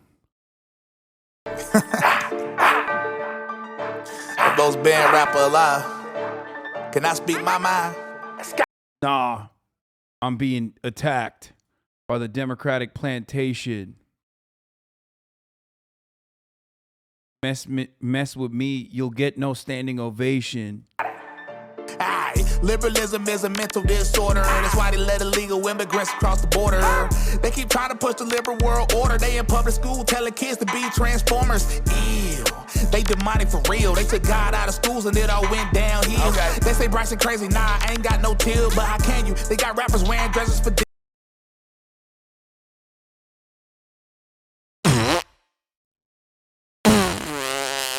Damn, this part goes crazy. What the fuck? That's real experimental shit right there, dude. What?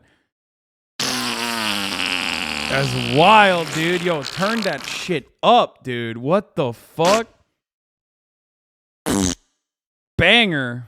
Schools got your daughters to be transformers. Ew, they demonic for real. They took God out of schools and it all went downhill. Okay. They say Bryson crazy. Nah, I ain't got no till, but how can you? They got rappers wearing dresses for deals. There's no God there. They got rappers wearing dresses for real. First of all,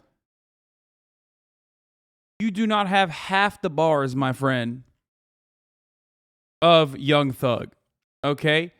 You can't be talking shit about much better rappers who are political prisoners, much like Brittany Griner, except they are political prisoners in this same country that we are in. Okay? Free Slime. Absolutely unacceptable. Okay? The American government's talking about freeing Brittany Griner. Meanwhile, people have forgotten about YSL.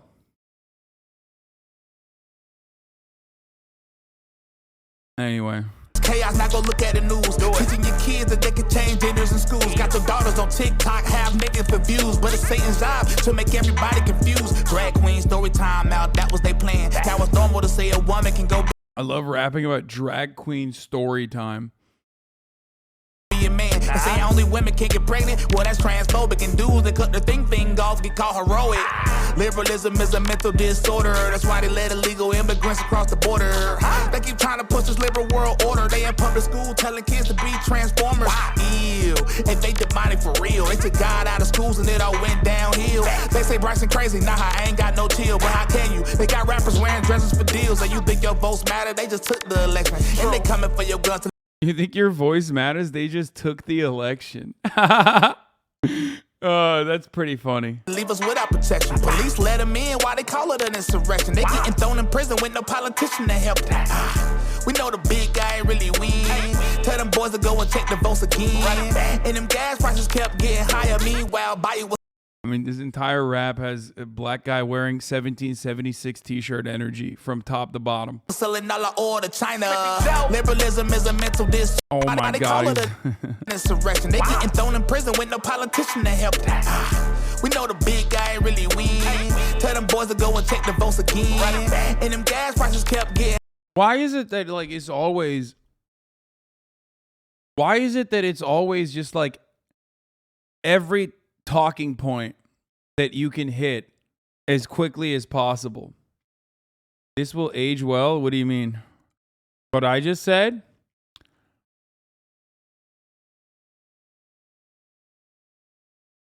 This rap song, you mean? He has negative drip. Oh yeah. My favorite genre of rap is the type hardcore Christian moms play in their SUV. First of all, that's the funniest part about conservative rappers. One, like a lot of the target demographic is not willing to overlook the fact that you're black. Okay, like the oh, he's one of the good ones only goes so far. Okay, and two, you're still making like rap music, right? So a lot of those people still will, one, because you're black, and two, because you're making rap music, will literally just say like, yeah, no, I'm not listening to that shit.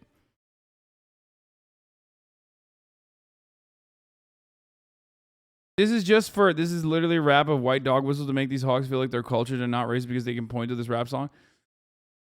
I don't even think they do that.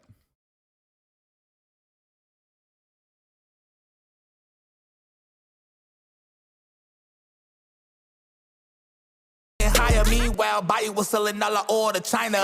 Liberalism is a mental disorder. That's why they let illegal immigrants across the border. They keep trying to push the liberal world order. They in public school telling kids to be transformers. Ew. Hey, they demonic for real. They took God out of schools and it all went downhill. And they say Bryson crazy. Nah, I ain't got no chill, but how can you? They got rappers wearing dresses for deals. I mean, Matt Walsh is literally retweeting this as an old white guy. You think Matt Walsh actually listens to this? No, they're just like supporting it because it's like saying the right things. That's it. Yeah, no, this is for like the fucking groiper, the young groiper crowd that's like actually now in their 30s but haven't given up on the glory days when they used to be able to publicly do online harassment and had like more momentum behind them. Who won? Who's next? Epic rap battles of victory. It does, dude. It does have that energy. You're right.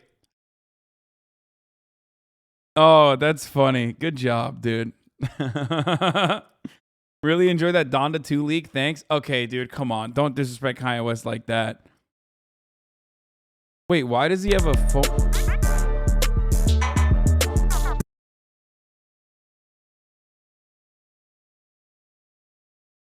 New Tom McDonald? Dude. They gon' try to call you names, label you with things till you're ashamed. You're a sexist or a racist, white supremacist or gay. They'll attack your reputation, claim that you're the one to blame, and try to make you hate yourself. I'm sorry.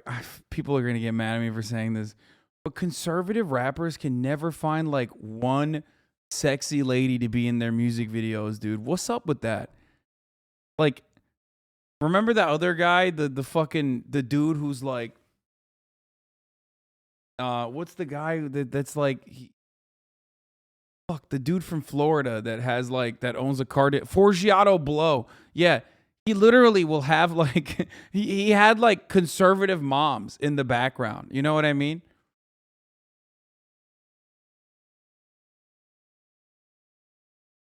I don't understand why people just want to hear Tom McDonald say the exact same thing with like a different beat, like a marginally different beat every single time.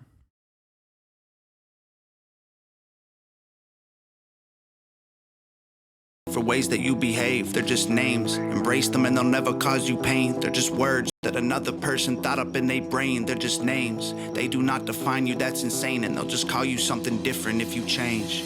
Call me racist, I don't make no BLM donations. I can stand with black folks without a branded corporation. All this systemic prejudice, if you live in this nation, you privileged, black or Caucasian. Call me transphobic, but I support you in your policies. I just can't ignore the very basics of biology. All I see is men and women trying to live in harmony. Oh, wow. Wow. That's fire. Call me transphobic. But like, you know, I'm going to be transphobic. So yeah, you can call me transphobic actually, because I'm just going to fucking say dumb shit. Like I support biology. Okay, but like biology doesn't support your view, so I don't know what you're saying. Not 100 genders that you wanna be. Call me snowflake, cause I'm offended, I ain't stone-faced. Social justice warriors destroying us with woke ways. Mad because they voted for the POTUS with the most hate. Man, I miss the old days. Call me loser, call me bigot, call me stupid, call me bitter, call me ugly. I mean, dude, it's the best. It's the best because like conservative rap, much like the rest of the conservative movement, is just a sequence of L taking and just complaining about all the L's that they're taking. It's like, bro, at a certain point, you're just basically taking notes on how many L's you've taken. Okay? Yeah, call me ugly, call me dumb, call me poopy head, just because that one time I did poopy in the bed. What's up? Your one moment shouldn't actually carry over. Meanwhile, I'm in a Range Rover trying to hold my poop until the ride is over. Bars, dude. Call me cracker, call me doucher, call me triggered. You can call me what. Fuck! I'm sorry, Twitch. He meant that. He meant that in the decadent saltine snack kind of way, and not in the other way. Fuck!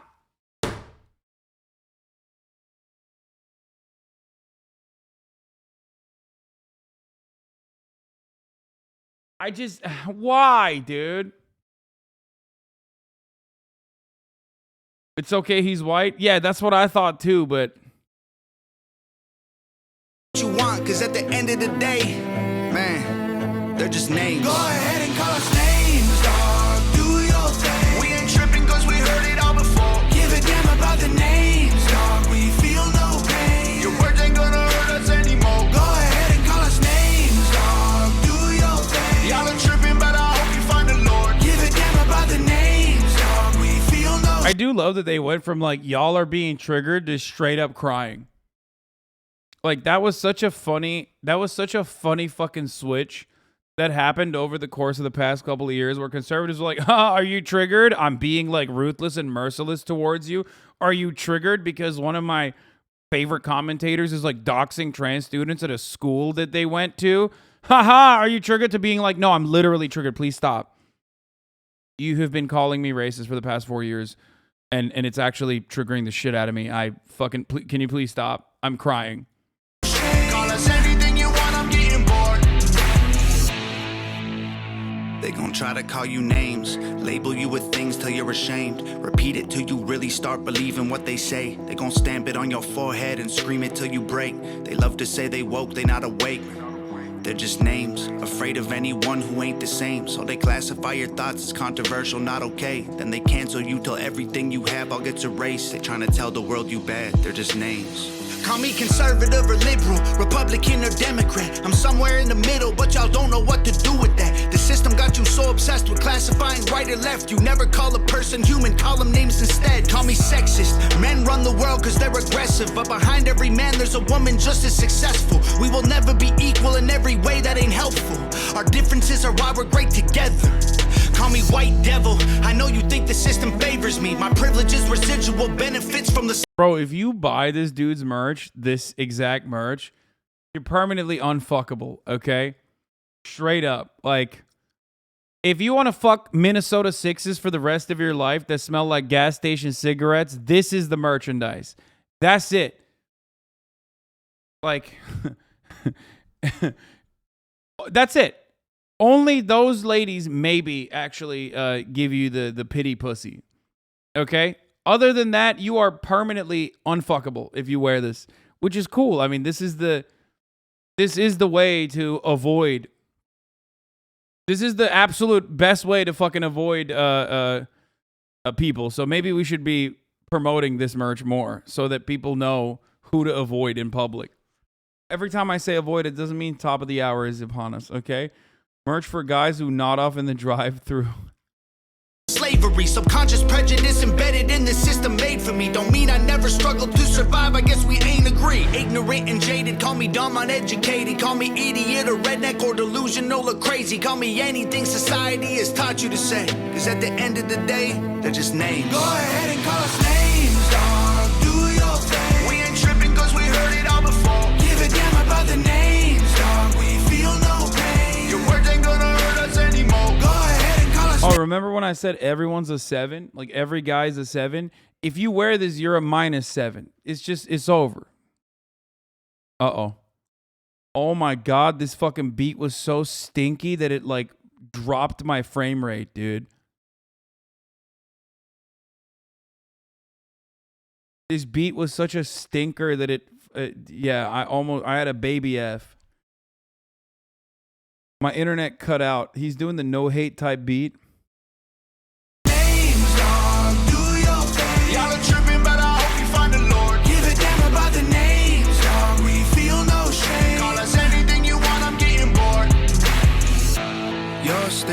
By the way, this rap song is quite literally what I just showed you.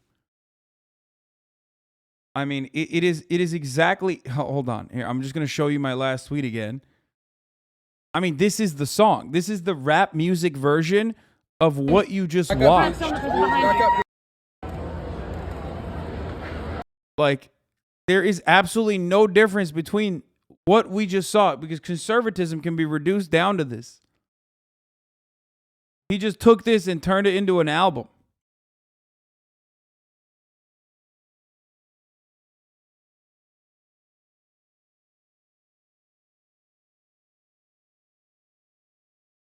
I love that. Basically, his entire album, new banger. Hey, yeah, skirt, yeah. I hate people who have different skin color from me. Times 32. Didn't this just happen? What the fuck? Question number 2, $20,500,000. Question number 3, $20,500,000. Oh my God. Oh my God. Combined with the compensatory damages, $49,300,000, dude. Oh, get you fucking. Oh God. Question number. Yeah, it did just happen because my fucking editors are fast with it. They're quick with it. They're nice with it, baby. Let's go. Juice it, juice it, juice it, juice it, juice it, juice it, juice it, juice it. I'm actually gonna post this on immediately on my fucking Instagram too. Go. Let's fucking go, dude.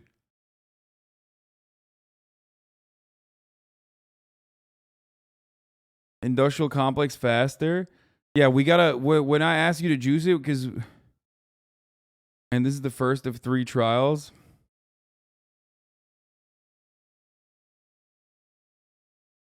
Bro, these editors are so fucking fast. Yeah. Let's go. Let's fucking go. TikTok dominance. Literal base UK rap complete opposite of McDonald. No, we're not doing that. We're not doing that. See, someone in the chat just said, "Oh, this just came up on my For You page timeline, and I wondered if you were live." Guess what, chatters? That is the reason why we do these TikToks, okay?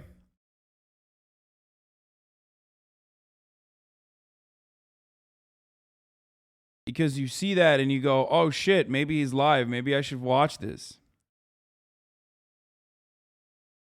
Does he even have 50 million? Yes, he does. Don't worry, we got a button video coming up in a second. There was a couple other things I wanted to look at here before we got to that. I don't know if we should watch. Okay. I don't care about the UK politics. Disney made us gay. Maybe that's for a different day. You know what I mean? But cut button content is upon us. Last thing we're going to watch before we get to the cut button content, which is coming up in a second. Last thing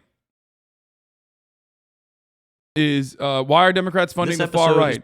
This is something that I really wanted to watch. Part of the reason why I really wanted to watch this is because No. This is a really good video. Remember what I talked to you guys about the Pied Piper strategy?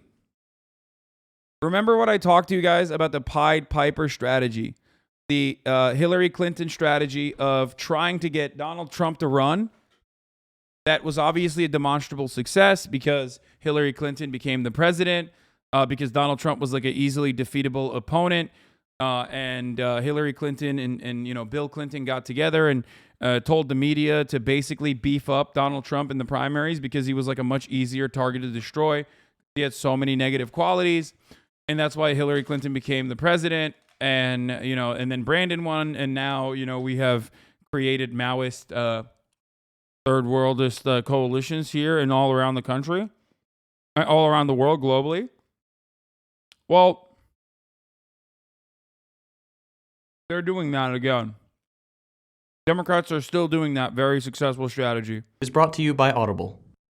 This is Republican State Senator Doug Mastriano. He's the Republican who's ahead in the polls for governor. I gotta pee. I'll be back in a second. Earlier this year, Democrat Josh Shapiro spent $840,000 on this ad for far-right Republican candidate Doug Mastriano. He wants to end vote by mail, and he led the fight to audit the 2020 election.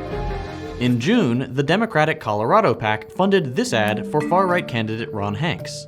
And you better believe that back in May, the Democratic Governors Association ran this ad for the far-right Republican Darren Bailey. Before I explain what's going on, look at this ad. This one was funded by a Nancy Pelosi PAC in California. Try to remember that while you're watching it, because this is what these ads look like in practice. Same label, so Republicans gotta check the ingredients. David Valadao claims he's Republican. Yet, David Valadao voted to impeach President Trump. Yeah, Valadao voted to impeach Trump. And Republican Chris Matisse, a true conservative, 100% pro-Trump and proud. Pro-Trump Republican Chris Matisse, military veteran, local businessman. Or politician David Valadao who voted to impeach Trump. Republicans, it's time to decide. House Majority PAC is responsible for the content of this ad. All these ads are essentially the same. They're all targeted at a conservative audience, and they all paint the candidates in the same way, as the most conservative candidate that's closest to Trump. In other words, as the Republican voter's best choice. What the f*** is going on? In simple terms, the Democratic Party is literally funding far-right politicians. Oh my God, my man is doing the Vox.com edits too? God damn, second thought, popping the fuck off, dude. Okay, King.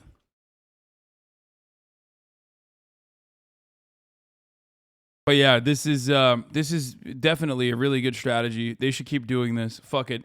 Democrats are now the party of accelerationism, okay? Not just the opposition, not just any Republican, but the extreme wing of the GOP.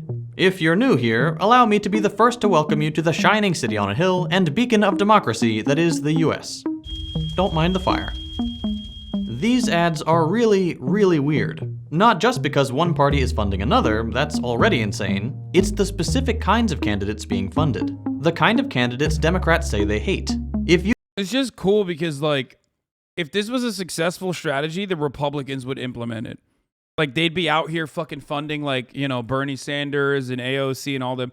But they don't, because they recognize that if they were to do that, the left-wing populist messaging is actually pretty popular and pretty good. And Republicans, unlike the Democratic Party, actually want to fucking win.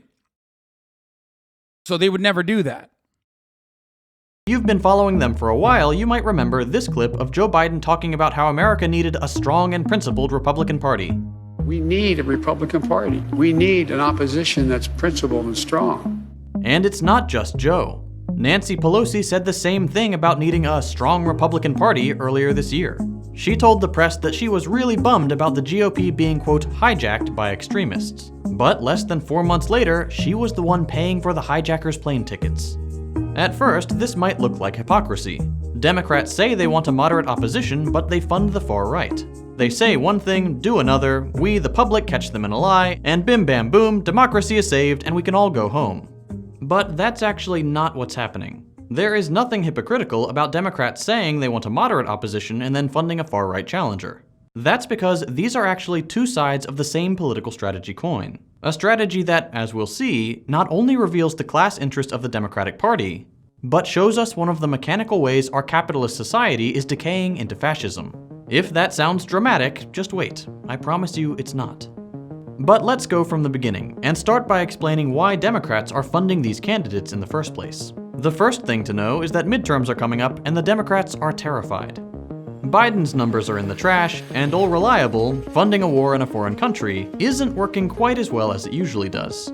There is little hope that Democrats will get a majority again, so they need a way to tilt the odds in their favor, and they've figured out how. Democrats are hoping that by making a bunch of far-right nutjobs win GOP primaries, two things will happen in general elections. One, moderate Republicans will be outraged and vote for a more centrist blue candidate, and two, solidly left-wing voters will also be outraged and vote for the lesser of two evils out of necessity. And the problem is that this strategy has worked for them before. In 2012, another Democrat, Claire McCaskill, spent $1.7 million. Except for when it didn't work, and when it doesn't work, it's really, really bad. On ads for the ultra-conservative Todd Akin, more than Akin spent himself. The result? Akin got a boost in the polls as soon as the ads started running, won the GOP primary, and then lost against McCaskill in the general election. This wasn't an accident, and it wasn't even a secret. McCaskill herself said, "There were 3 viable candidates, and Todd Akin was kind of the weirdest one. I knew he might say some weird things if he were nominated. And he had less money, so we took a poll and figured out what Republican voters would really like about him." She even went on to write this article about it. Democrats fund these campaigns because they win when their opposition are far-right. By the way, that one instance is the reason why Claire McCaskill could still go on fucking CNN or MSNBC every goddamn night. Every goddamn night. Isn't it the same strategy Trump used by boosting Bernie? Trump literally did not boost Bernie. Trump has no power to boost Bernie in the same way that Hillary Clinton had the power to boost Donald Trump. Donald Trump also, when faced with a genuine opportunity to boost Bernie, like by debating him directly, refused to do so because he recognized that Bernie Sanders would have fucking wiped the floor with him, and that would have made him look bad and also made Bernie Sanders look good. Not only did Trump not boost Bernie, but he very routinely mentioned behind closed doors how afraid of Bernie Sanders he was, if you remember. Weirdos. Except when they don't. Funding a far-right candidate and saying they want a moderate opposition are two ways for the Democrats to do the same thing, to position the Democratic Party as the only reasonable political choice. By saying that the Republicans are being hijacked by extremists and then actively funding that hijacking, the Democrats are creating an image of themselves as the only remaining bastion of democracy, the only way to vote that won't actively tear the country down. At least until the Republicans go, quote-unquote, back to normal, which Democrats know will never happen. Democrats are reliant on the right being represented by the worst guy imaginable, and will actively work to make that the case. Either, as we see here, with direct funding, or more commonly, by pitting themselves only against candidates like Trump. Clinton never campaigned against guys like Jeb Bush. Her opponent was only whoever was the farthest to the right and could make her supporters most upset. She drummed up a radical opposition because it's a much safer strategy than running against someone who shared a lot of her ideas. But this strategy has a couple different outcomes. It might, as Democrats hope, bring some moderate Republicans to their side and get more blue voters out to the polls. Maybe. But it might completely backfire and their funding will just have gotten more far-right wackos into politics. No one can...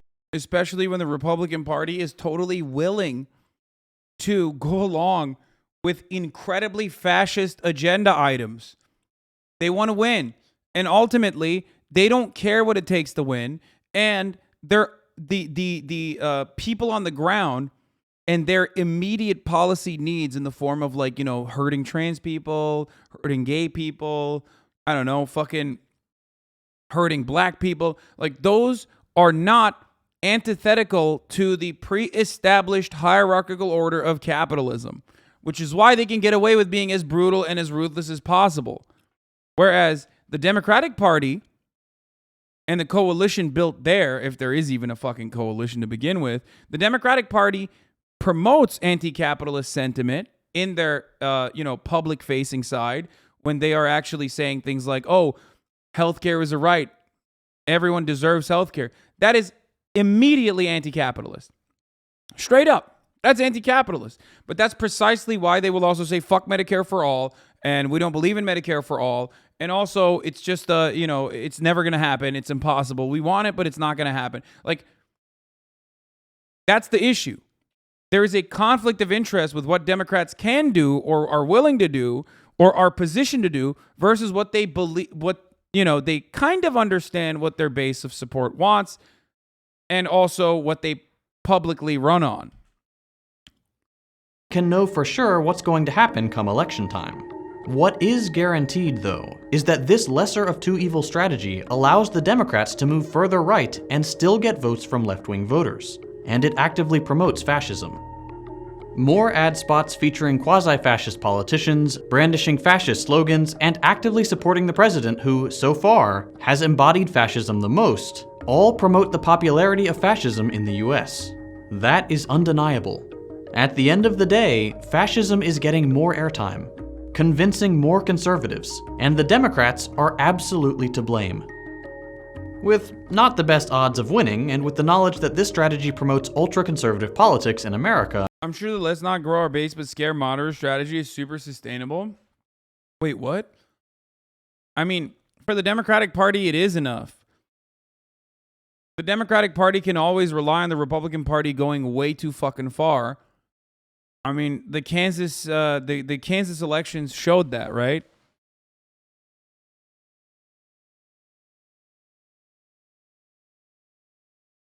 That's the point. That's their entire strategy.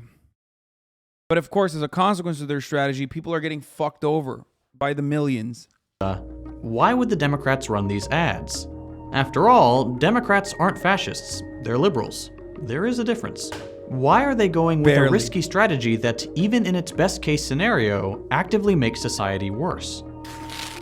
There are two explanations. One, mechanical, at the party level. This strategy is a direct product of the way the Democratic Party is organized. Another, at the societal level. This strategy is the product of how our entire economy is organized. Let's start with that second one. You may have heard the phrase, fascism is capitalism in decay. That sentence is used to say that as capitalism starts failing the people it usually benefits, starts decaying, it concedes strategic ground to fascism in order to survive. Doesn't promoting their nut job op make it seem like they're a legit voice of the people? No, because the people are nut jobs, dude. Come on. How much mental illness do we look at all day, every day, make content out of, and like quite literally analyze, dissect? How are you, dude? Do you want me to play this again, dude? Here. To make everybody confused, drag queen story time out. That was their plan. That was normal to say a woman can go be a man. And say only women can get pregnant. Well, that's transphobic, and dudes that cut the thing. Like, you want me to play you some fucking Tom McDonald songs again? It's like, bro, it's done. You can't do that. Like, do you not see what's going on out there? Do you not step foot outside? Do you not know what your fellow man is believing and thinking? Loving the fit, BB? What is this? Stop! I did not wear that shirt. Boys. Oops, the wrong one. It's an idea that gained traction in the 20th century when socialists realized that capitalism wasn't being replaced by socialism like they expected. World War I and the Great Depression, brought on by a global economic crash, didn't lead to socialism replacing capitalism's global hegemony. Instead, reactionary movements started popping up everywhere, most notably in Germany and Italy.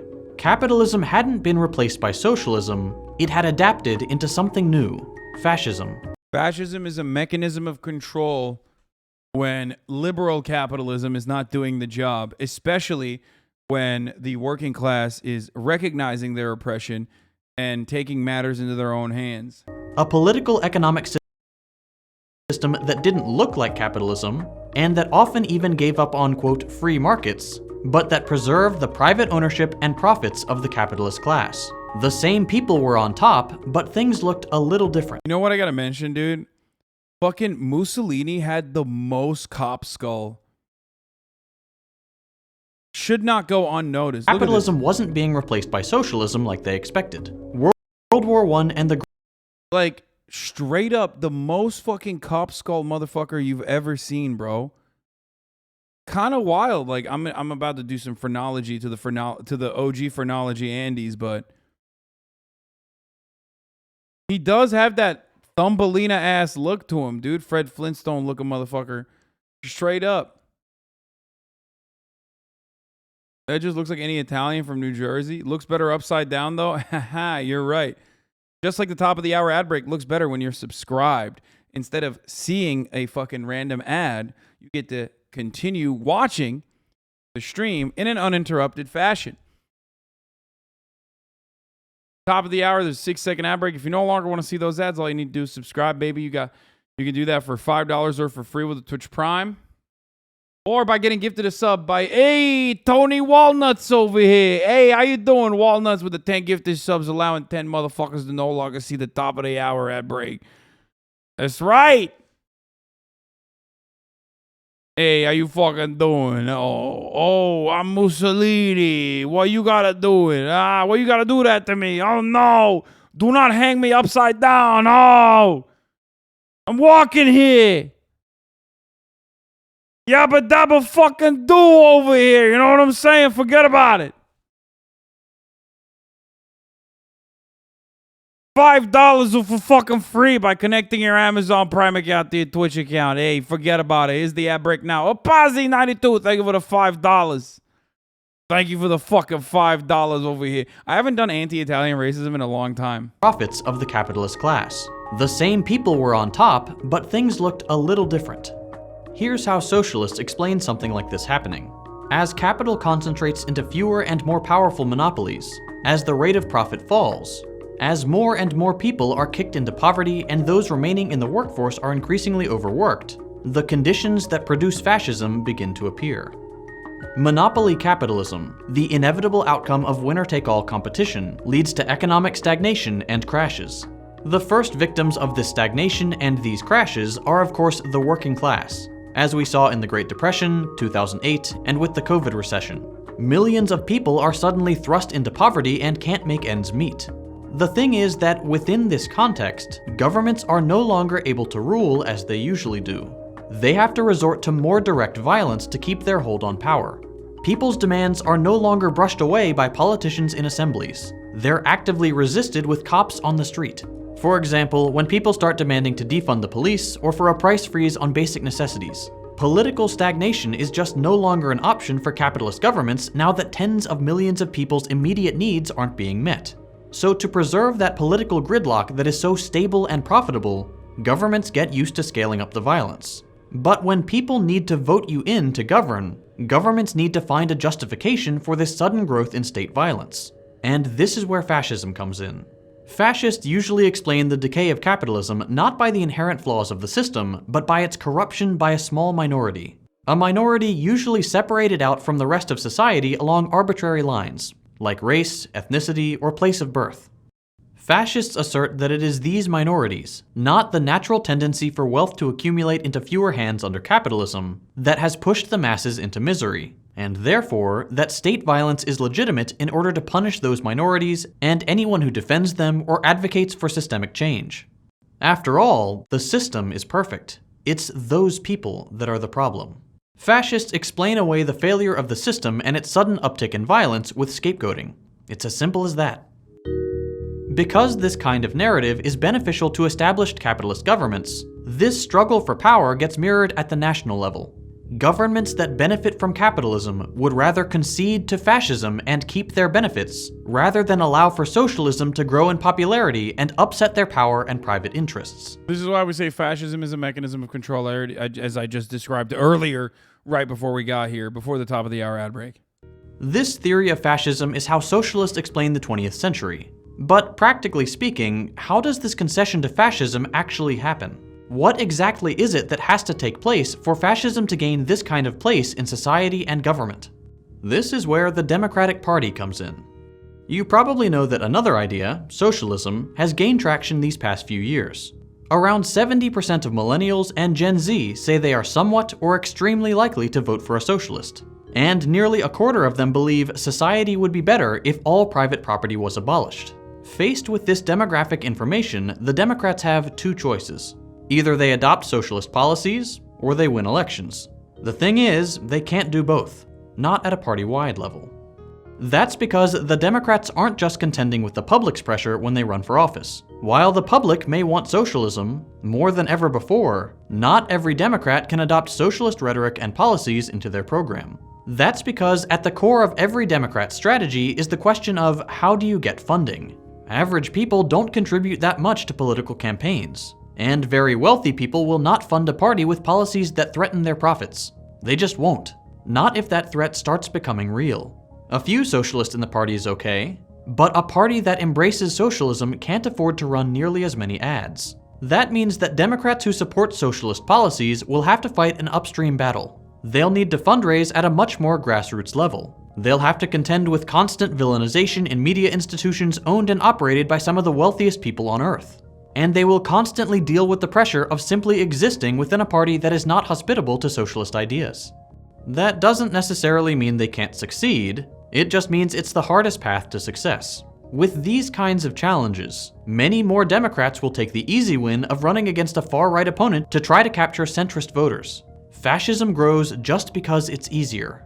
This kind of system doesn't need anyone to be evil. It doesn't need anyone to lie. Nobody needs to be actively dishonest. Enough people just need to follow the path of least resistance. It is in the material interest of Democrats to not concede any more ground to socialism than is absolutely necessary for their survival. And by comparison, it's much easier to fund and then run against the far right. The more their platform is influenced by the anti-capitalist left, the more likely they are to lose elections. So without trying to make fascism more popular, just by being okay with it happening to win elections, fascism gains traction in our society. This is not the only way fascism takes over, but man is it an effective one. That is why I constantly talk about alternative networks of power on this channel. Why I focus so much on the institutions of our government and how they're constructed. Why I keep telling you to organize, unionize, participate in mutual aid, and study up and disseminate information on alternatives to the capitalist economic model. The natural tendency of our elected institutions and political parties is to prioritize capitalism, even when it fails most people and starts relying on fascism to survive. Our institutions were built with preserving capitalism in mind, not to be accurate reflections of the public's will, especially when the public turns to socialism. Without building institutions that can resist this natural tendency, this country will comfortably slide into fascism. We can and we must put a stop to it. It has, and it will continue to do so. Slide further and further. The US is kind of in a boiling frog scenario. We're not just gonna wake up one day and someone will have flipped the fascism switch. It's a process, and we're already pretty far along. It is so important that we come to— Guy seems cool. Please tell me he doesn't hate you for some reason. No, Second Thought loves me. No, these guys are, they're great. Terms with that fact and act accordingly. I try my best to learn and understand as much as I can so I can share with others. And one way I like to— Yeah, they have a podcast as well called The Deprogram with Hakim and Ugopnik. This is why I say white upper middle class progressive leftists are so hawkish when it comes to foreign policy. Are only like that because it allows them to feel as they are making some progressive change without threatening their own existence. Yeah. We're not gonna watch the Nelk podcast because we got some fucking fire content lined up. Okay. And no, it's not CCG Grayson. We're back. The button's back. The fucking button is back, dude. Oh my God. What an incredible moment. What an incredible, glorious moment. Cut button content. The Lord, the content God delivered to us. Another button video. Oh my fucking God.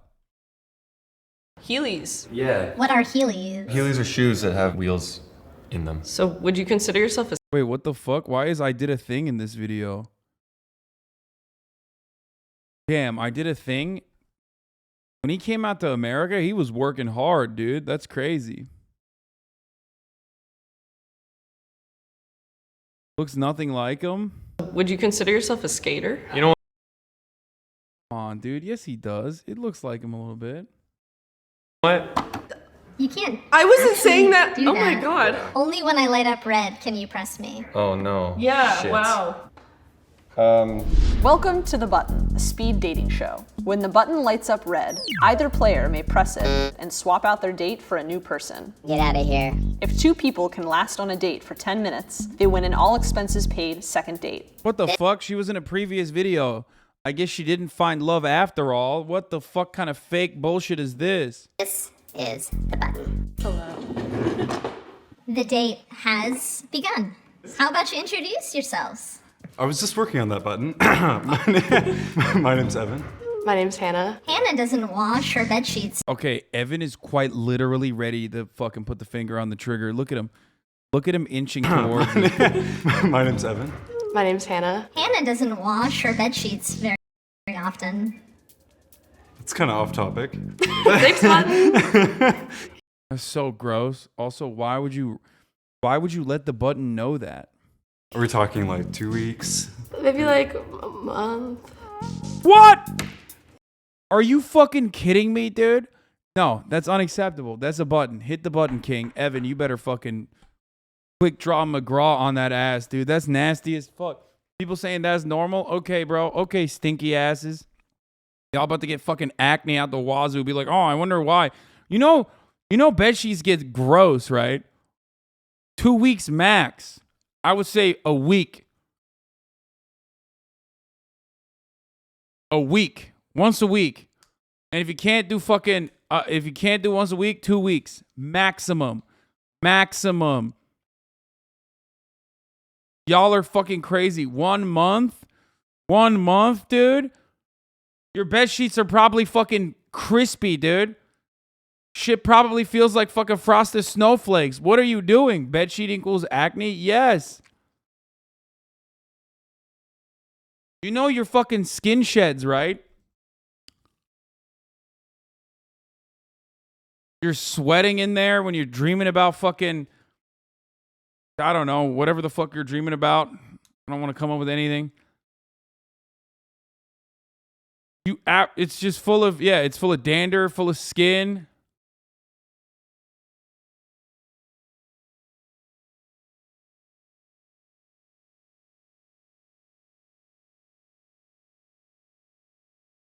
Some of you are about to have your lives changed because you just found out this information.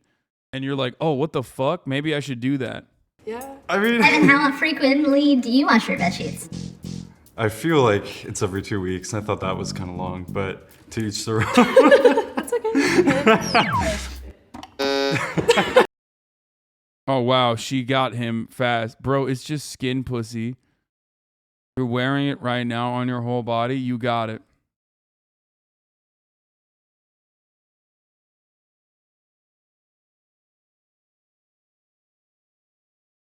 I hate to do this because it's friendly fire, but she's a cat owner 100%.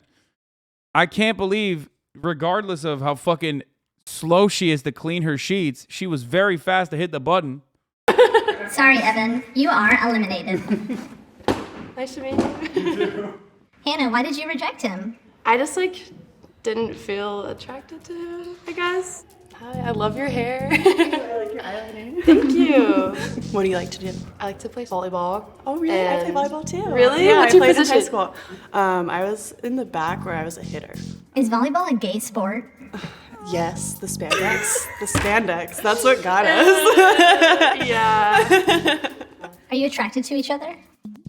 Yeah. I'm not gonna lie, I can't get over the fucking the bed sheet thing. It's like permanently, it occupies permanent space in my brain. Like once I hear something about a human being like that is incredibly valuable information. It's gonna be very hard for me to not think about that. Like incredibly hard for me to not think about that. I think you're cute. Do you think Stop. I'm cute? I think you're hot. Thank you. Which is intimidating me. Oh, it's okay. What are you two looking for in a partner?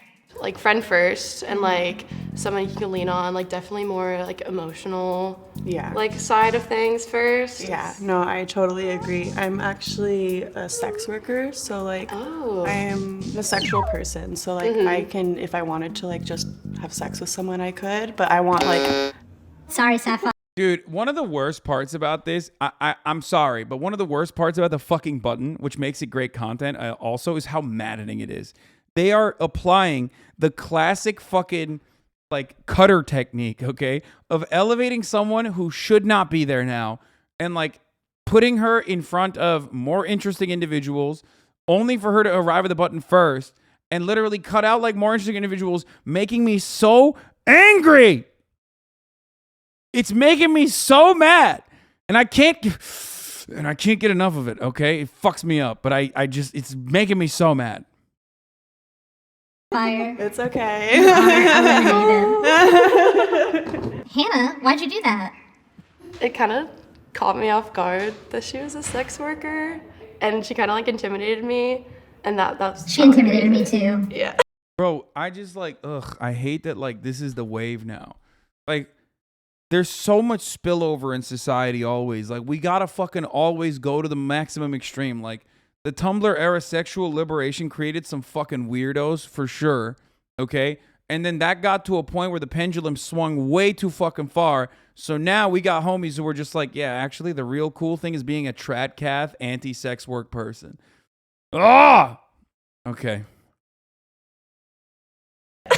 I'm glad we're together. Hello. How's it going? So, when was the last time you two had sex? A week ago? Damn. It's just like a hookup? No, somebody that I've been seeing casually for a little while. Patrick, are you poly? I am, yes. Oh. Yes. She's gonna hit Have the you, like, button, been on Patrick. polyamory? She's gonna hit the button, Patrick. She got a stinky ass fucking bedsheet waiting at home for you, Patrick. Don't do it. Hit that fucking button, dude. First relationship before? This is my first. Stop! This is your last. Bye, Patrick. Why did you reject him? The polyamorous kind of like put me off, I guess. Stop! She has no redeeming qualities. She literally distracted Patrick so she could fucking slam the button. Ah, I hate her. I'm mad. How are you doing? I'm good. How are you? Good. I love your eyeliner. Thank you. I love your makeup too. Thank you. The green, favorite color. It's my favorite. It's my You're favorite color. kidding. Yeah, I love the color green. So, Yeah. so anyway, why are you up here? I go to school here. What do you study? Graphic design. So do I. You're kidding. I study graphic design. You both have so much in common. I mean, yes, green and graphic design, my two personality traits, right here. Let's go! Sorry, Hannah. Nobody's gonna hit the buzzer because her hands have made the buttons. Okay, stop. Finally, dude. Let's switch it up a little bit. By the way, she went for it anyway. Bro, who does she like? Not everyone wants to date a sex worker or someone who's polyamorous, but that doesn't mean they're against sex work or hate polyamorous people, says Isabeau the Red. Yeah, I don't really care about her personal preferences. I just wanted her out, okay? I just like I want to, you know, make the content different. You're so nice. Loved. I also can't personally get over the fact that she said she didn't clean her fucking bed sheets. Meeting you. You're amazing. You had so much in common. I know. I just wasn't feeling the spark. And then also, if I'm being honest, some of the people before were just like, she buzzed them out really fast. And I don't know about that vibe. I don't know. I feel that. Right? Do you think I'm That's cute? right. I mean, yeah. I mean, my gender, I see myself as like a green orb in my mind. So I feel like a button works just as good. I love that. But I do fear AI a lot. Okay, rude. Oh my Let's bring in the next. Bro, I swear to God, Seattle is an autonomous zone already. Like, it is just a different planet, dude. We focus too much on Portland, okay? In all of our endless focus on Portland with, like, everybody who's like, yeah, Rose City, DSA, rise up. Like, they're fighting the fucking paintball squad, you know what I mean? Every goddamn weekend. We forgot that Seattle has its own version. An entire city of people having turf bangs. State. Hey. Hello. Heelys. Yeah. What's your name? Emil. Emil. Nice. I'm Pi. Pi. What's your handshake? Handshake, yeah. Nice to meet What you. are Heelys? Are you at? Bun doesn't know anything. Okay. Yeah. You want to take this one? I mean, you're wearing them. Yeah, you're right. Heelys are shoes that have wheels in them. So, would you consider yourself a skater? I consider myself an ex-skater. Is it because the wheels aren't there? It's because what? Oh, on the Heelys right now. Oh yeah. You know what? You can't. I wasn't actually saying that. do Oh my that. god. Yeah, I didn't like that. Only when I light up red can you press me. Oh, This is awkward. Oh no. Yeah, Shit. wow. Wow. This is so cringe. It I'm, is. I'm dying. I'm just gonna start hit the up. button. No. No, I want to hit it now. Alright, now we both want to hit the button. I mean, I was vibing until you wanted You were to make me leave, so. Well, shit. What are you two looking for in a partner? Let's try and save this. Yeah, let's Yeah, just- no, yeah. Basically, I'm looking for a partner who understands Heelys. I do, is what I'm saying. You do? Okay. Yes. Alright, cool, I alright. was not making fun of you for the Heelys. Do you like The Cure? Sorry, Emil. Why did you reject him? It just seemed like a certain type that has approached me before and made me not feel great. So I don't know. I hope they're not talking shit about me back there. Yeah, you've been here for a minute. A little bit, yeah. Hi, I'm Leah. Leah, Yeah. I'm Pi. Okay, nice to meet you. Nice to meet you. Leah is kind of famous on TikTok. Tell me about your, how many followers do you Not have? that many. Not that many? Just like 135,000. Not that many. It's really not. What do you make? What do you do on TikTok? Is it cringy? Like thirst traps, I guess. But it's like comedy, like comedic. I'd watch them. Yeah. Okay. Yeah. Yeah. What kind of dating things do you like to do? I'm in like I mean, it's TikTok. Everybody's doing thirst traps, you know? There ain't nothing wrong with that, okay? There ain't nothing wrong with that. You do you, a queen. big activity person. I like to be doing things. Yeah. Well, I guess it's like a high and a low. Sometimes I just want to like stay in, take a nap together. I love like somebody who could take a nap with me. Yes, that's so sweet. I love that so much. I get why you've been here so long. You're very likable. Oh my god, thank you so Yeah, It seems like the two of you really complement each other well. I was gonna say, I think you're super cool, so. I think you're cool too. Like Leah, where would you take Pi on a second date? Like a picnic sounds really good. Yes, that would be so lovely. Yeah. And maybe I could come? I don't know if we need you for the prompts anymore. I went to Portland and it felt like it was your chat IRL. Yeah, why do you think Austin's constantly talking shit? I'm gonna light up red one more time. I'll give you both one more chance to press the button. And if you don't, then I think we have a winner here. We're gonna be winners. I want to be a winner. I want to be a winner, and I also want to go on a second like date with you. I like you too. I'm so glad we connected. Yes, same. Leah, Pi, congratulations. You have won the button. Yay! This one wasn't that good. It's really jarring to leave Seattle, especially if you're living. Yo, this was 7 minutes long. Give us more, dude. Give us more. It's a mid-episode. I need more drama. I need more content. I need more like fucking choices. Like the button hoggers need to stop. Okay? I don't like it. This was a filler episode. This was a Naruto filler episode. It's really jarring to leave Seattle, especially if you're living in Capitol Hill, which I am. And if you go anywhere else, even a little bit outside of Seattle or some of the different districts, like the University District, there are a bunch of normies there, and they sort of suck. Please, the button is so cringe. Shut up, pay me to throw. Literally trying to throw the content. This is great content. We win! We did it! Oh my god. Now go on that picnic. Have fun. Yes, yes. Let's go on a picnic. What now? We saw all of it. We saw all of these. We watched all of the fucking cut videos, dude. It just sucks that, you know, there's not more of them. Okay, let's watch this Disney made us gay shit. You know what bothers me? For some reason, all our fans seem to think that we're gay. Now, I thought we made it pretty obvious in all our previous videos. We're just two average, straight friends. But look, we don't want to disappoint all our fans. You've been watching us all this time. Maybe you know us better than we do. So we're going to try our best to become homosexuals, just for you. And we know exactly where we'd have to go to make that happen. Why else would you want to have two dudes or two women kissing in a Disney film? It's about making your kids gay. Gay agenda and queerness and putting it in movies and cartoons. They're being fed these messages over and over. Oh, dude, the Ninja Masterclass video. I can't wait to watch this, by the way. Yeah. In every episode now, they're going to have Mickey and Pluto going at it. So this is a true wake-up call to parents that they can't trust. I wish you could join them. Every time they do gay shit, I get very upset. Not because I'm homophobic, obviously. That's like secondary, but because You know, I'm like, nobody invited me to the party. You know what I'm saying? I feel like Squidward, SpongeBob and Patrick are out there having fun, and I'm Squidward sitting in my fucking prison of my own mind. The things that they used to be able to trust. You heard it. Disney is making kids gay. So if we wanted to be gay, we'd have to catch the first plane to America and go to Disneyland, the gayest place on Earth.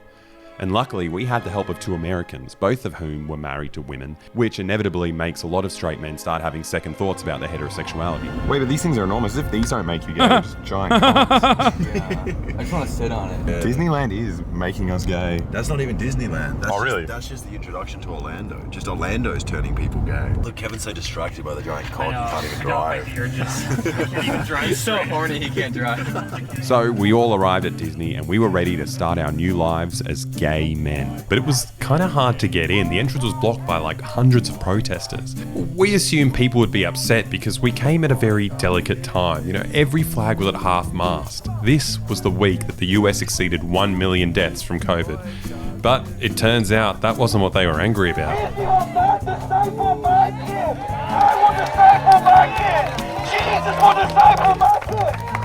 So what's... Bro, that's awesome.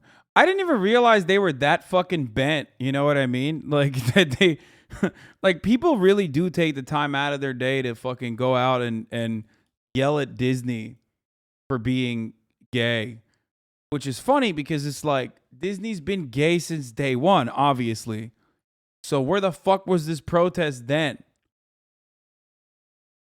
And when I mean bent, I don't mean it in the fucking oi bruv way. Okay, bent as in America, when you say bent, you mean like bent out of shape, okay? Angry, frustrated, fuck.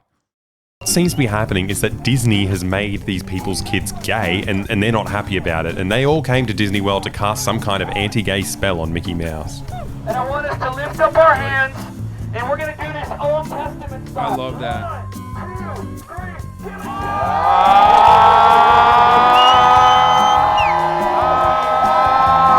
Oh my god, the energy was contagious. I just couldn't help but join in. They worked us up so well. I honestly hated Mickey for a minute there. Well, not all Mickeys. I mean, there was a heterosexual MAGA Mickey who was apparently on our side. Make the Bible great again. We were about to have some good old-fashioned fun and apparently get some sweet discounts too. We're going to do a Jesus march down the street in front of the Macaroni Grill, where we're going to have a worship throwdown. Woo! And the Macaroni Grill manager already came out and welcomed us and gave us $50 coupons. Oh, Macaroni Grill. Now, I've never done a Jesus march before, but it turns out it's actually pretty easy to do. You just got to remember one word. Jesus! Jesus! Jesus! To the untrained eye, this looks a bit silly, maybe even delusional, but I quickly became convinced of the magical power of the Jesus March. You see, last year during the BLM protests, the governor of Florida made a law that made it legal to run protesters over if they obstruct traffic. But these people were clearly protected by God, like no car could stop them. And we thought the Jesus Walk was a perfect... Oh, silly boy. Don't you know that anti-protest law is only designed against black people? Silly Billy. You think that anti-protest law would work against God-fearing white Christian men and women? No sweaty. Time to start talking to people. What do you think of the event so far? I think it's amazing. Absolutely amazing. I'm glad I drove from Myrtle Beach. I live in Atlanta, outside of Atlanta, and I was at the Great Awakening in Myrtle Beach when he spoke. And I was like, I gotta be there. So I have slept in my car for 3-4 nights and came here because this is amazing. Clearly, an intelligent person who has all of her brain capacities, like that has not been diminished at all. Amazing. How many miles is that? Roar! I have no clue. I'll be honest, I felt a bit out of my depth here. Things were getting really weird, but that was nothing. As soon as we got to the Macaroni Grill car park, things got even weirder.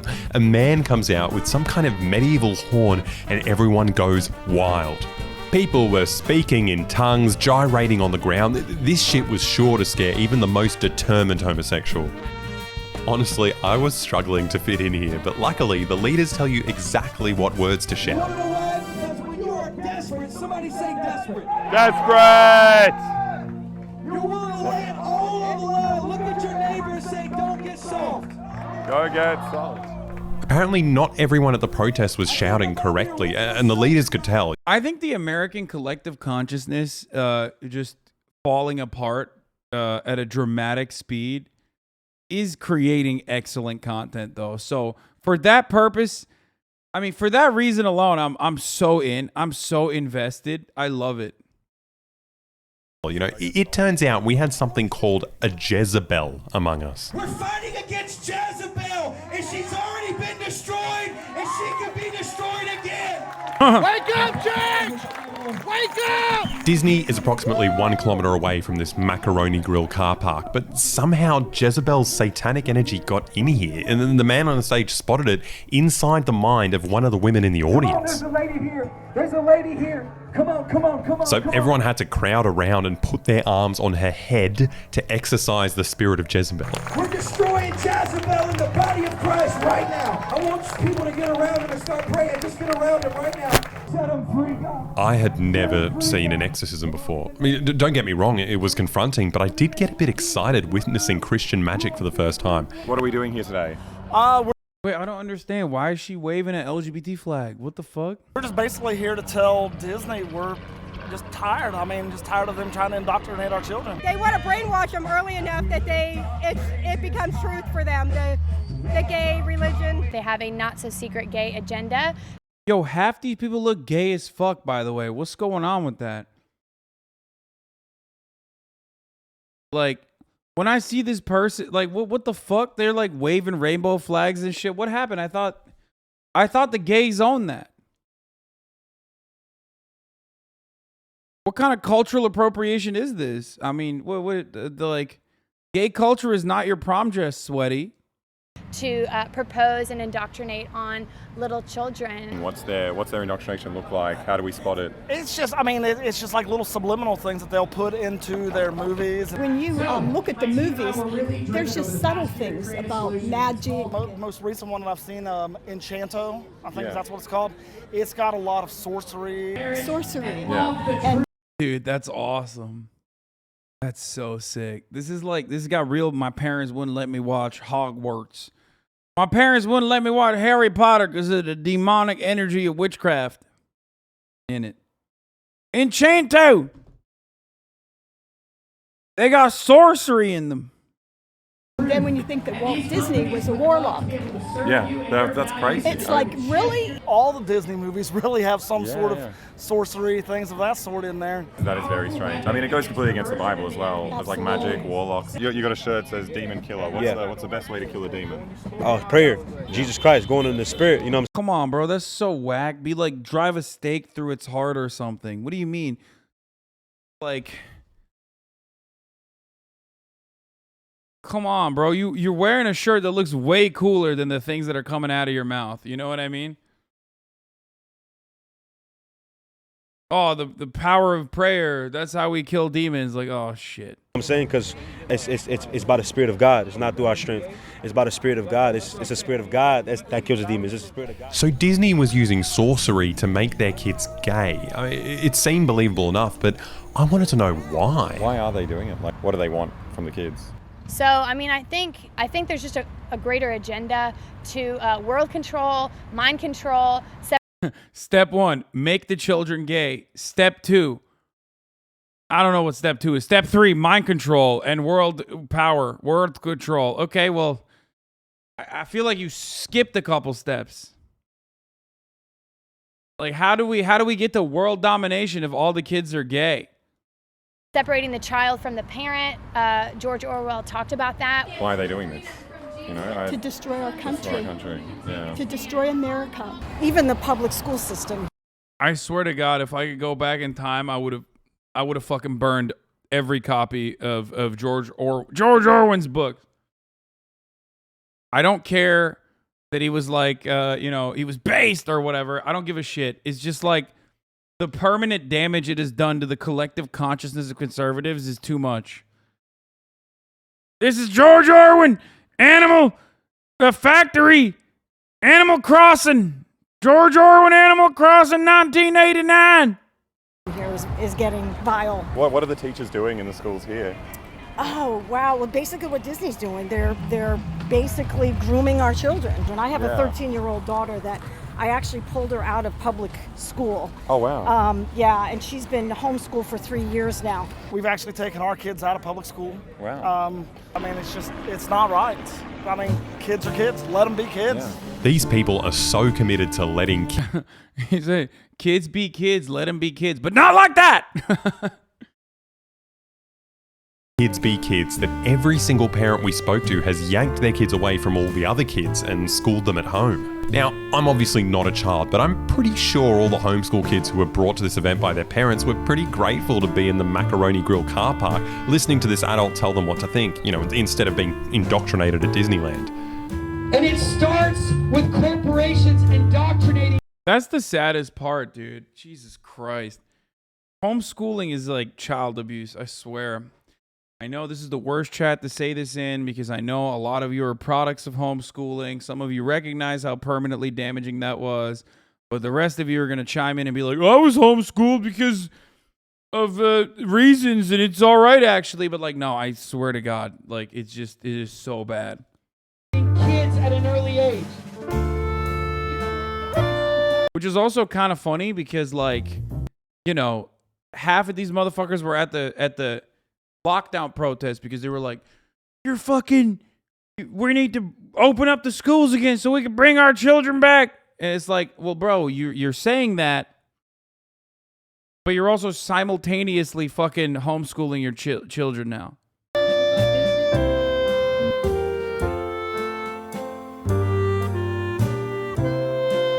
What is wrong with these people? Well, it's all well and good for the homeschooled kids, but what about the kids who are already gay? What happens to them? You know, they're kids, they've watched Disney, they've gone to public schools, they're gay. Like, what do they do? We just a prayer.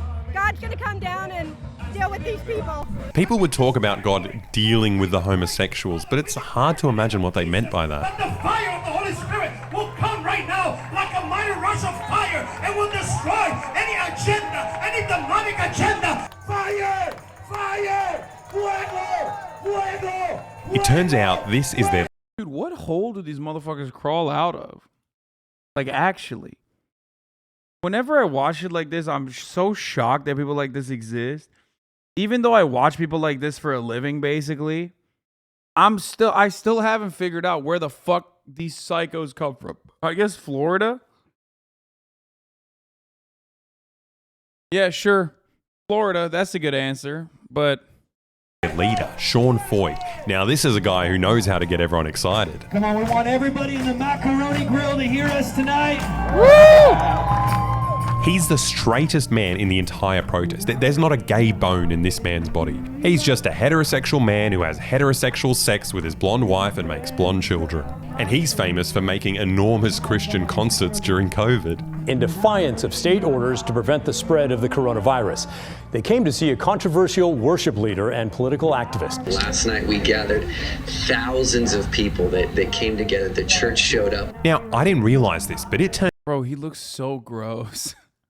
Turns out that COVID public health orders and Disney's homosexual agenda are actually linked. With the shutdowns, they groomed the children back then because they had to be masked, they had to be 6 feet apart, so that was just the beginning. It's always so wonderful when the fucking cult leader straight up looks like a cult leader. Like when your insides match your outside, it's fire. And then anything else would be okay, like you could be, you could be a girl today, you could be a pronoun today. Because we will no longer wear masks. We watch Australia. We watch the world. We know what's going on, and we're awake, and we're not going back to sleep. This is pretty impressive. These people seem to know a lot more about Australia than we did. They were forced jabbing children. I personally didn't see it. Have you looked at the stats in your country? Because we're getting your stats here. To me, it is like Nazi Germany. Little kids that were like tackled by the police and injected on the spot. I mean, it's just that it really seemed like true communism. I even heard that you guys can't grow gardens. So when they ask for a vaccine card, the first thing I think of is like, oh, do I need to show my yellow star? Now, if you ask me, none of that stuff actually happened, but I do honestly admire their dedication to freedom and bodily autonomy. We have the freedom here to not take the jab. The freedom here to say, you know, it's a medical procedure. I don't want to be a part of. You know, it's my body. My body, my choice. They're not even allowed to ask. Well, they're not allowed to ask if you're vaccinated. Although their commitment to my body, my choice only went so far, especially now that abortion is illegal in Florida. I mean, I'm pro-life. We don't want abortion. There's no black and white. What would happen if someone, let's say, was to get an abortion in a state? Like, would they just go to jail? Like, what's the? Yeah, if you could detect a heartbeat in that child, aborting after that point would be illegal. And so that's really, really great just to get some of those rights back to the unborn because they deserve them. Look, no offense to the Christians, but we didn't get a lot out. Bro, it's like, I mean, the contradictions are very clear. Everyone has already expressed them a million times over. So I don't want to talk about that. What I want to talk about instead is the fact that, like, these people want to fucking, forcibly carry pregnancies to term. So there are more babies to fucking homeschool and send to, like, these psychotic rallies, only to have them kill themselves when they reach fucking 15. You know what I mean? Because they just were so socially stunted that it's impossible for them to continue living. It's like, why? Why are you causing... No, I'm not an anti-natalist, but, like, why are you literally... causing so much suffering on this planet? Eat my bundar, Hasan? What? Out of these interviews, if we want to get to the bottom of this, we'd have to go about it scientifically. We're going to have to go to Disney to find out once and for all if it'll make us gay. And remember, we're doing this for you. With the protest over, getting into Disney World was easy, but finding our way around was almost impossible. I swear we just come down on this road. But then we went straight, so we had to do like... Why the hell is this place so enormous? Well, it turns out back in the 40s, the working conditions at Disney were incredibly exploitative and there was this massive animator strike. Now, don't let the cute cartoon signs fool you. Walt Disney was a slave driver and they all wished he was dead, and he'd rather die than negotiate with his animation. I just want to run that one more time, dude. God, we really... Not to get all fucking, like, return to tradition on your ass, but, like... think about how things used to be. Animator strike. I wonder where the post-left guys were back then to be like, oh, these guys are pussies. They're not real leftists, bro. Real leftism is when you fucking let these guys suffer, actually. They're fucking animators. You're not real working class, dumbass. I'm real working class because I have a podcast that's paid for by Peter Thiel.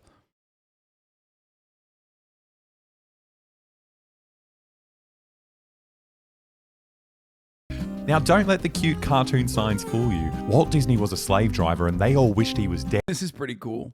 And he'd rather die than negotiate with his animation slaves. But the US government stepped in and said, come on, Walt, you're causing a scene here. You're going to have to negotiate with your employees. And Walt gave up and negotiated a better deal for his workers. Yeah, this time he was beaten. But Walt thought to himself, if I had my own country, no one could tell me how I had to treat my workers. And that's when he came up with Epcot. Spelled E-P-C-O-T.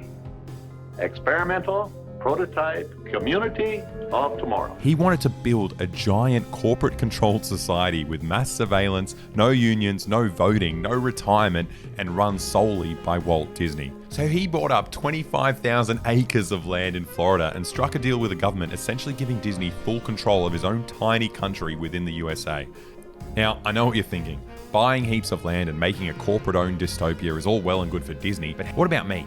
How do I get to be lord of my own evil little kingdom? Well, thanks to this video's sponsor, Established Titles, you can be a lord right now. You can buy at least 1 square foot of land on a private estate in Scotland.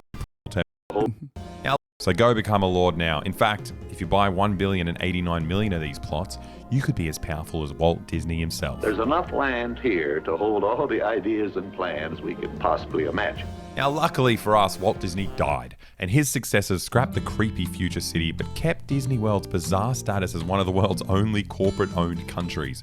They pay no taxes, they have their own laws, their own private fire and electricity services, even their own private police force. Yeah, no, they got an actual prison. That is If you find yourself here, it's because you did something real naughty. And it's not just prisons, we even had to pass Disney Migration and Customs to get in. We just got stopped by Disney police, and now we're going to get, I guess, Disney strip search. I mean, I hope they make it fun. It's going to be the funnest strip search on earth. Can I record the process, please? Oh, sorry. Always you two who get secondary screening. Why? No, it's because we don't look gay enough. I presume just because I have a gun in my bag. Wow. Yeah. Did they take it? No. They just wanted to make sure that you had enough ammo. Yeah, exactly. Here you go, sir. Have a good day. We finally made it past the funnest biometric data scanner on Earth, and we made it in. And we're finally ready to test out if Disneyland can make us gay. We decided to stay at the Swan Hotel, named after the gayest creature in the animal kingdom. And straight off the bat, the Christians were right. Disney does seem to be making us gay here. The accommodation is so prohibitively expensive that you have no choice but to share a bed with all the boys.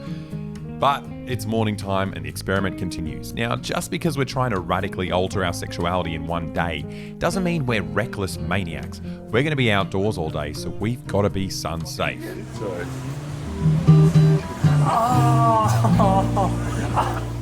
Now, we were only Disney for about half an hour at this point, and things were getting a lot woker than. The funniest part about it is that they're not gay. They're just Australian.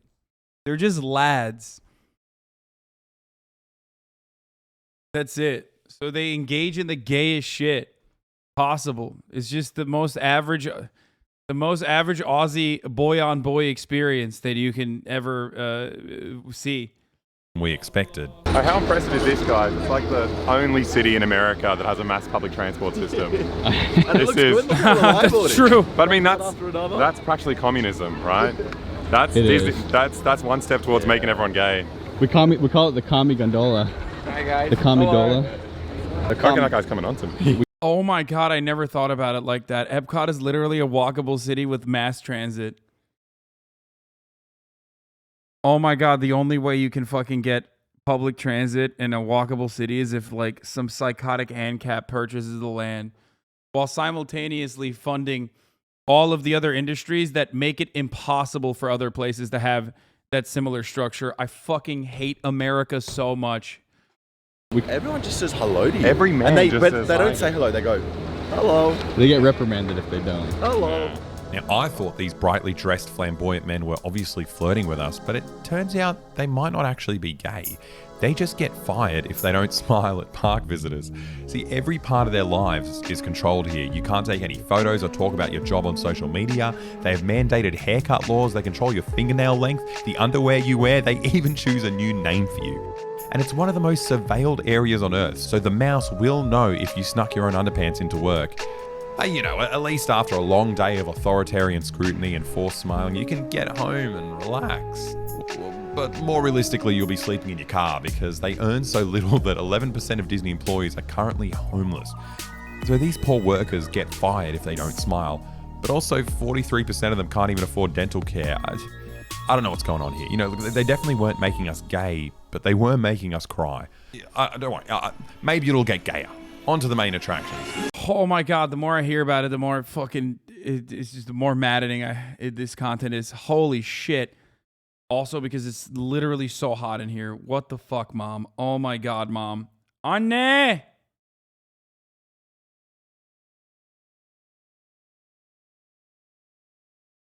Wonderful. It's wonderful to have my mom staying here and just constantly and consistently change the temperature in the house. Wait, dude, I understand what they're talking about. They're literally promoting bestiality here. Yeah, this is way too radical for my taste. The spectacle was pretty weird and confronting, but there wasn't anything particularly gay about it, so we decided to take matters into our own hands. Wait, do you want to kiss in front of the Disney castle? Of course. Is that Walt Disney? Yeah. I like how this man turned around like he was like, yes. Yes, I am. So, we're getting ready for our first kiss, and it has to be perfectly framed to make sure Disney can work its magic. And I think we got it. I'll be honest, kissing Alex wasn't that bad, but it also wasn't particularly arousing either. We're going to need much more evidence for this to be conclusive. Yeah, what are you doing? I think we've got to test to see if the food's gay here. Yeah. I mean, it doesn't look very gay. Mine doesn't look gay either. It tastes gay?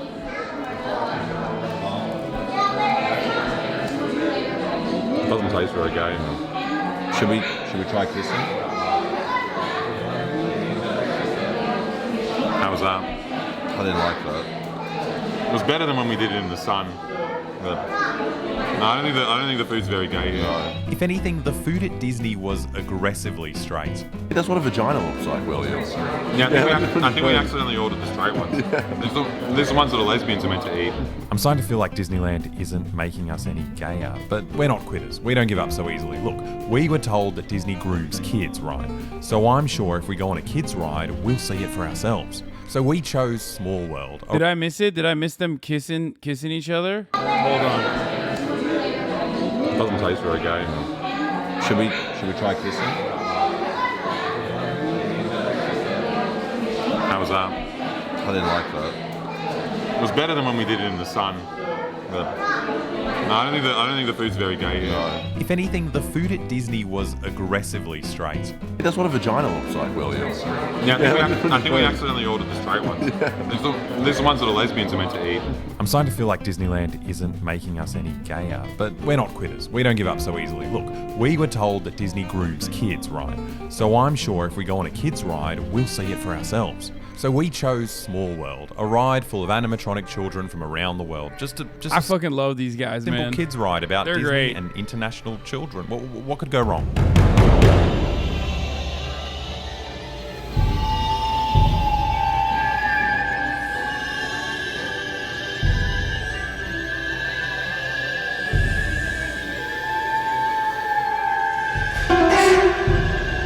Tanya Red? Yeah, because it's 1,000,000 degrees in my fucking house right now.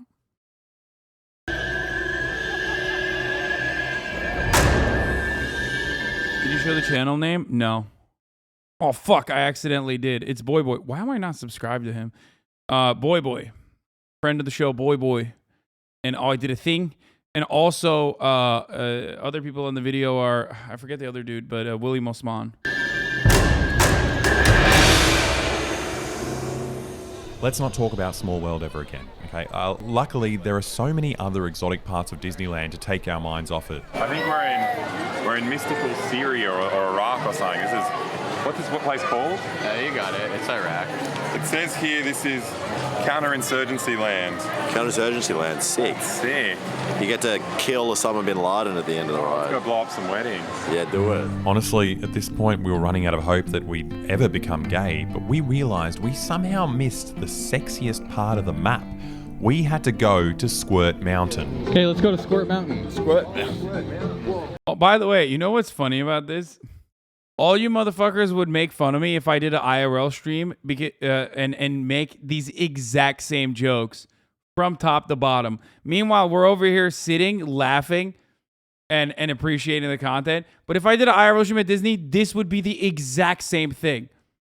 I would do this in the exact same way, which is why I realized after the last sequence of IRL streams that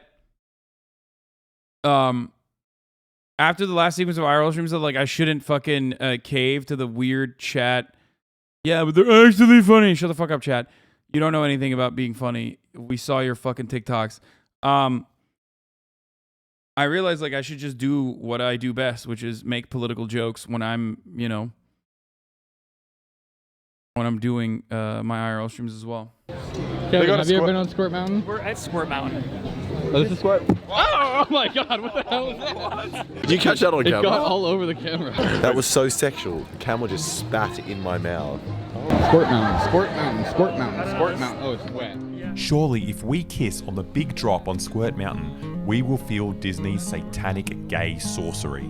The problem is that we could never really tell when the big drop was coming, so we just ended up kissing on all the drops, and this is where Disney's gay spell actually started. Now that I imagine you making those jokes, I have an urge to complain. Oh yeah, 100%. Working. would make me gay What? is the fact that when I closed my eyes and kissed him, I almost forgot that we were about to do a massive drop. It made me feel more comfortable. Yeah, it made me feel a bit more comfortable as well. Maybe there is some truth to this. Maybe... Oh, now I'm scared again. I don't like it. Now this kiss was different.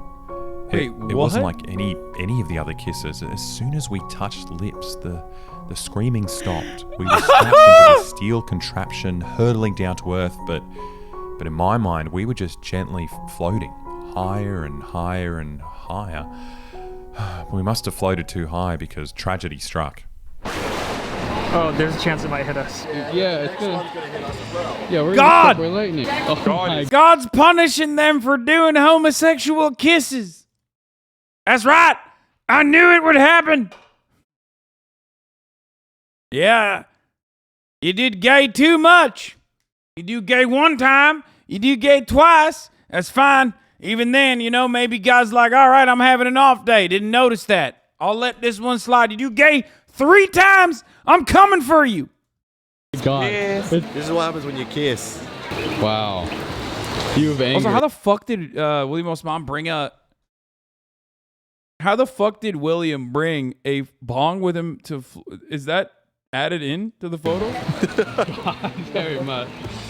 All right, we were warned. We make a run for it? Yeah. As we were running through the rain, I realised this day had been a big disappointment. I mean, apart from that brief moment on Squirt Mountain, we didn't feel any gayer at all. We were just tired and wet, and Alex got a nasty beard rash. I mean, the Christians were right in a sense that Disneyland is a demonic hellscape, but it definitely didn't make us gay. But these conservatives believe this shit with all their heart, like so much so that after 60 years, Florida's Republican Governor Ron DeSantis is officially revoking Disney World's status as an unaccountable, unregulated corporate country. This state is governed by the interests of the people of the state of Florida. It is not based on the demands of California corporate executives. Now, don't get me wrong, this is an amazing move, and there are a million good reasons to do this, but the Conservatives chose the only insane reason for doing it.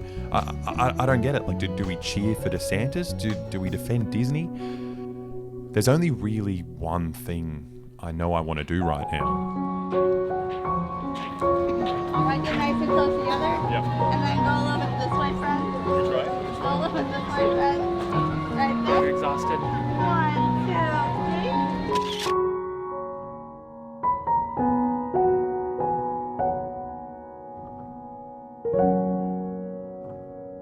I love these boys.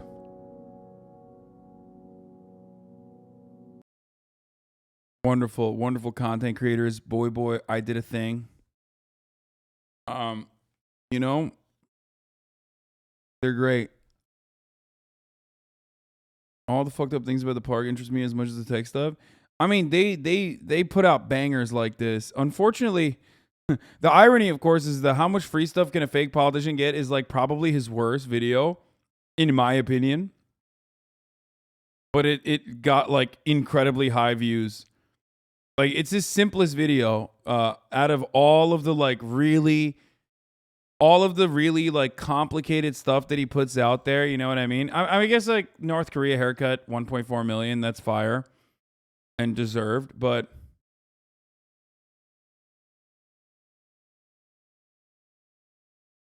I love the racist statue vid. What is this? Meet the guy who makes racist. Hi, my name's John, and I make racist statues.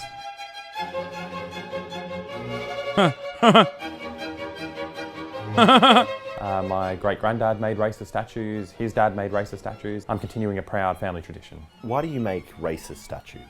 Because not a lot of work in statue making, you know. As soon as you put up a statue, you can't really put up any more statues in that same area. You know, it gets too crowded. It's just a nightmare, really. So our business model, we've been making racist statues. So the idea is that someone's going to want to tear it down because it's racist, and then we get commissioned to make a whole new statue. Pretty good. Yeah, we've done all the big ones. We did Captain Cook, pretty proud of that one. We did the Warlord, Lachlan Macquarie. He's the guy who hung all those Aboriginal people off trees. We did the drug dealer, Queen Victoria. She just kept killing Chinese people until they'd buy her opium. These are all the things we look for when we're trying to make racist statues. You know, right now, we got commissioned to make 3 I wanted the TikTok like pedophile it. statues for the Vatican. should be good. Hi, my He name. said drug dealer. Oh, what a fucking dumbass, dude. The drug dealer. Ay, ay, ay. You have to watch the Ukraine one? No, I'm not gonna watch that right now, dude. We're having different vibes. I want to watch. Andrew, you can't I took Ninja's masterclass, baby. restock your merch. You don't know how. Sandwich. Hey guys, welcome back to another episode. That's right, dude. Drew Gooden fucks up his life and yours. I've been waiting for this fucking video because I'm too cheap to go and buy the Ninja masterclass myself. Also because I can't disrespect Ninja like that, you know what I mean? I personally would never be able to watch the Ninja masterclass because what if I learn his secrets? His deepest, darkest secrets. Instead, I'm going to watch Drew watch the Ninja masterclass because I will like stealing. That's the other reason. That's the real reason, actually. I just like theft. And this way I get to steal from both Drew by watching his video and steal from Ninja by watching his masterclass and steal from masterclass in general. Let's watch. Episode of my braless wife bringing me a sandwich I didn't ask for. So I made a Twitch account in 2018 with the intention of streaming regularly. And in the 4 years since, I have streamed. Let's see if this person I keep is telling ever written myself in here. I'll go back to it, but as with everything else in life, I remember it's just so much easier not. Now that that's an argument I can get behind, 427, Captain, 621. He should live in a beautiful jail cell, 7/16/2021. Drew Gooden has not been in this chat since 2021. Okay? Let me tell you something about that, Drew. You want to be fucking masterclass, dude? How about you start writing in the chat and watching me again? Okay? Maybe because I steal his videos. That's why he's like no longer in here. Okay? Anyway, let's keep going. Not to, so I don't. But today, that all changes. Thanks to the help of one man, Tyler Ninja Blevins. If you don't know who Ninja is, he's sort of the Michael Jordan of having blue hair. If you do know who Ninja is, you probably expected me to say he's the Michael Jordan of... To be fair, I only found about Drew, Curtis, and Danny because of you. Wait, really? That's funny. Twitch streaming, but that would imply that he's one of the very best at it. I don't know if that's true. I think at this point, there are tons of people doing an equal or better job of representing how fun and exciting Twitch can be. Ninja might just be the only... Wow, I wasn't even in that compilation, but Daph was. Okay. That's cool. It's fine. I'm not upset about that. It's fine.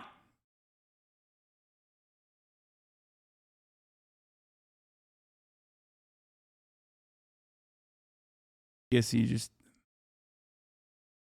I don't know. It's okay.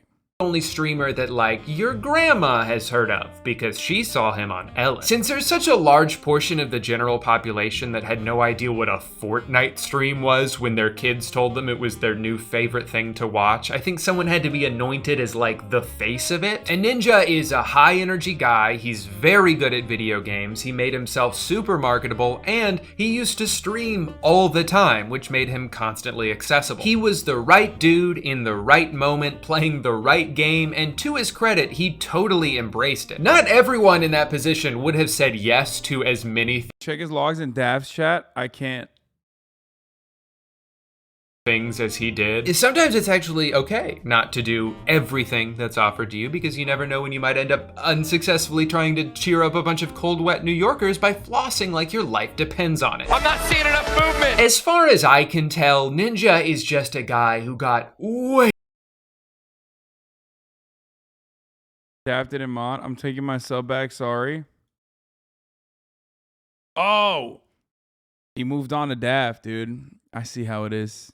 Daff is a better streamer. I'll take the L. I'll hold it. I'll hold it. Way It's more fine. famous than he ever needed to be. And apart from his weird creator beefs and notoriously bizarre tweets, I don't really have too strong of an opinion about him at this point in my life. Anyway, all of that brings us up to a few months ago, March 2022. Ninja launches his exclusive masterclass. With years of clicking and yelling now under his belt, Tyler is finally ready to share the secrets that led him to the top for the low, low price of one annual membership to masterclass.com. For the record, that's the wildest thing about this entire process is like, who the fuck wants to learn about how to be a better Twitch streamer from Ninja while simultaneously learning how to be a fucking, like learning how to be a better politician from Hillary Clinton? You know what I mean?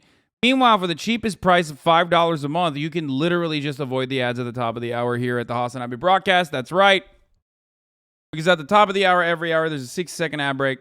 And if you no longer want to see those ads, if you're like, fuck, man, I really love this broadcast. I want it to be uninterrupted. I think it's worth it to give us on $5. Then you can do that. You can subscribe for $5. If you're like, I don't have $5, you can do it for free with the Twitch Prime or by getting gifted a sub. If you're lucky, that is, of course. If you're a good boy, girl, or MB.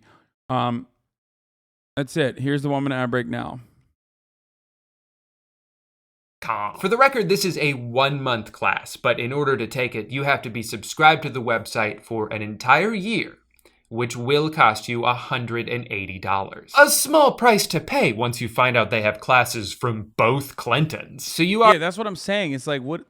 Who the fuck's like, oh man, $180 that just dropped in here to watch Ninja and Hill and Billary Clinton. Why did I say it like that? Actually, it sounds better that way. Okay, let's go. Already know the drill. I'm going to sign up for this class. Thank you, Velvet. And I'm going Lovecraft to for the regret. 5 gifted.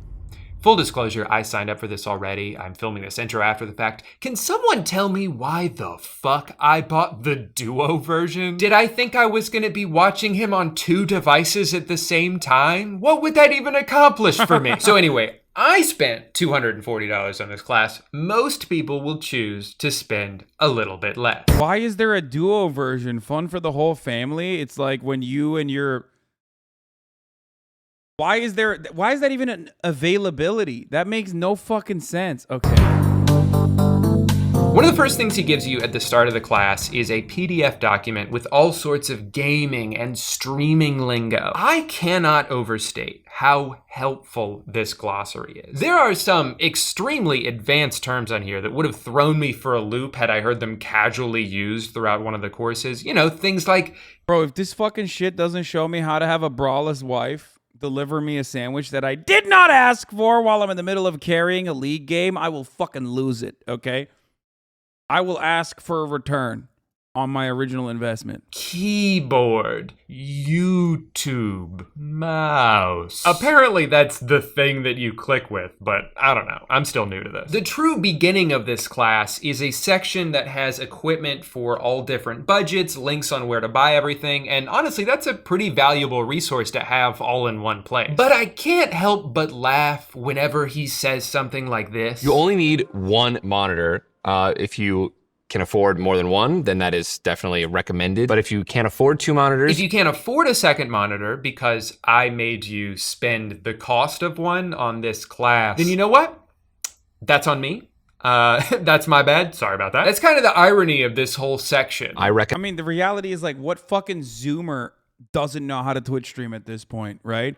So this is literally designed for boomers to watch, but also what boomer is going to watch the Ninja Masterclass and be like, I'm going to be a Twitch streamer. That's why it's describing terms like mouse. Recommend that you spend a good amount of money on your gaming PC. Relative to other hobbies, streaming can be very expensive to start out. Even the lowest end computer that he recommends is about $1,000. And you still have to buy a microphone, a webcam, a mouse, and keyboard. Yeah, well, here's my fucking masterclass, which you guys know already. I started streaming by strapping a fucking camera onto my PlayStation 4. That was the cheapest way to do it. I had a PlayStation 4 already, okay? And what did I do? Well, I strapped the PlayStation Eye onto it. I don't know how much it is, but that's basically how I started streaming. It was the cheapest way to start streaming, so that's what I did. And I didn't actually like end up buying a computer and even going full desktop until much, much later. Two things we just learned about earlier. He really tries to stress how every dollar is so important when you're starting out. So it's like, I don't know, maybe save 180 of them for equipment and then just watch an OBS YouTube tutorial for free. Speaking of which, I love this line. It's plug and play for a reason. It may seem a little scary, but it's not. There's tutorials everywhere on the internet. Ninja, I don't know if you know this. You're filming a tutorial. Don't outsource the work to someone else. Just tell me how to do these things while I'm here in the class that you're teaching. In this second clip, you will already immediately see the evolution of my streaming personality.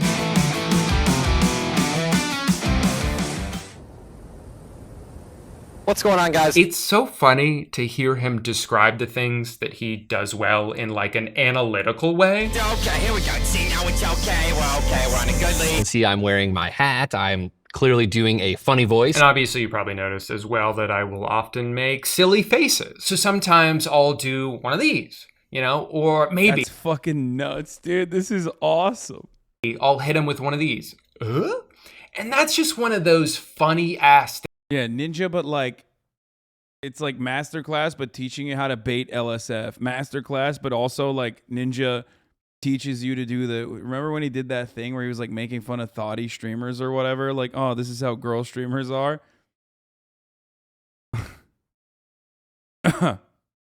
Things you can do. God, I fucking hate you guys. Oh my God, I hate every fucking spammer. And, you know, of course, it's entertaining to watch. This makes me laugh. And laugh so hard. This next clip I'm going to show you is kind of me evolving a little bit as a content creator.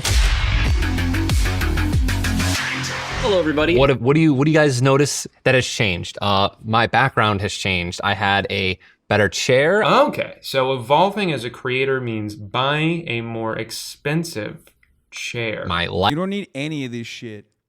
You don't need any of this shit at all. Okay? That's why XQC is able to fucking be the #1 streamer year over year with literally a Logitech Brio camera. You don't need any of this shit. You need 2 monitors, a fucking Logitech Brio camera, and that's pretty much it. And headphones, I guess. Unless you have... You don't need any of this shit. I have all this fucking new shit because, you know, holy crap. Like, I wanted to maximize the house I bought, you know what I mean? But like, I don't need any of it. You don't even need to speak. You don't even need to know how to speak English. Again, XQC can't speak English properly. Light setup was totally different, way more appealing. All right, well, I thought maybe he was going to talk a little bit more about like evolving your personality, but it seems like his advice is just to, you know, spend more money on the wall behind you. Hey, he's the master, and this is his class. Things in the background were more appealing. You know, you have the gaming fridge, of course, with the energy drinks in there. That's always fun to look at. Yeah, I have a lot of fun looking at that fridge. Hey man, we're gonna go wear suits to the new Minions movie. You trying to come? No can do, big guy. I have got my day filled. Oh, wow. That fridge is really fun to look at. I know. In the very first one, it was just my full screen webcam. The next one, I was reacting to a clip that I had, and you know, I was wearing a hat. All right, there we go. If you want to get better at streaming, put on a hat. You know, that's probably why my friend Chris is so good at streaming. That dude has so many hats. My headphones were upgraded. The my hair was blue. Now we're getting somewhere. These are actionable steps. Wear a funny hat and dye your hair. If you're like me and you're not exactly sure why that matters so much, he does actually have some pretty insightful commentary about it. This is so funny. It's literally here's the line, right? Play video games a lot, and then when the next big wave video game comes in, be one of the more dominant characters in the scene and just farm it non-fucking stop. Figure out when you can be the top of the directory, no life it, okay?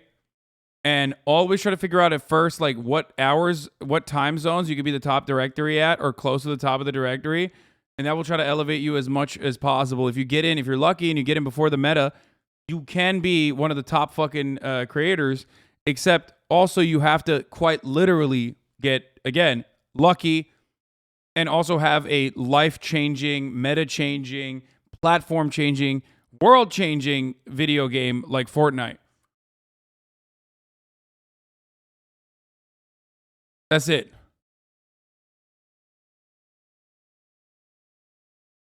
Really wanted me to always have my hair blue, and it just became a part of my brand. There are a couple of What game did you have? No, I'm an anomaly. I'm not going to fucking sit here and act like what I'm doing is in any way, shape, or form similar to a lot of these other content creators. My meta is called politics, okay? It pops off every 4 years, especially with Donald Trump as president. Categories. Oh. And also, on top of that, you know, I was able to network effectively as a consequence of already having prior clout coming onto the platform. So there's that too. Not really. I'd say that Reactorson is common nowadays. I mean, I was one of the fucking early adopters of React Andy, React Randall content, specifically because I, you know, didn't have anything else to play. I didn't like playing video games on stream. Thank you for mentioning that already having a following is the easiest way to break into streaming. Yeah, except remember that a lot of people with previous clout, no matter how fucking big their clout is, doesn't necessarily translate the clicks on this website. The hardest thing to get is to go from 0 to like 1 viewer. So obviously I'm not going to sit here and act like that's something that is easy to overcome. It's not. Hardest thing to get from, bro, your following was so huge, you had like 5 viewers on PS4. No, that's why I always talk about it. Like my first stream I had 15 people watching. 15 people. You understand? 15 people are watching, but that's huge because a lot of people never make it to that even. And the reality is that even if you have clout on other platforms, it's very hard to translate that those eyeballs into Twitch. Twitch is very insular.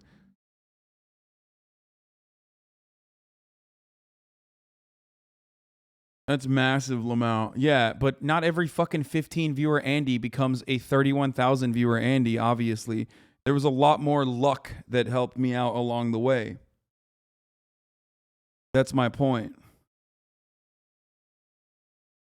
15 viewers, 0 to 15 is incredibly hard to achieve. One of them was my cousin, okay. Yes, I had 15 viewers and one of them was my cousin. So technically I had 14 viewers. Are you happy? Why are you trying to undermine my accomplishments?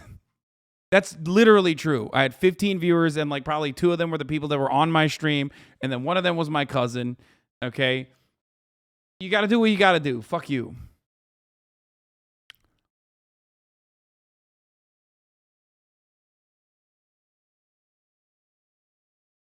And Frogan, probably. Most likely Frogan.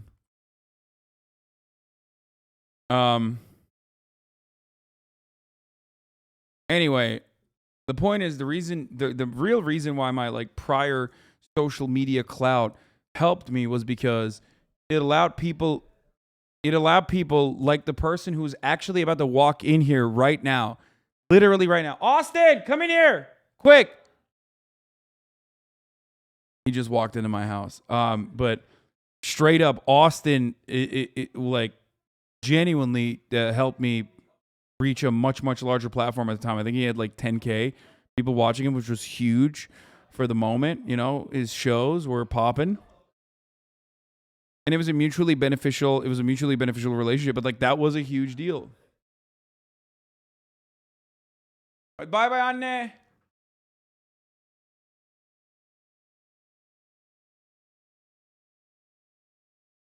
And the guy got lost, and he it disappeared. You want food? I'm fucking dying. I'm on a diet right now because I've been fucking working out and Sit down. running. Ass down. Sit your freaking ass down, dude. But I ordered. This is what I get for ordering homophobic chicken. I'm gonna order it right now. You literally deserve it. You deserve to not have your. I'm gonna get a refund for that homophobic chicken. I'm gonna order some more homophobic chicken. How about you? So, how I about should you probably homophobically take your shoes off? Oh, but they're so nice. Yeah, that's what I'm talking about. Oh yeah. Okay. All right. Okay. How we doing? We're doing Good all right. evening. We're currently watching. Drew Gooden take Ninja's Masterclass, and I was literally talking about you as you walked in. Oh, really? What were you talking about? Well, I was talking about how like that guy looks like me or something. Oh, okay. I don't know. No, I was talking about how like I was able to I was talking about like how I grew on this platform. Oh, and I was talking about how like my prior clout allowed me to get like 15 viewers, which was a big deal because 0 to 15 is like huge, right? Yep. 0 to 15 viewers. Yeah. Hey, can I order my food real quick? Yeah, Just don't yell. Give me one this second. This one's gonna peak a lot if you don't have to yell into it as much anymore. I don't yell. I just yell naturally though. Yeah. Okay, hold on. Let me add pepper jack, cheese, white bun, unbuttered. I'm gonna add some extra pickles on there because that sounds delicious. And then we're gonna do barbecue sauce. And basically what I was telling them is that my prior clout. Yep. My prior clout from the Young Turks helped me basically gain more like a prominent status on your show. Which is why we decided to put you on the show to begin with. Yeah, that's what I'm saying. If I was like a random 15 viewer Andy, you probably wouldn't have. We're like, man, this guy's got bad shit, crazy takes. Let's platform him. Yeah, but that's pretty much it. Yeah. I was like, but again, we found this leftist extremist. We're like, let's put him on the show. I was lucky because like it was a mutually beneficial relationship. I was lucky because like he was looking for a unique position to defend. Yep. Now it's not a benefit. Now I just use Hasan. Yeah. You guys wanna know why Austin's here? Because like he hasn't told me, but I know why he's here. Oh no, this is all coincidence. I swear to God, it's coincidence. Oh, it's a coincidence. What are you doing here? Why are you in? Oh, because I'm here for like we're going to a party tonight. That's why you came? Yeah, because I what the fuck is wrong with you? I was supposed to be here because really weird because you're gonna be on the motherfucking Fear End episode. Wait. When's the episode? Tomorrow. We're gonna film it. Oh yeah, I'll be on it. Yeah. Yeah. Well, what time? Because you literally were not on the last episode. It was just fucked up. Am I you are supposed to be on the? Dude, it just wouldn't let me You're change. literally the third host. Oh, that's true. You're the third host, and you didn't even show up. You fucking diva. Dude, you didn't even ask me to be there. I didn't even know what was happening. Like, all I see is something about Pussy Riot, and and we wanted to do a straight episode. That's why we didn't. Yeah, we it was excluded homophobic. You. Yeah, I heard that you alleged that I was a conservative on the podcast. Is what I heard. There was allegations. Wait, really? About what? I don't even know that I was a conservative. Is it peaking that hard, Chad? Jesus Is it really Christ. that bad? Hold on. Let me. You want me to just not talk into it? No. I lowered it. Where the I lowered fuck it. did It you should be put good this? now. Yo, it's Bro. Cian sandwich delivery for HasanAbi in Austin. Please enjoy. There's no need to tip me as it's included in the delivery fee. He left the food. Where is this? Hold on, real quick. Where is that? What the fuck? Wait, here. Let me show you what here. Bro, don't show it on stream. No. I'm not going to. But Because while I can't figure out where the fuck that is, I'm sure someone else would be able to. Hold on. Let me show you what I ordered. What? Here. I ordered to right here. Yeah, that's right. That's the correct one. Yeah, that's what I fucking put. Yeah. Okay. Well, I don't know. Anyway, can we? All right. Sorry. Can you do know that I have a stream going? Yeah, on. I know. I'm sorry. This fucking guy. I know, but I know. Comes I know. crashing I know. in, dude. I know. I'm so sorry. I need to get my money back real quick. He's but like, I'm gonna get help. I found a screenshot of you with 3 viewers. Oh yeah, this is it. Yeah, that's what happens when you get Austin on the show. Fucking plummets. Yeah. Hey. You count plummets. Okay, I guess that's it. Absolutely Okay, we'll watch great this editing there. Gotta love the cut right as he's opening his mouth to say more. I couldn't believe, actually, how many times he mentions his blue hair in this class. Okay, so we have Ninja blue hair, right? I dyed my hair blue and everyone thought, okay, now blue-haired person, me dyeing my hair blue and my hair was blue. It's almost like he's convinced himself that one of the secrets to his success is that he dyed his hair a funny color. Well, I mean, I think it is though. I think that like that is what his branding relied on. Like that actually separated him from the crowd. Straight up, don't show anything. We're talking about Ninja and his success. Ninja did a masterclass. Do you know what a masterclass is? Your lib ass would love masterclass. Are you kidding me? It's like Hillary. I'm no longer a liberal. It's Billary and Hill Clinton. They are on it. I do. Yeah. You know. Well, anyway, they're fucking on it. There's a bunch of like Neil deGrasse Tyson, like all these people are on it, and they teach you how to be like them, I guess. I'm a retired liberal, by the way. Okay. It's not surprising. But yeah, he's talking about how he popped off, like how Ninja popped off originally, and he's talking about how his like hair was blue, but it is literally what separated him from other people. I think it was the Drake collaboration. I mean, yeah. Since it seems to be such an integral part of his brand, maybe we should check in on a stream now and see how it looks. Listen, just know that I will set my alarm at 5 a.m. so I can see all of your guys' morning wood. I forgot to look at his hair. I think most people's experience with this class will be that it's very front-loaded with content. He's got a little over an hour about the basics of what you need to just hit the go live button. And then the next section is 23 minutes. Everybody caught that. What, me looking at myself? Yeah. Oh, I don't care. I mean, yeah, I do that. And it's long. He starts flying through these short lessons that are like, practice the game that you like. And also don't stream too much, but don't not stream too much. Good luck. He even spends 2 of these very crucial minutes just rambling on about one specific Dead by Daylight trick he saw once. And it's like, dude, could you have written something down for this? It's called like a 360. Why does it seem like half the class is him going, oh shit, what else? And then you just do it. No scopes. No scopes are cool. So, you know, you could do one of those. Before you even have time to process anything that he said in section 2, we're already breezing right into section 3, which is less than 23 minutes long. It's so visibly short at first glance that they had to pad it out by copying and pasting 2 lessons from the previous section. Share your streams with the community and engage with each other. And now, do it again. Listen to your chat. The next time they come in, if they say something about their dog, maybe their dog isn't feeling well, and they come in the next day and you're just like, hey Jack, what's up buddy? How's your dog, man? The real mascot series is also such a joke. Tony Hawk's skateboarding is one of the worst pieces of content I've ever seen. Yeah, I mean, this is not surprising at all. Do you listen to your chat? What? Do you listen to your chat? Yes, a little too much. We just secured. They come in the next day and you're just like, hey Jack, what's up buddy? How's your dog, man? You probably just secured that viewer for life. Ask people if their dog is sick. He's got a section about how to deal with trolls, which is definitely something to be wary of if you're gonna be doing anything in a live setting. I love that this is the only example of an insult that he could come up with on the spot. Like, if someone says, hey Ninja, your hair... It's so funny. You can make a compilation of clips of me like not doing the exact opposite of this, by the way. Oh yeah, listen to your chat. And it's just like a rage compilation of me being like, oh, fucking video game you. You fucking piece of shit. Fuck yourself. Is insult that he could come up with on the spot. Like, if someone says, hey Ninja, your hair is looking really blue today. He's a content creator. Also, this is the most tame troll, dude. He had to really reduce it for masterclass.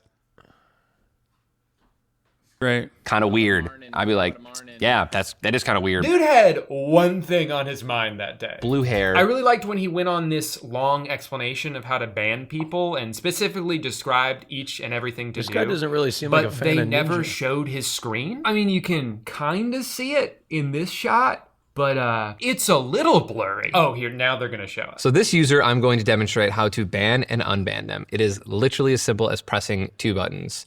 So you have their username, you click ban, Ninja, and you simply just unban. I can't see what you're doing, buddy. This happens multiple times. It kind of makes me think that they just forgot to record his screen while he was doing this section, and instead of attempting to recreate that B-roll, they just gave up and put nothing there. It's so bad. That's not even Tyler's fault, you know, but it does show a general lack of caring from everyone involved. There are times where the crew is either pranking Tyler with the editing or they just don't give a shit. This is a real clip from... Yeah, for free 99, you get to see me ban the living fuck out of people daily, like 1,000 a day. You know what I mean?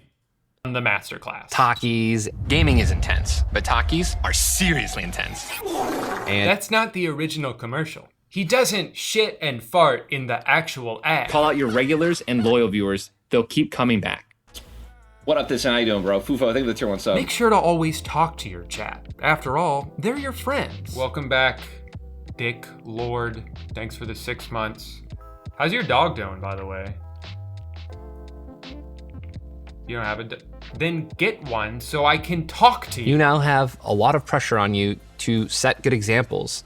It is going to be up to you to instill good morals, or the morals that you have, into your audience. You know, not promote harassment and not promote, you know, being negative. You can make a fucking copy of him not doing that. That's for sure. You're trash. You're awful. You're so stupid. You know, and just when I thought some of his advice was starting to dip. Okay, he went really nice with that one. There is significantly worse things that he could have shown of Ninja. He was being real nice. Quality. He drops this banger. I have a Fortnite skin. It is no surprise that the best titles can grab potential viewers who are scrolling through channels. Bro, yeah, just become like literally the most popular Fortnite streamer on the planet so you can get a Fortnite skin before almost anybody else pretty much, and then promote it on your YouTube. That's awesome. Yeah, so, you know, if you want to get a lot of views on a video, just get Fortnite to make you a skin and put you in the item shop. And then just tell people about it. Guaranteed millions of views, dude, and it works every time. You gotta try it. Actually, a lot of the final section of this class is about these like completely unattainable things you could do to get bigger. I always express my personality in gaming, but wanted to break out and do other forms of media and entertainment to expand my audience. Welcome to the Daily Show. Thank you for having me. Don't just be Bro, that's crazy. Bro, that's a crazy piece of advice to get. Dude, just get on the Daily Show. Motherfucker, I've been a political commentator for 10 years, okay? For 10 fucking years. I'm the largest leftist content creator on the planet. If you would just de-radicalize just a little bit, I think. I can't get on the Daily Show. What do you mean just get on the Daily Show? Just a little bit. What the fuck? All I can get on is fucking Name Your Price, dude. You kidding me? That shit sucks. Hasan Biker is a big. Are you kidding me? You love Name Your Price. It's your favorite show. Yeah, the only time I am able to get in front of mainstream audiences is when I say America deserved 9/11. Be a streamer, go on TV. I wanted to be known in Hollywood, so I went on shows like Ellen and The Tonight Show and The Masked Singer. How? I want to know how. How do you do it? What the fuck? I paid $180. Well, you know, here's the deal. I want to know how you do it. How do you do it? Well, why am I asking you? You don't fucking know either. Wait, you kidding me? I'm gonna be. I just don't want to go on The Masked Singer because I think it's fucking stupid. That's why. Oh, okay. Yeah. What about The Daily Show or Ellen? Would you go on Ellen? Oh yeah. Hell yeah. Well, exactly. I'd go on both of those. Hold this L, motherfucker. I'm sorry. I've the never. only L you're holding is not Ellen. Okay. I've never enjoyed The Masked Singer. What? Shoot me. I mean, you know, I've never enjoyed it. Wait, it's homophobic? I don't know. Yeah, it's a very gay show. all the people under the mask are gay people. Yeah, singing is pretty gay. I mean, and was eventually cast in movies like Free Guy. Come on, get your name out there. Be in a movie. I know it sounds crazy, but it makes a big difference. Collaborations are a great way to get more people to your stream, and it's very exciting for your viewers. Bro, just collaborate with Drake, dude. Hey, you want to pop off? Just do a collabo with fucking Drake. Hey, hold on. What the fuck, dude? Are you joking? Are you out of your fucking mind? I mean, he's got a point. Yeah, that will help you. That will help you pop the fuck off. That's for sure. Okay, straight up. And of course, you gotta play Fortnite with Drake. You may think, I don't need to do that, but don't underestimate how big that could be for your career. Starting out, you might not get to game with a celebrity. Dude, I'm literally always like, Drake's always hitting my line. I'm like, nah, I don't want to do that with you, bro. But he is right. Chill. You do need to collaborate. That's correct. It's true. You know, and then before you know it, you're stuck in a cycle of collaborating with the content creator that like helped you grow originally, and then you know you develop a lifelong friendship, which is abused and used all the fucking time. Hasan okay, forgets about all the fucking time. Hasan forgets about all the moments where I'm slaving away next to yeah, him. no, totally Providing insightful Dude, commentary. Move your head into that direction right there. Yeah, there it is. Yeah, you.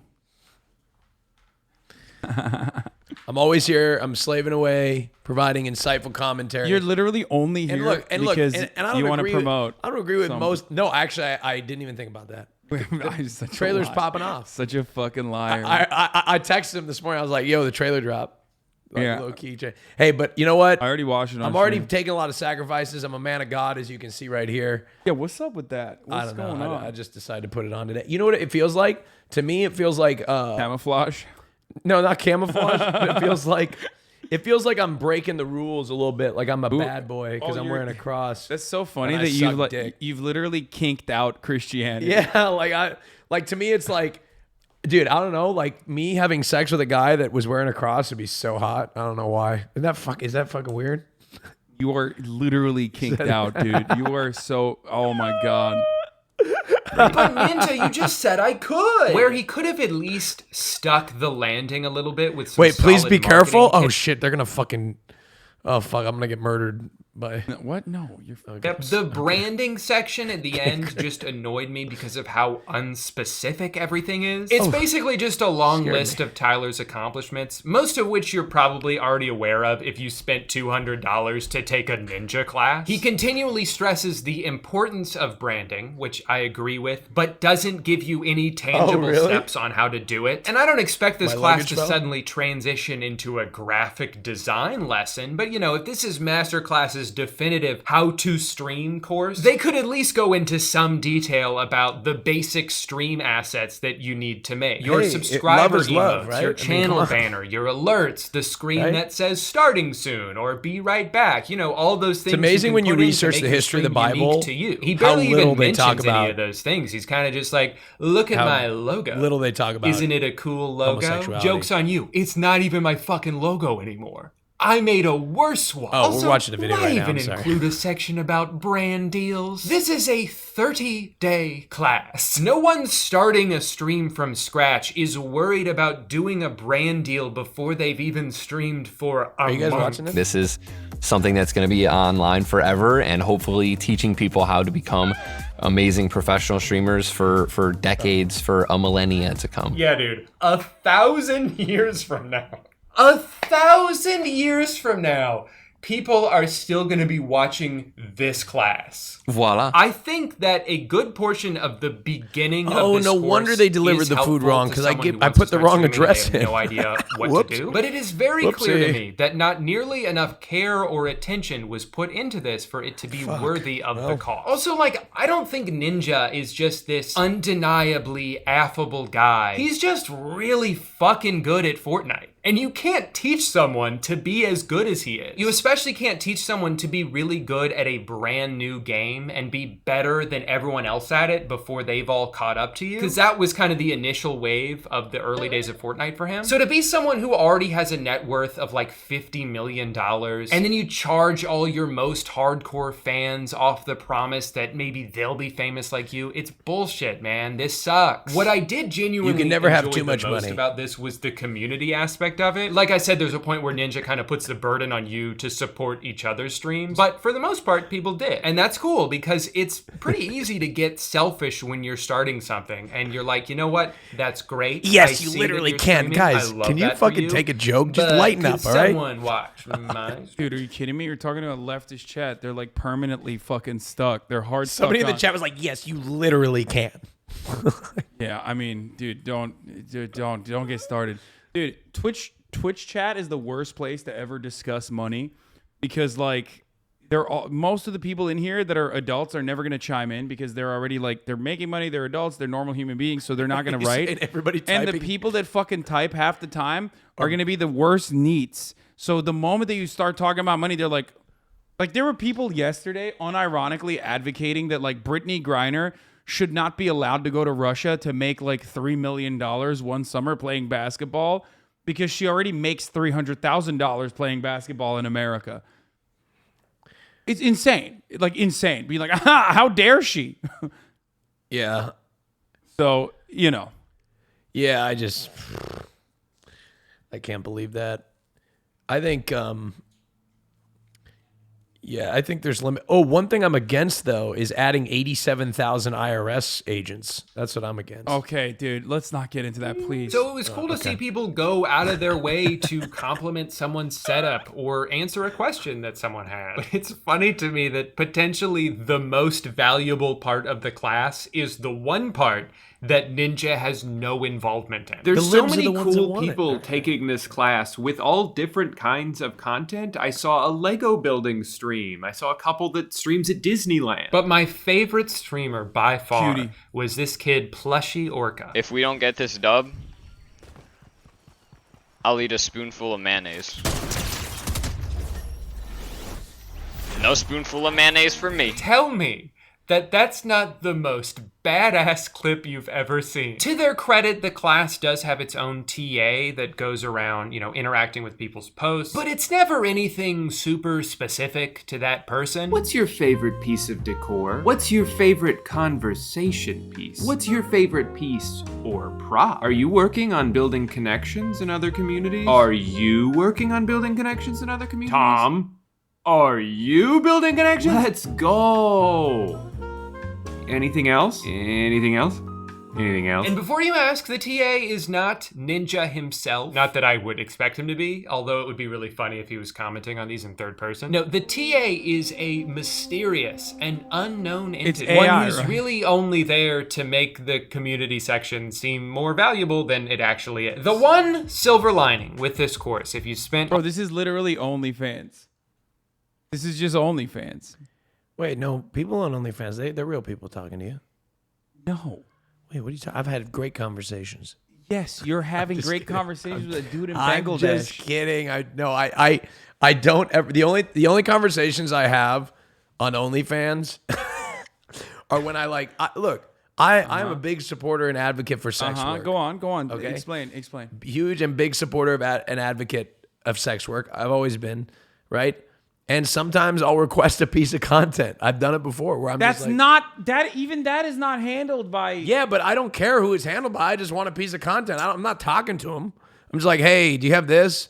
Is this available? What is the nastiest shit you've demanded? No, I don't. I don't demand, but like no. ask. I never. No. Here's the deal. I never ask for custom stuff because it's like it takes too long. Usually he's like, I'm horny. I need to crank it now, pronto. It's usually like, hey, do you have this like video? Because I subscribe. Okay, what's the thing? So that let me you explain. Ask? There What's needs the some thing that you context. ask most frequently? So context. Well, here's some context. Like, I need to provide context because it's very important. A lot of these videos, right, or a lot of these OnlyFans accounts, they'll release videos that'll be like on their profile. But if you subscribe post that video being released, you like can't see it. And so like I'll be like, yo, can I get that video? Okay, that's the most tame one. Give me a good one. That's literally all I do. Give me a clippable one so we can post it on TikTok. Wait, hold on. What's the weirdest? Yeah, what's the weirdest? I don't request weird shit. I just want to see fucking basically. So what do you just go, show me that cock?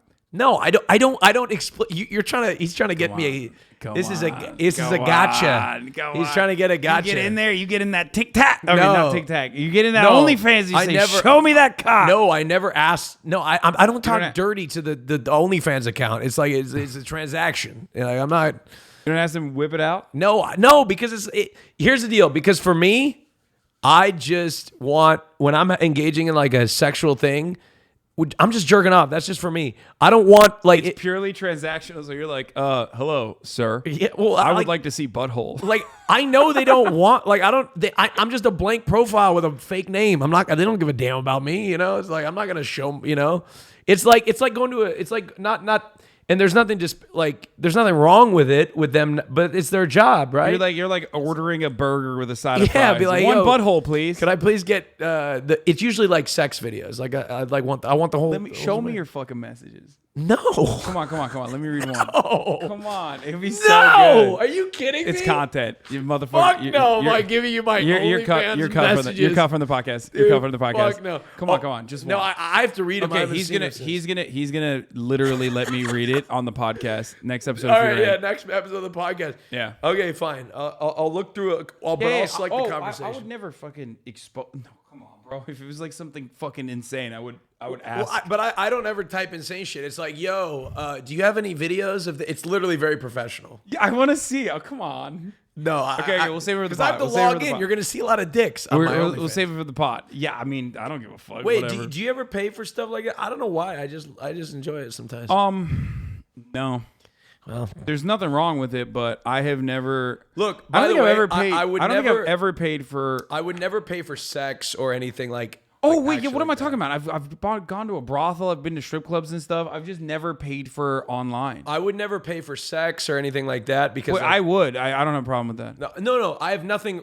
I have no problem with it, but I just never would do it because I wouldn't enjoy it. The moment that I pay for it and it becomes transactional, like with sex, like I'm not enjoying it anymore because I assume in my head it's like that means it's work for them, not pleasure. So it doesn't. I don't enjoy. Hey, it. sometimes it can be work and pleasure.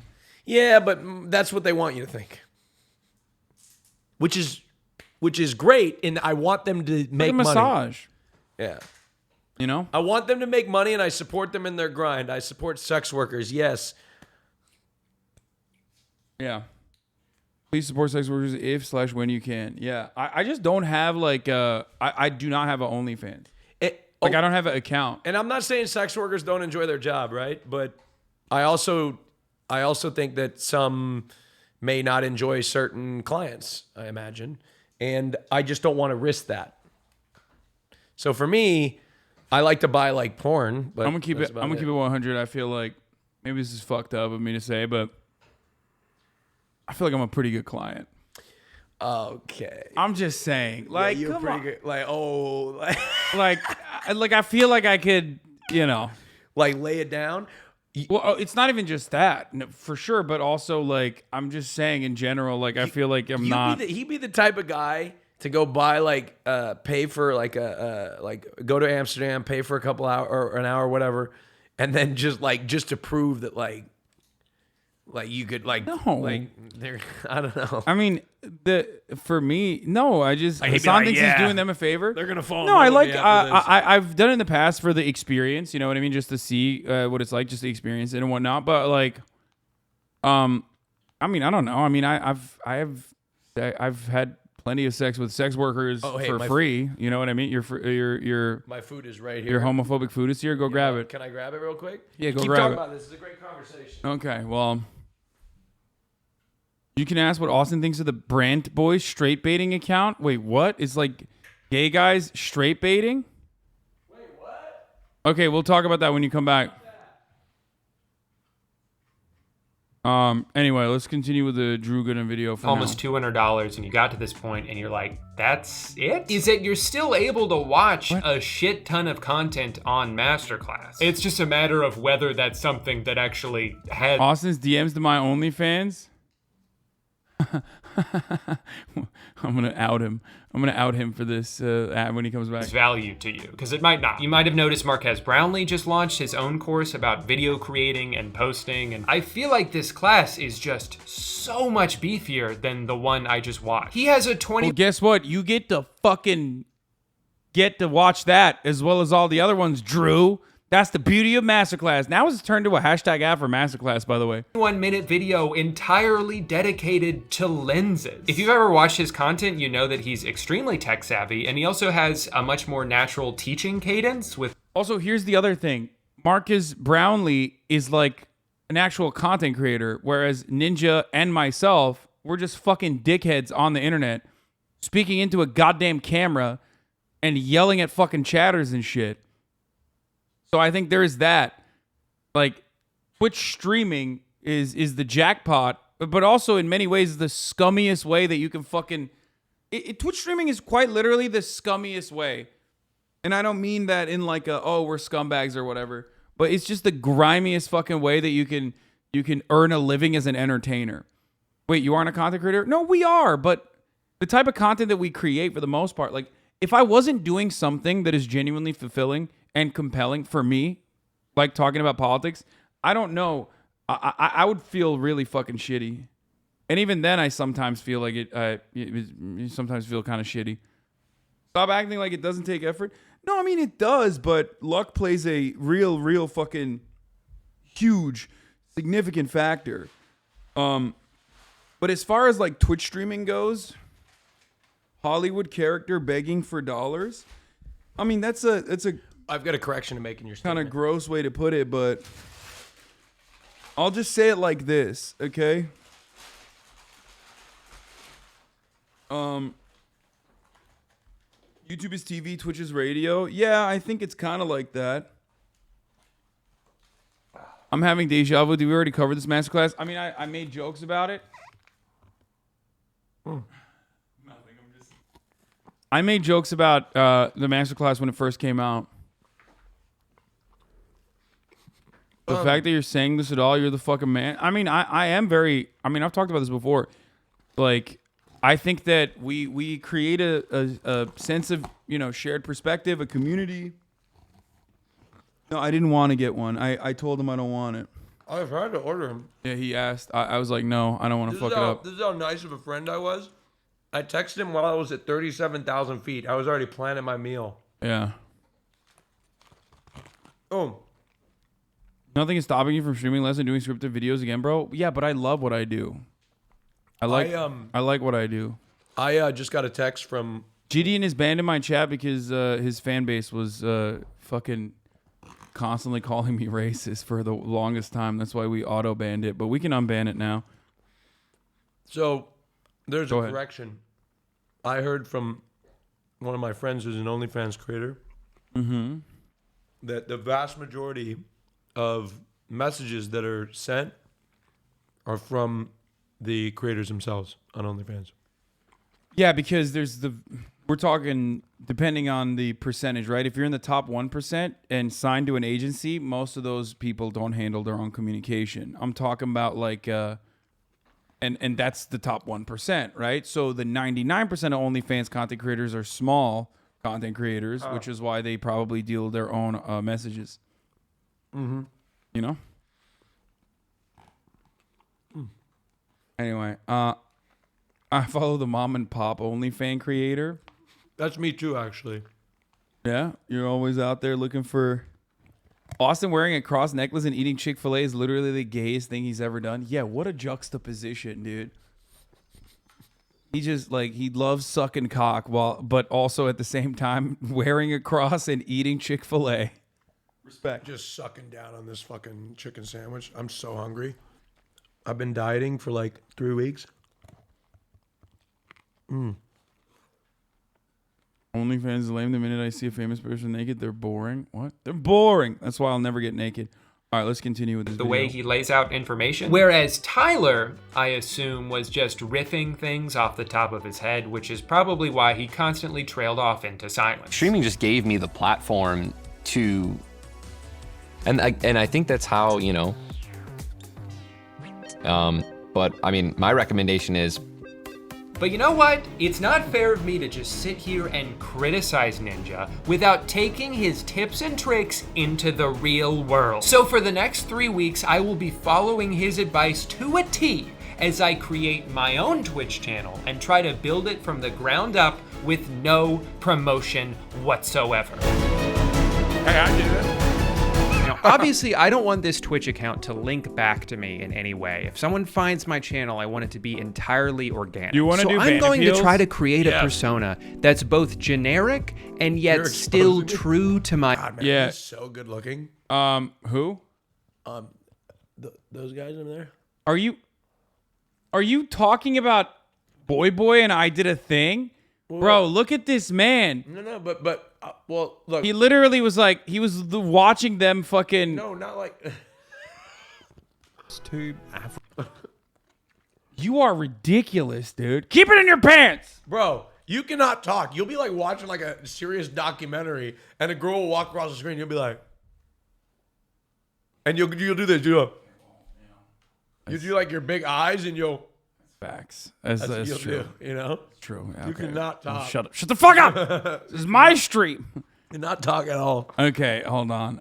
I'm exposing him and will do ban appeals homophobic edition. Homophobic edition? Yeah, and I'm just saying that. Oh, okay. It's not going to be. That's good. There you go. Gas this chat. Juice it. Juice it.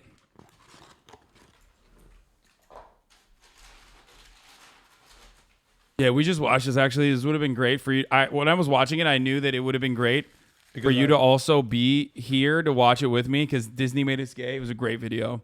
They're so wonderful. I love those guys. Wait, did Disney... wait, why are people thinking Disney's going to make people gay? Their entire clientele is already gay. Wait, did AOC actually unfollow? What the fuck? Shut the fuck up, chatter. She still follows me, okay? Are you kidding me? Disney is filled with gay men like me who love... Damn, you got the fucking extra prody. Dude. Look at that. Show the people what you're eating. So right now... He got the additional. Basically, I'm trying to... So right now, I'm on a journey right now. So I did panic a little bit. Shut the fuck up, I want my abs to be a little bit leaner and show more. And so I'm basically running 2 miles a day and working out like I do. What is this fucking piece of shit doing in my chat while you're... Do you see this? Hey, Ludwig. Do you see? We gotta fucking ban some of these dudes, bro. We're over here talking about fucking abs and shit. You know what I mean? He's in here spamming subscribers. So, in order to achieve my ab goals, I have to... they didn't put a fork in here? Now that's homophobic right there. Do you want me to grab you a fork? You know, I can get it. I'll go. No. I'll grab it. You tell the rest of your story. Also, I'm going to grab a fork because I'm going to throw some of the stuff that you... Because I know you're not going to throw it out. No, I will. I'll and throw it I've right made there. peace. No. I've made peace with how dirty you are. Oh my God, I'm not even dirty. I was just Austin, gonna there throw was it away. literally a fucking cookie that you left on that shelf That was that so- I that found video was so that I funny. fucking found because someone pointed out in the chat. They were like, Austin left a cookie on your shelf. Go check your was shelf right so now. funny. A week later. Okay. You have literally left your razor Okay, that was on this desk. that was unacceptable. It's just like ridiculous. I'm gonna clean up after you. It's all good. That was unacceptable. That razor thing was unacceptable. You want a drink? That'll never happen again. Maybe a water.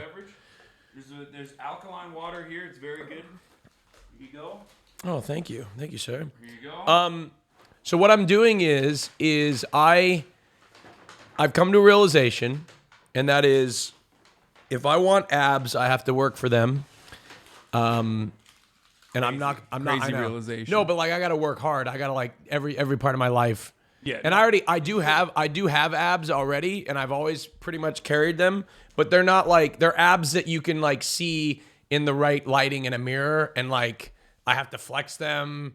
I want to be sitting with abs a little bit more.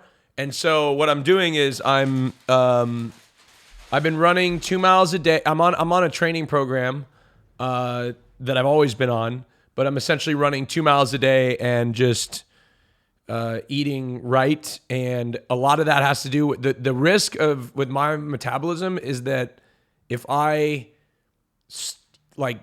don't eat enough protein, I won't hold on to the muscle that I had. So I'll get skinny and like I'll lose, like I've already probably lost a little mass in my arms probably. But that's the risk you run in exchange for being leaner here. Because I feel like I'm trying to get gay fit. I can't be down here in Los Angeles, fucking Portland fit or Oregon fit. You got to be gay fit or Eugene fit. You got to be gay fit. It's a different level of fit. It's like 365 days a year with abs in all moments. You got to be prepared at all moments to take your shirt off. Oh yeah. Right? Yeah, it's a. Did you get a fork? Oh, I forgot to bring it. Oh, fuck. Oh my god. Yeah, I mean, gay fit's like gay body is a totally different. It's a different thing. And so as I get older and other parts of me start to fall apart, like my face, I need to make sure my body's hot because like at the end of the day, that's what's going to be able to sustain, right? The face eventually is going to give out, right? My face, My hair eventually is gonna get out. I like low key. I don't think I'm losing my hair. I went to a hair doctor like a couple years ago. I may get a retouch up, but like I'm afraid to take Propecia because like as a preventative because my dad's got a full head of hair, and so did my mom's dad. Full head of hair. My dad's got long hair, slicks it back, and he's like 65. But all my brothers lost their hair, but they don't have the same dad as I do. So, but my guy has some shit to unpack. I take Propecia. Yeah, I'm afraid my dick will stop working. Honestly, I think you and your Lebanese blood and me and my Turkish blood, like we're so horny. I think we're too horny. I mean, it's like ask your doctor, obviously, but I do believe that like we are so fucking horny that, bro, this dude literally sent a share iCloud link. Like, what the fuck is that? I don't know how to post photo links, but very important news. And then it's a share.icloud.com link, dude. Why did you click it? I don't know. Motherfucker sent me a virus, dude. And then you clicked it.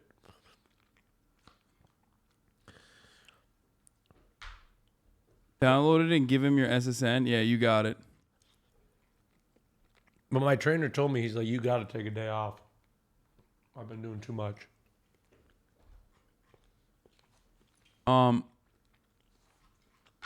Yeah, you can overtrain, but you gotta also make sure that you're you know, eating right, and I think you do that well. Wait, did you drop chicken? It's in your mid region. Wait, my nether regions? I just like. Are we doing banana peels? Not yet. We're gonna finish this video. I do want to watch the rest of Drew's video. I can't wait for the podcast tomorrow. What time are we recording? It's not in the morning, is it? Who's on tomorrow? We're not leaking that? No, we're not leaking it. My own brand. I can't believe that name wasn't already taken. After some light branding and a little bit of finagling on OBS, I hit start on my very first stream ever. And I forgot to enable VODs beforehand, so there is no record of it. And of course I had one of the most insane Fortnite wins I've ever had. Wait, Ludwig said, hello, sweet prince, and he called me. Is he streaming? I'm gonna call him back. I didn't even see it. Hello? Hello, Sweaty. Why are you calling me? I was reading an article about gambling, and then I was talking about how $1 million a month is a lot of money. And someone in my chat said Hasan makes $2 million a month, and I called him dumb. And then I was doing my investigative journalism. That's so nice. That's so nice of them to think that. I mean, you know how much money I make a month, especially because not only did you see my sub count, but also you've seen my contract. So that's very cute that chatter thinks that. Well, it's more like $3 million a month, but yeah, you know. no, it's actually that's what I'm saying, it's $10 million a month. That's how much I make. What's the deal with the butler not getting lunch anymore? Is that a new thing? No, I had that. It's called inflation. Okay. Yeah. Yeah. So you have to sorry, stop feeding we had them. to cut some. Yep. Yeah, no more healthcare either. If you want to get fucking treated, well, then you know you're gonna have to figure out how to do that on your He own. actually hires him as a contractor, so he doesn't have to pay, you know, those payroll tax. True. Okay, well, I actually do that, so. Oh, we all do, don't we? I'm kidding. Article Ludwig is talking about Twitch gambling boom is luring gamers into crypto casinos. Overseas site partners with Twitch streamers to gamble with crypto, and their fans follow suit. Are you back? What do you Ludwig, mean? Are you in LA? Yeah. Oh, you are? Yeah, I just came back from the wedding today.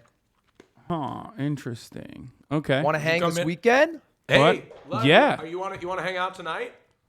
Maybe. Yeah. Are we allowed to? Yeah, he's already. Yeah, of course he's. I've already talked about it. Oh, okay. Wow, you thought I wasn't invited? No. bro? I'm just because it's like no. Hollywood these days. It's not up to me to invite other people to someone else's birthday. You know what I mean? That's like insane. I'm just shocked you thought I wasn't invited to a birthday Hasan, party. don't worry. I already forethought that. Earlier today, I was like, I want to hang out with Ludwig and Cutie, and I was like, and so I double checked already offline. And I was like, but Ludwig, to be clear, I was like, they're invited, right? Like this is totally, you know. Yeah, no, Of course. You know, that's what I said. Yeah, no, I knew you were.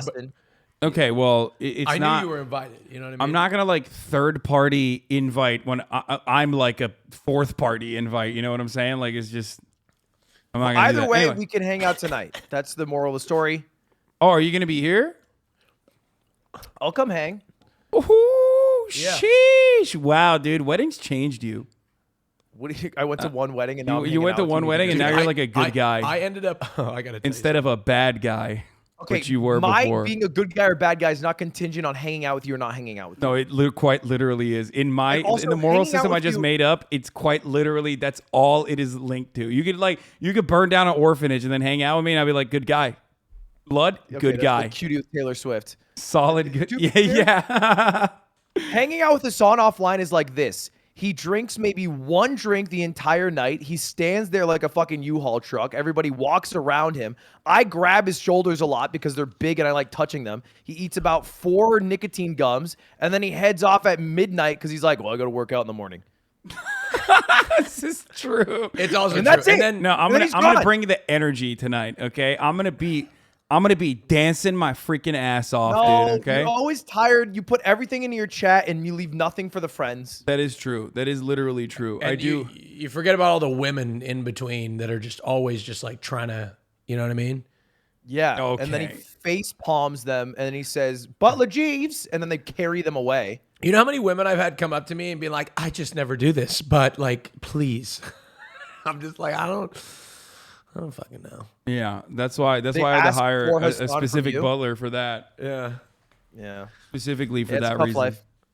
Tough life for you. But that's okay. That's cool. kidding, We're guys. gonna He be doesn't get it hanging out later. I like that. Yes, you also arrived at the truth that I do make 10 million. Wait, is this gonna be a mogul money? Are we gonna be in a Ludwig video? No, obviously I record those offline. It's a one-take Jake. I don't do any edits. Hey, Ludwig. That's a bummer. I was I doing a YouTube Subscribe thumbnail. to Ludwig. I was doing a We're not- thumbnail face for you too. I was like, Well, if you were in the video, Hasan, you definitely wouldn't be in the thumbnail. Okay? oh my You know that god, much. why did you do this? Bad guy again? Well, if Hasan's See? not in the thumbnail, I'm definitely not in the He's a thumbnail. bad guy again, by the way. Notice how he shifted. He switched so quickly from good guy to bad guy. I was like very excited to see him, and now bad guy again. See, bad guy Ludwig. Yeah. I'm excited Bad guy to see like Ludwig. the animated movie? Hey, if you're lucky, Ludwig, tonight you get a little kiss, huh? No. Cutie's gonna chop my balls off. I'm Wait, never wait, kissing hold a man on, ever. wait, hold on. You're switching up on me. We've had a couple of encounters. No, I will think there's never a kiss cap. a man ever again. That is gross. It's not June. I don't do it. Wait, did Cutie have a talk with you? Is this no longer allowed, or is this what's going on?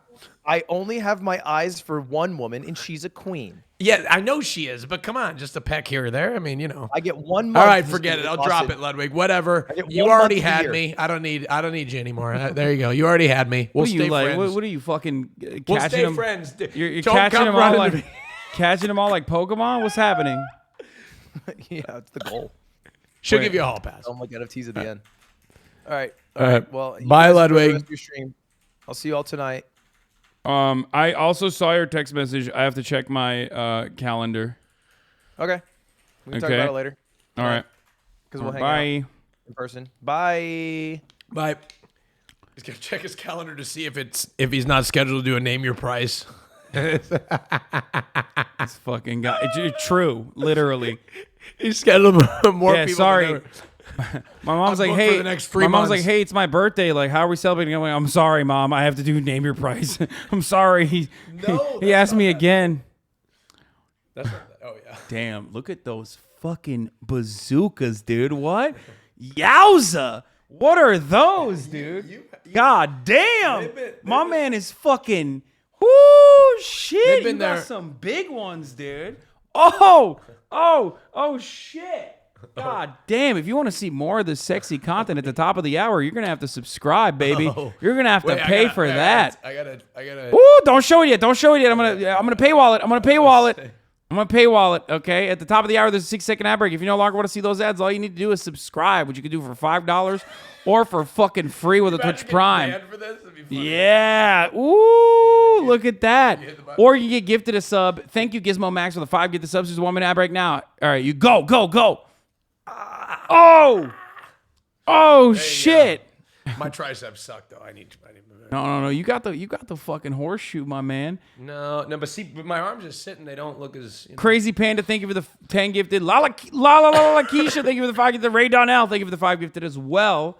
Yeah, I'm Hasan exploits muscle twink on stream for all to see. It is what it is. Ice 9 Wolf, I thank would you for the love to 10. be- I'll be honest. My dream is to be objectified for my body. I love it. No, I'm the same. I fucking. That's what I'm talking that's about. my favorite. Look, you shouldn't do that to people, but do it to me. I give you permission to objectify. No, I love that shit. I I'm love like, being objectified. Yeah, whenever people say like, bro, you're only successful because you're fucking hot. I'm like, you think I'm hot? Yeah, that's what I'm saying. That's so sick. You know, remember how I talk about how people like when they call me a fuckboy? The implication of a fuckboy is that they're good looking with no other attributes. Yeah, no, I love that. And I love being called a fuckboy. I'm like, oh my God, that's the nicest thing anybody's ever said to me. Exactly. You're a fuckboy? Elon Musk 101. You preach against capitalism, yet suck from Bezos' teat by streaming on Twitch. I suck Bezos' dick too, bitch. What's up? That's right. Got him. Yep. Anyway, let's move on. Oh, by the way, Motherfuckers I be wanna like- tell you about how Twitch has ruined my brain. What? How? Go I on. was at the gym this morning, and I was talking about how I'm going to be 30 in a few years. Right? Oh, I know where the story's going. Go Right? on. I was in the gym, and I was like around people, and I was like, they're like, Austin, why you been in here working so hard? And I was like, because, I came to a realization I'm going to be 30 in a few years. And they're like, oh, poor you. And I got berated by the entire gym for making a big deal about turning 30. Like, Yeah. all of them were like, Also, you're gay. So, and I've told you that I've had this conversation with you many times. Like, as a gay man, you're fucking set till like 60. Because there's like different categories. You know what I mean? Like you're gonna be appealing to so many different. Like when you become a silver fox. Like look at Anderson Cooper. Yeah. Half Pint Streams. Thank you for the 5 the subs. Like it's really good. It's great for you. well, I mean, also like, yeah, there is a gay guy. The guy, one of the guys berating me was a gay guy in his 60s who was fucking jacked. That's what I'm saying. he's Oh yeah, jacked. as long as you're jacked. I Fucking- mean, if you go, he's jacked. if you turn fat, then death sentence. Well, yeah, for the gay community. Yeah, that's what I mean. I like, but as long as you're jacked, you're fine. This guy is fucking jacked. No legs, all upper body, but he's jacked. He's like, he comes in and he's like, ah! He like grunts really loud, and he's jacked. He's one of my favorite people at the gym. Yeah. But he does make a lot of loud noises. I mean, you can become a bear, I guess. If No, God, no. No, I too much laser hair removal for a bear. You do laser hair removal? From here to here, but I stopped doing it because the amount of chest hair that I like is good. It's sexy. But like it was too much. I'm Lebanese, man. I got a lot of, we got a lot of hair. You are so gay. Calm like a Tom. Thank you for the 5 the subs. Ice 9 Wolf. Thank you for the 10 the subs. You want to know my body hair trimming routine? Go ahead, tell me. Before you tell me that, have you ever? Such a big conversation starter. Have you ever? Yeah. Tried Nair? Yes. See? Yes. That's some menace shit. When you're desperate and you're like a teenager and you're like, I'm so hairy. I hate this. Like, I wish I wasn't hairy. Yeah, I've done that. I burned Fucking my ass awful. cheeks off from that. Woo, yeah, it There gets were into so many places where it's not bumps. supposed to. Smells so bad. Oh, it was awful. I tried that when I was, I tried it because I was like, this is a more efficient way to shave your pubes or whatever. I hate that word, by the way. I think that Fear and area. Malding episode 1. Oh yeah, I said that. Pubic is such a disgusting like word, but like hair down there trimmed and maintained is essential and sexy, but the word pubic is so fucking gross. I hate it. It's got such a terrible connotation. Can we just call it I don't even want to call it hair. We need to invent a new word for hair above the shaft. Pubes. No, pubes is a disgusting word. That's literally the We word. need to that call they- it like someone was like, "That's not hair. We need to call it something different," and they call it pubes. No, we don't like that. It's hair. No, but I didn't like the hair sounds good.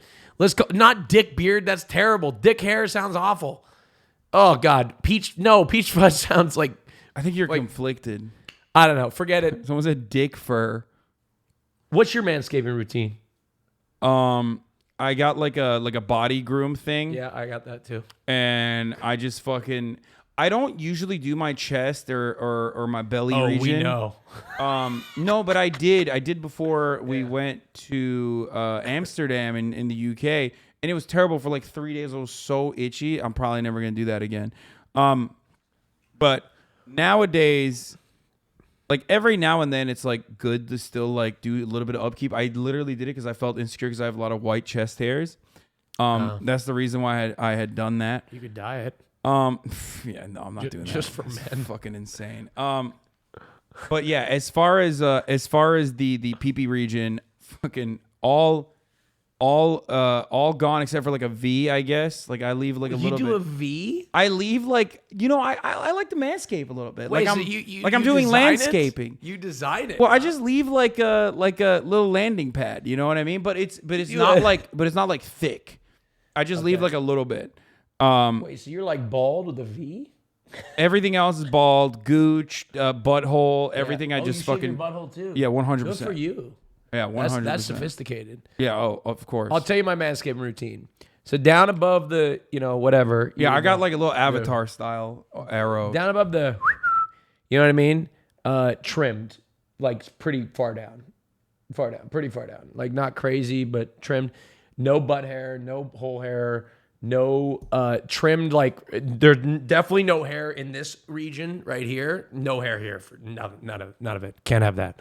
And then if I have chest hair, if it's a little bit, I'll leave it. If it's too much, I'll just grind it down. And then no hair. Grind it down. No hair anywhere else. Such a weird way to. Oh, I do trim my legs too sometimes. What the fuck? Okay, that's crazy. Whoa. I don't trim. I don't do anything to my arms. I shave my shoulders. I shaved my arms before Amsterdam. I shave my shoulders because I think they get a little too hairy. I don't like that. Yeah, I don't like it. Ooh, armpits. I forgot about armpits. Yeah, I shave my armpits. I don't too. shave them all. I trim them. I trim them because I think armpit hair on men is sexy.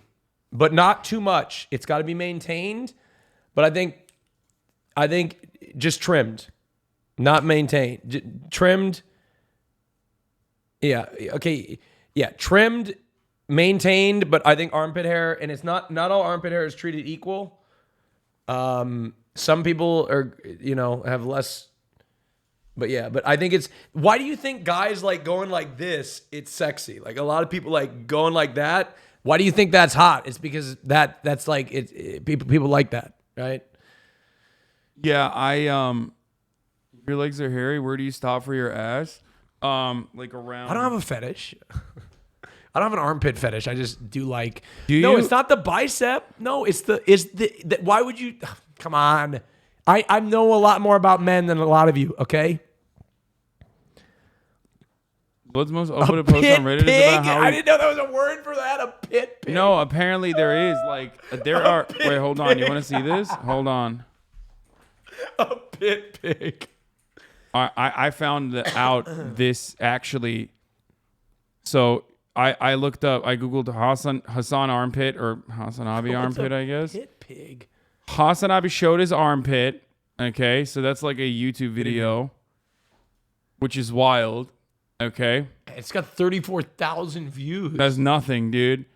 It turns out that's like a thing that people, this vid, want to worship his big beefy ass so bad. Jesus Christ. Largest gay fetish collection. I'm sorry, I don't. Discover, wait, oh fuck. There's actually, beefy ass. There's like literally, can I smell your armpit after you work out? Ooh, Gaybuckbarnes.tumblr.com. No, I don't want smelly No, armpits. that's like a thing. People are into that. I'm not into smelly armpits, no. But I will. I did not know that. I will stick my face in one, but not a smelly one. It's just kind of crazy to think about because, yeah, it's just a wild thing to think about because like it's a dude invention. Earlier this morning, we were talking about it at the gym with this lady, and she was like, "Yeah, that's not a real thing." I was like, "No, it's a real thing, okay." And I realized like it's definitely a man invention. Like I feel like women didn't come up with armpit fetish. I feel like some fucking like only dudes are fucking psycho enough to be like, yeah, you know what? It's not enough that we like the butthole, the dick, whatever the fuck, you know what I mean? Like the armpit. That's but new women thing. definitely enjoy armpits too, I think. I don't know, maybe. But I do feel like a man smell. came up with the armpit fetish. I do not like odors. Like a lot of people like after the gym. The idea of being sweaty after the gym and like doing some freaky shit sounds sexy, but the smell, oof, can't handle it. Yeah. Can't handle it. I mean, if you know there's a feet fetish, why would that sound so weird? Yeah, I don't know. Maybe the foot fetish has been like so commonplace at this point. Can you answer why you sent this to Bussy Angel on OnlyFans? Bro. Can I get a booty pic with your panties on and one without them on? Can I also get 3 different pics of your boobs in any position? That wasn't... Also, can I get Angel just a doesn't normal have pic of your boobs. pussy from the front and one where it's spread a bit open? Can I get a picture of you fingering yourself? Can I get a pic of you doing a kissing face, but also with your boobs in it? Can I also get a pic of your pussy and ass from behind in one shot? Can I also get a pic of your full front body and just your bra and panties? Bro, what is this guy like? Angel has... What were you doing? Were you like trying to reconstruct the OnlyFans girl that you wanted to, of your dreams or something? Yeah, What the I was fuck? trying to. Okay. Do you remember those pictures that I took from the SLS? And I was like, fucking... Yeah, I do. Do you think I should post those? Yeah, I told you to post those. I got some sexy ass risky pictures that I took from the SLS, and I may post them. You should do it. All right. Speaking of which, we're going to cut the Ninja Masterclass and It Ruined My Life video in half and do banana peels because I feel like that's what we should do instead. What the fuck is this? This is 300,000 views on Twitter. Wait, I think it's probably a meme video. Get in here. You want it? Give it a whiff. Is this on horny Twitter or meme Twitter? Because there's two differences. No, this is horny Twitter for sure. Are you sure? Give me the ad. Okay, scroll down through the comments. I don't be wanna- I careful don't though, wanna because scroll- like yeah, I don't wanna sometimes scroll- on horny Twitter, Yeah, look it's at just that. a picture and Look it's at that. somebody's That's a cock. dead person. Oh, There's just like a person. That's Ashley Babbitt. wait, is she dead? Did she die? Yeah, that's Ashley Babbitt dead on the floor. Who's Ashley Babbitt? A brave patriot that died in the Capitol. Oh wait, scroll up. Yeah, dude, I'm telling you, I can't fucking scroll through this. What the fuck? You wanted me to free scroll horny Twitter? You trying to get me Dude, banned? it's funny because their funny memes are just dead people, like literally deceased human beings. Yeah. That was posted on January 6th. No wonder Hasan's brain broken. Look at 3 seconds of his normal Twitter. Yeah. Horny interaction. Oh yeah, that was horny Twitter on 1/6. Oh my God. That was literally while January 6th was happening. Nothing but respect for my troops. Thank you for airbrushing my face, by the way. I love Mariah Carey. Such a queen. All Ooh, right. have you listened to the new Beyonce album? No. Okay. Homophobic, clearly. Yeah. You got me. All right, we're gonna cut the Ninja Masterclass in half, and instead we're gonna do banana peels. Mods, how do I get to it? How do I link to it? The banana peels? Can you put the link in the mod chat? Rain on me.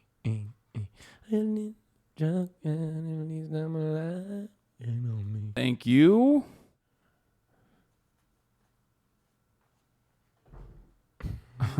This is dude.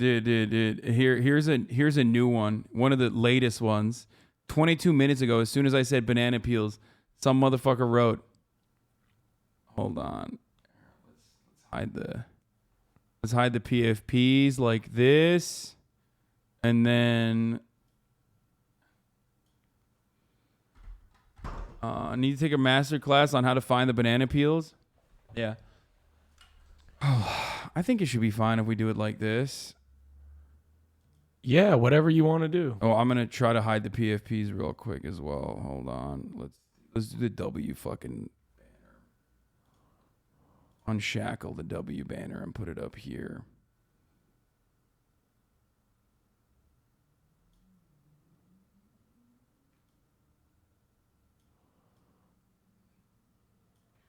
Okay. All right.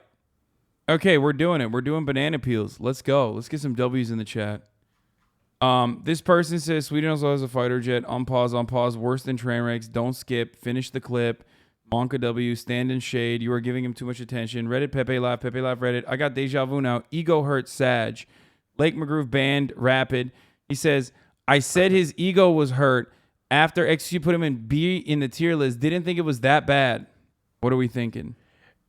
It's not. I don't even think he should have been. Look at all the fucking unpause. He's bad for your mental health, Hasan. Yeah, no, they're bad for your mental health. This is one. Has nothing to do with the ego part. This is a good call. Like this chatter, unironically, is like, you know. The only thing is, it's not even for the ego thing. The ego thing I would have let him unban, but it's the rest of the stuff up top. This is a toxic chatter. Still gonna unban him though. Right. That saved us an LSF clip. There you go. Be better. Okay. Made a dumb parasocial joke, got clapped. Oh, you and Maya are so cute. Glad she upgraded from Miz. Okay, dude. Fuck this. We're going to the oldest first. I'm not even touching this fucking psychotic shit. Okay. Happy Fingers 44. This person was banned by Fizz. Banned at 123, 3/15/2021. We have, by the way, 3,000. Is it 37,000 or 3,000? So do you get like through 20 of these and then you just... Yeah, usually I just get like mentally fatigued after fucking 20 of these. You hate black girls. That's what he said. Why do you hate black girls?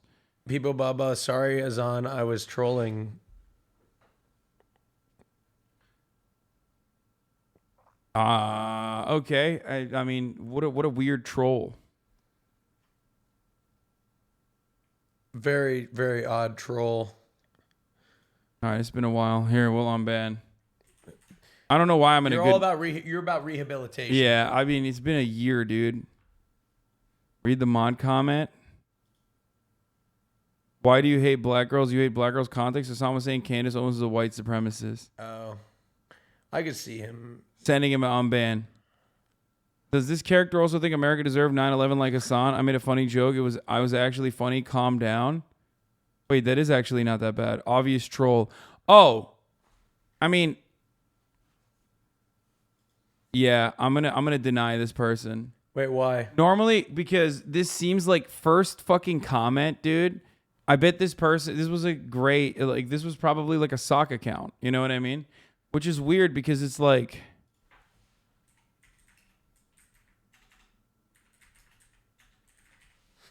make better jokes. Denied.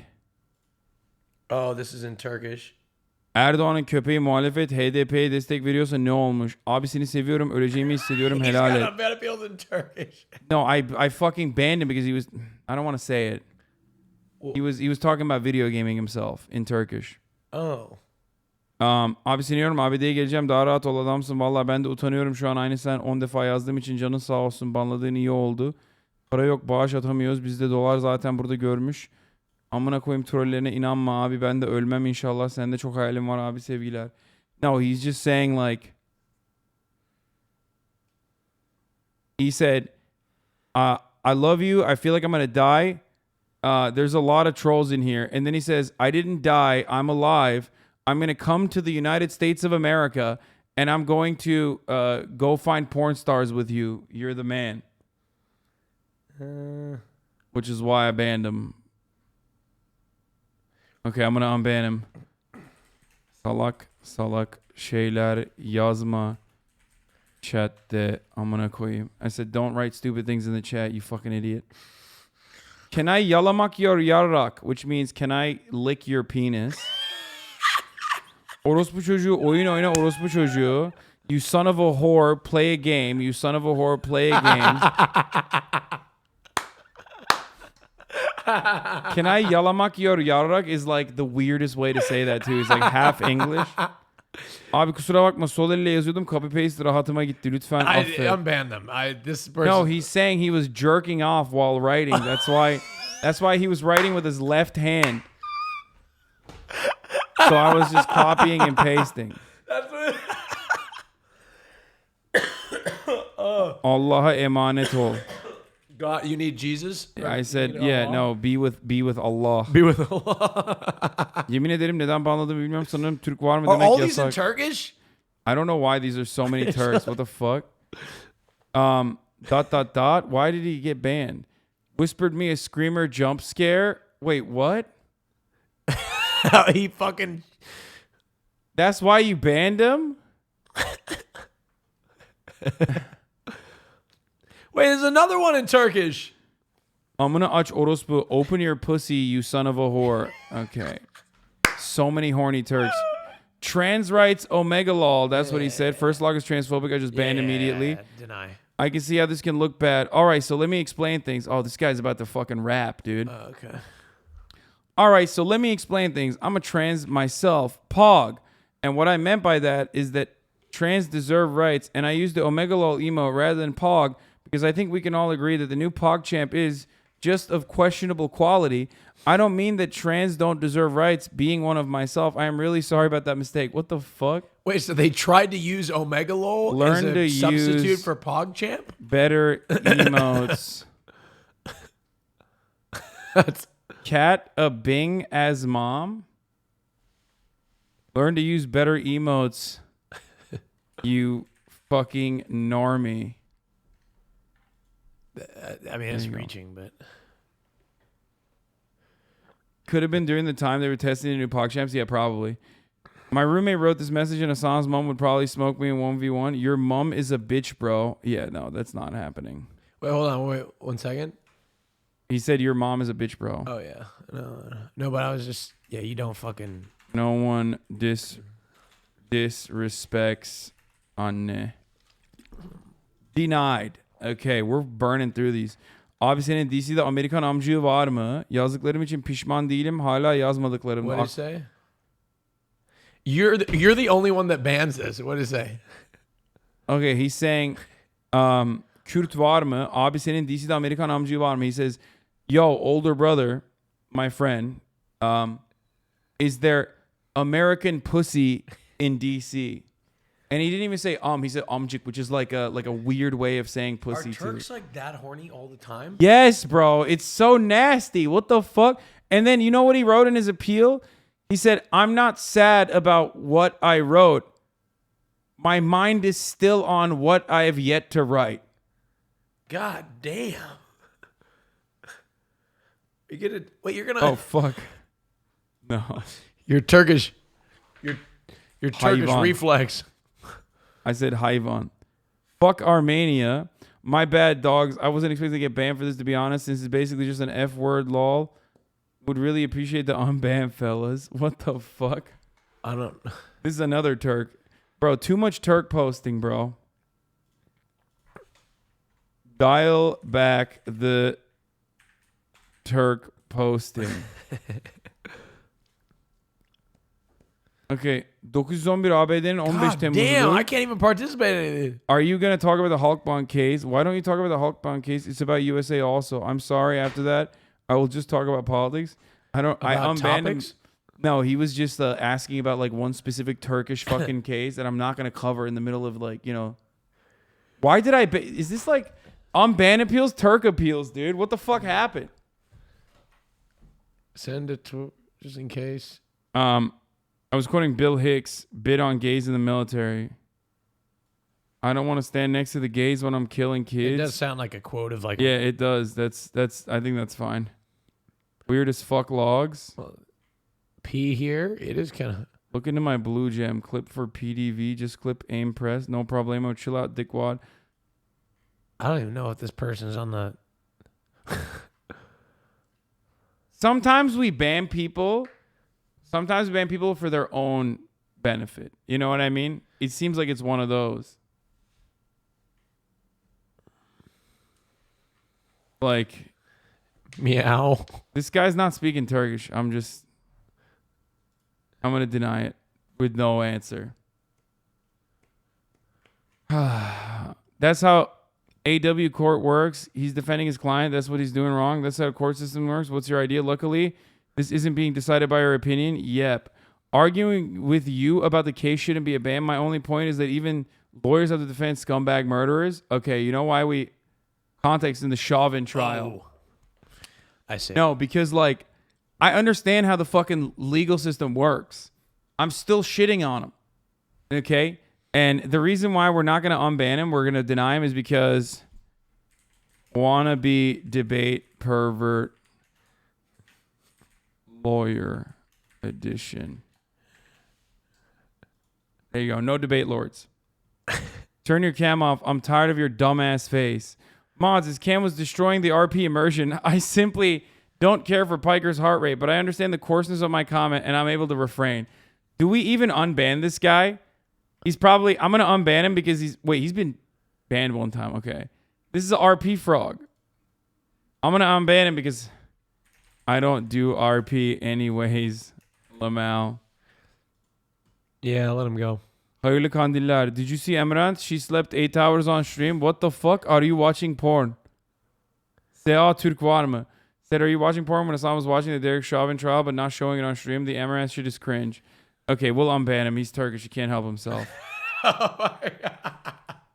Hayvan oğlu hayvan. And his ban appeal is Sea Türk var mı? Selamünaleyküm. Are there any Turks in the chat?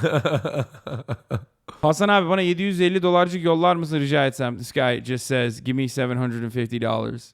Abicim sen de şakadan hiç anlamıyorsun. Olsun yine de ülkemizde bizi çok iyi bir şekilde temsil ediyorsun. Seni seviyorum. İnşallah daha iyi yerlere gelirsin. Aww.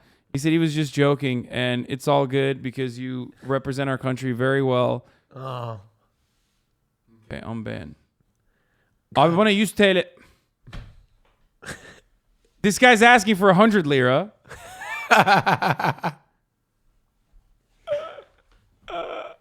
Abi bana 100 TL gönderir misin? Abi para bitti, ben sana 4 sene sonra havale yapacağım bir 100 TL. What did he say? He's still asking for $100. 100 lira. By the time that I'm responding to him, 100 lira is like $1 now at this point. Just unban him. Who cares? Let him go. Yeah, I'm unbanning him. Blankies. Now reading it was a mistake. I wanted to write that BTTV emote. I mean, it doesn't seem like he says anything weird at all. It might have been a mistake. Wasn't that an emote with like a blanket? Yeah, blankies. Why with the kappa after? Makes it a little sus. Yeah, I don't know why he put a kappa. Without a mask, spread again. Yeah, is it a mistake voting for Trump? What does blankies mean? GG Biden 2020. Blankies is this. I know, but like, what's the context? Why would you put a kappa after? But also, why would you put a fucking C there instead of an N? A C and an N are very, very far away from one another. Right, and go scroll up to the top. I think he was like a Trump supporter. Max Copey, what do you mean? Is he jealous because Trump is losing? Biden got Georgia and Pennsylvania, and now fake because GOP are losing all. They're going to lose, of course. This election is historical. No, sir. No, he's a lib. Okay. God, libs wouldn't make this sort of mistake. What? I'm unbanning him. Is the counter for the word literally per hour? Is the counter for your cam on the word literally per hour? I apologize. Could I be unbanned? Please be nice. It's just you. This was one of you were annoyed. You haven't said literally in over 20 seconds. You haven't said literally in over 40 seconds. I'll be honest. These type of people are the most infuriating human beings when you're pissed off, though. Yeah, no, it's just like the most when you're pissed already at something and they fucking just poke. Especially because like I'm talking to like a fucking stadium full of people for 8 hours on end. Yeah. And some of which are being antagonistic, like this fucking asshole. And the irony is like, no, this guy, bro. I'm pointing to the fucking camera. No. Not camera, the fucking thing, this thing right here. And it's like, it's funny because like they don't know what it takes at all. They have no fucking comprehension. They are so outside of the scope of comprehension of what it's like. But also, he's been banned years ago, so I'm going to unban him. Oh. You mean a year ago? Yeah, don't be fucking annoying. Unbanned. Low IQ. Yo, bitch, your content is literally fed on negativity. Why leave sometimes? He will always be Chang to me. Fuck K. Oh my God, RP nerd.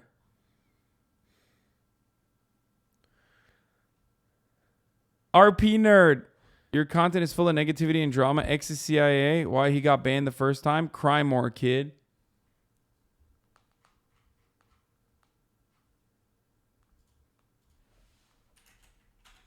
I don't do RP anymore, Lamau. There you go. Unbanned. I like your no brim. HasanAbi should poop stuff be allowed on OnlyFans. Wait, what? That's not even that bad. I mean, when Hasan was watching the Derek Chauvin trial and discussing George Floyd's death, it was incredibly inappropriate. Jesus Christ. Oh, when you ask the context. You know what? some people have bad internet and they come in and they don't know what you're doing and then they just type that stuff. I think we fucking clapped a lot of people because we were literally doing, because the Derek Chauvin trial, I wasn't showing. It was just like my face. Well, that's what I'm saying. I come in sometimes and muted and I'll just type in the chat and completely like misread the room. Yeah, I think like I've done some. I've not said anything weird like that, but I've definitely come in and just like said some weird shit. me during 9/11, but for real though, Hasan should put his OnlyFans butt. Yeah. Okay. I mean, here. This was during a very important trial. Do better. Oh, wait, deny? No. I'm banned. Fucking, I'm not going to write it again. All right. Impregnate Mia. I'm sorry for my statement. I don't remember why I typed it. It was at TwitchCon, but I think, what the fuck? This guy got banned in 2019, bro. Wait, this was the date. What the fuck? This person is like, what the fuck's this person up to? You know what I mean? This was the fucking... This is the date that I had you on the stream for in 2019. God, do you remember that? Yeah, I'm going to unban him. It's been so many years. I don't even know if he's alive still. Openly attacked Steven Crowder and Mug Club for 6 months. What? Before I sub, I need some guarantees. Got $10. Not them bucks like some of the losers on his website. Join Otaku Party Alliance. Oh, dude, stay banned, dude. Basically, Opie is a think tank for artists. A sub on my YouTube channel, Blood of Black, and 1 follow on Instagram. Openly attacked Steven Crowder and Mug Club for 6 months. Verbally, you degenerate? Motherfucker thinks like, I mean, what? Don't ever think weebs are welcome here ever again. This motherfucker was doing a trade offer. Here, I unbanned him. Okay, 4/5/21. That's when this guy was banned. I virtue signaled the end. What? I don't know what virtue signaling means. Only a Turk says agrees with that tone. Lamau, that puppy better pay for the healthcare. Look, I don't even know who the fuck XQC is. I virtue signaled the N-words. I don't know what virtue signaling means. Well, I don't think you want to do anything with the N-word. Yeah, I don't think... I love the idea that he got banned for saying virtue signaling. Denied. I don't think whatever word you put... Who put booba on that man? I made a dumb boob man joke. No, this is transphobic. Context lied to me during Is It Ever Too Much Makeup? Jubilee react. Transphobia.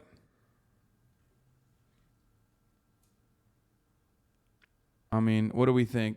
This guy made a transphobic joke, but he also made it literally fucking 4/5/2021.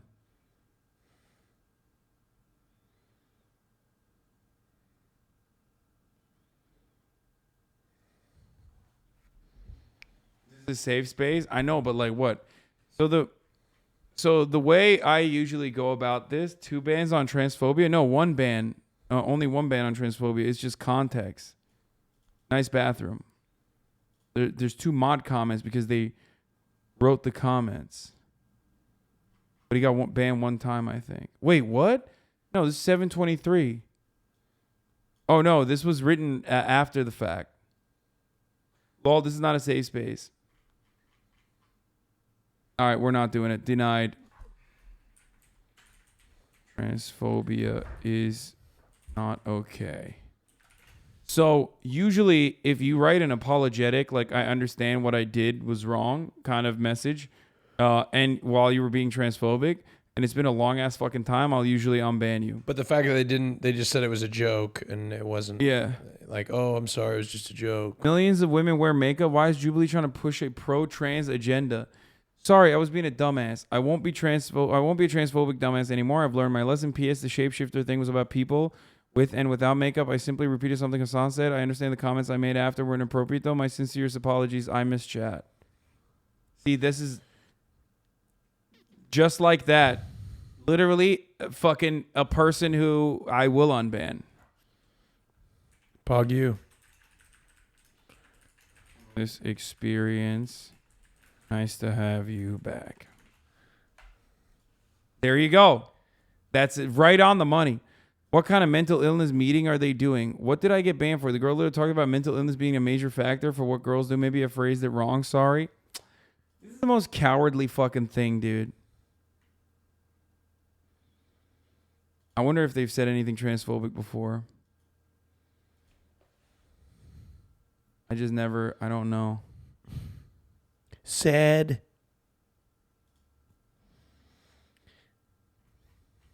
All right, well, just deny it.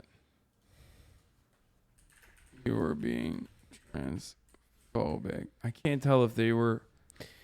Did you see the video of Trump getting berated as he was playing golf? Yes, it was awesome. Also, here's what we're gonna do. You're gonna take the. I thought it was. You're gonna fake. take the reins here, and I'm gonna give you full. This isn't fucking Turkish. No, it's not. Okay, all right, cool. I'm gonna give you the reins. I'm gonna go pee. Okay, all right. So I get to make a couple decisions. Yeah, there you go. I know you love that power. Son of a bitch. What the fuck is this? Why is there a piece of chicken right here, Austin? Oh fuck! I'm sorry. It's fine. I'm cleaning it up. Well, you can just eat it if you want. No, I don't want to fucking. It's good protein. Yeah, Thank you. Dude, I'm gonna eat the remaining chicken that I left behind. Okay. Here we go. Son of a bitch, Biden. Communism is a sick, like capitalism. Best system is German system. There isn't racism in USA. If you go to Europe, you will see the real racism. He's right about that. Putin's aide says, "Great Russia." This is a little over my head. What did he get banned for? Turkish troll that said "Free Chauvin," probably for attention. I was just kidding. I was acting like Republicans. Please unban me. I'm sorry. God damn. All right, chat. What do you think? It's my decision. I was acting like Republicans. I feel like he's Turkish, and it's like there's like it's like a little bit of a barrier, you know? Like he's like, oh, I'm acting. I don't know why he's Russian, but that's the closest I can do to Turkish accent. So, oh, I was just acting like Republican.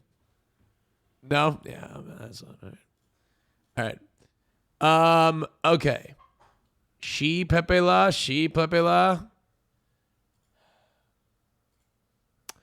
Will said Caitlyn Jenner was running for governor in California. Hasan said she is so stupid. My dumbass wanted to be funny. I'm sorry. I usually don't say shit like this. I love reading chat, Pepe Hands. Here's the deal. It didn't explain exactly why. You know what I mean? Like you were clearly transphobic, okay? And you didn't talk about why you had learned your lesson. And therefore, I'm going to have to deny this appeal. Wait. Let me see. You're drunk with power. What? She, it was about Caitlyn Jenner. She, Pepe Lapi. And then he said, like, it was my dumbass wanted to be funny. It's not that bad. Get up. What? What you think? I'm banned? No, deny it if you want. Deny it. No. Do whatever your heart desires. No, now I feel bad. Now I gotta. No. Do whatever your heart desires. What? I feel like You're such a fucking cuck. You have to. I don't even know. I'm just trying to. You can't go off the whims of chat. They're fucking bloodthirsty psychos half the goddamn time. Oh, okay. What's this one? Let me do a few more. Come on, let me do a few more. Come on. All right, here we go. Turkish. Wait, this is a Turkish one. You gotta do this one. Oh, okay. Anani siki sene Türk yarbetçi kabramne Oscar alvide sıktı kondu Türk. No, that's a psycho. He said. He said, "You're son of a whore. I will fucking turn you into a Turk by fucking your mom over and over again," and then said that, yeah. All right, here we go. She said, "I'll fuck your mom to death" or something. Okay. I love Brazilian logic. You lose a lot, though. Context. Toxic RP frog. You lose a lot, though.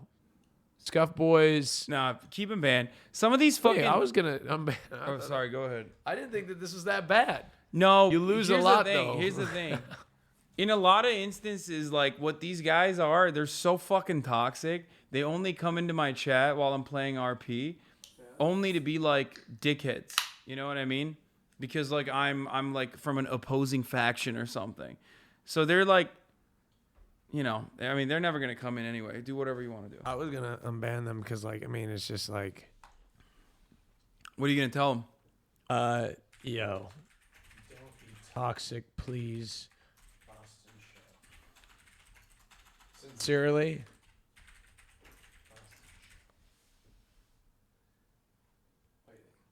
It's great. Fired off. Making an Instagram video? No. You have your Instagram video face. No, I'm texting. Oh, okay. Figuring out what we're doing. All right. after this. God, you just have you got some heavy ban appeals here. Black Fragility, Omega Lol. Black Fragility, Omega Lol. I was being very edgy when you were talking about Ariana Grande's tan and whether it's cultural appropriation. I apologize if it offended anyone. Promise I won't do anything like this. The old, I apologize if I offended you. Oh, I hate that. Don't you hate that? Click on the mod comments. What are they saying? Mod comment says, someone's talking about racism and blackfishing. Black what? Blackfishing. It's a term used by Black Twitter to point out that white content creators oftentimes like get, you know, they adopt the aesthetics of being black only to cast it aside after they're done playing with it. Okay, you make this decision. Oh, what happened? Oh, I didn't realize. I thought this was You're in gonna the be hot like, seat, bitch. This is a political commentator. I'm gonna deny it. Here we go. Oh fuck. Watan Hai, he says I'm Watan Hai, like I'm a treacherous, like I've done treason to the Turks. Abi çok özür dilerim. Kardeşim yazmış. Aşırı sağcı bir kardeşim var ama ben komünistim. He says he's a communist. His brother wrote it. And that his brother is like right wing. Here, just unban it for the memes.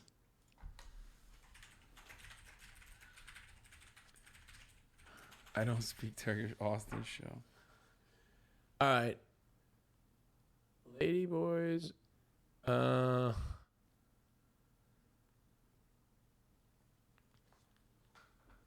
Okay, I don't. I need some help here because that's like a bad thing to say. January 2019 is when this person got banned. I've said some extremely dumb things. I apologize for saying those things. I just want to be able to see the chat pog out on sick jumps, please and thank you.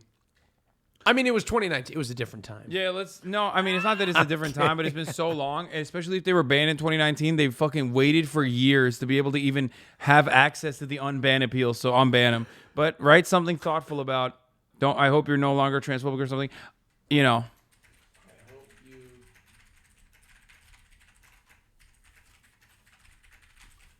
Damn, I didn't realize how many transphobes were there in this room. Yeah, no, there aren't here because we sniped them. Stop thinking that everyone in the fucking chat is transphobic. Whenever there are 30,000 people that are, in here at any given moment, of course there's going to be transphobic people. We talk about trans issues. And also, not only do we talk about trans issues, you want hands from Asman? Wait, what? I'm 30 minutes away. Wait, stop! I'm 30 minutes away. I'll come jerk you off. Okay, no. Do not unban. Do not unban. You're the one that was telling me to. Do not unban, dude. Okay, deny. Okay. All right. Oh, Jesus Christ. Okay, get up. Let me fucking control this. It's like me giving you the controls of a plane. That's what's going on. That's what happened. Oh my God, I'm glad I saw that in time. What the fuck was that, bro? Good thing I was writing an crazy. essay. Science-based. I don't believe in science, K-Cone. Americans defending Nazis? Wait, what was the... Try to claim that Hasan was defending Nazis after he said Derek Black is a reformed Nazi. Okay. By the way, can I say something? What? Why is every time in the flight sim stream, why did I get put in the... Like, why was I flying the plane into the tower as well? Like, why was, every time? Because you did that. I did not do that. You fucking I was did like, that why did I get roped into that? Because Okay? you should own it. All the you did memes it. of, me, I was like, why did I get roped into that? So, Hasan, you F a trans? You'd F a trans. I was out of control during Trump control. I will be calmer. I'm sorry. I was out of control during Trump control? Megan Fox sexualized herself to the top. I hope celebrities rig the election our way. So many dumb people out here acting. It will actually follow Donald. Bro, this person is literally fucking... I just don't even understand what... It's 2 years ago. I don't know. 2 years ago. We'll do a mod comment.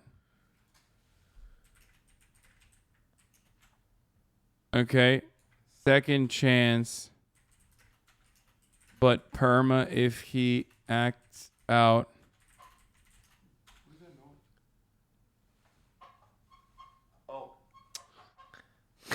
You are like a baby, dude. I swear to God. It's like having a baby next to me while I'm streaming. It's a big, now hairless, but originally hairy baby.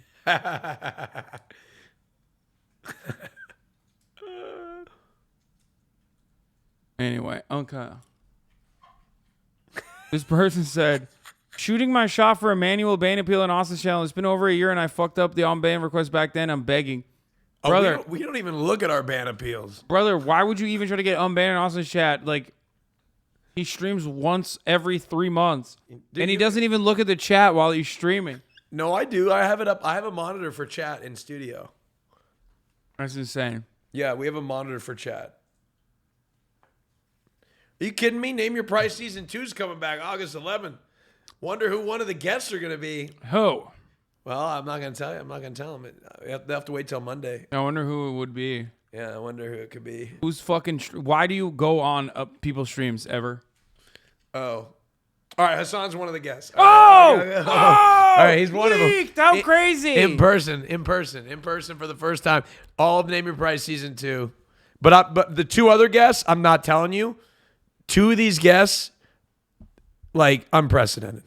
The amount of never been done before. The amount of like hype that's going into this cast, it's unprecedented. Yeah. You won't even be able to guess. You will not be able to guess. You will not be able to guess. But Hasan told me to message this person, one of them, and I was like kind of afraid to, and they said yes. So if it gives you an idea, yeah, look at this. This is so cute. Someone's like, Carl already leaked it. Like they're. Wait, Carl didn't leak No. it? No, he's trying to say Carl's on the first episode, but he's like being sneaky about it. No, I don't know if Carl didn't even know. Yeah, Carl didn't even know who was on the first episode. Exactly. No, that was a way to try to prod and see if. Stop writing in the chat. You're not gonna guess it. You definitely won't. Your most controversial guess by far.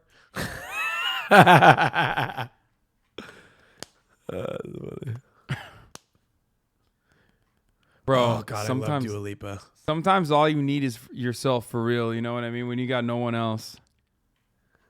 Yo, I thought my community was gay. I tweeted Beyonce lyrics like the day after that album drop, and like nobody knew. They're like, "Are you okay? What are you talking about?" I was so disappointed. Wait, what the fuck is this? So disappointed. Oh, you guys said Maya is stealing your content. She's not. Would anybody like some seaweed? I thought she was. Wow. No. What's she doing? This is why I'm under 100. Wow. This is what happens when you write in any of your friends' chats. You just write hi, and then it just like gets lost in the sea.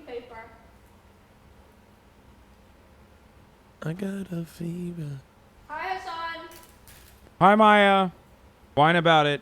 Imagine being like Hasan and putting effort into a stream and like doing important news and shit, or being like me and leeching a host and then just sitting here and eating seaweed. Hi, Maya. Well, they can't hear you. Couldn't be me. I don't think she's watching. No, that could be me. Hasan couldn't be me. Hasan, let your viewers have free speech. Hi, Austin. Hi, Hasan. Let your viewers have free speech and dismantle the echo chamber. Did you try to ban this person in Maya's chat? I really want to. I want to. Yo, Maya, make me mod. Guys, is if Stop came to LAS. You got stun locked. Now he's stun locked in Maya's chat. Yeah. He's not watching him, right? Maya Brogan sighting. Maya, who's your favorite in Big Time You're Run? gonna stun lock in my chat too? How does she know? Because they're typing. They're typing. I got a fever. Somebody in my chat. Maya, please do squats with your back facing the camera. See, this is what I'm saying. I can fucking clap these guys. Make me a mod. Let's go! Get that. Get him. Where is it? Where is it? Where is it? Get him. Where is it? Where is it? Where is it? Nobody give him something to panic about, okay? Nobody say anything. Why can't I find it?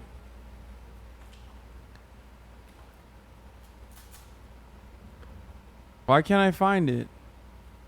That's too far. I think someone already clapped him, maybe? No. Fuck You just Hasan. passed Get it? him.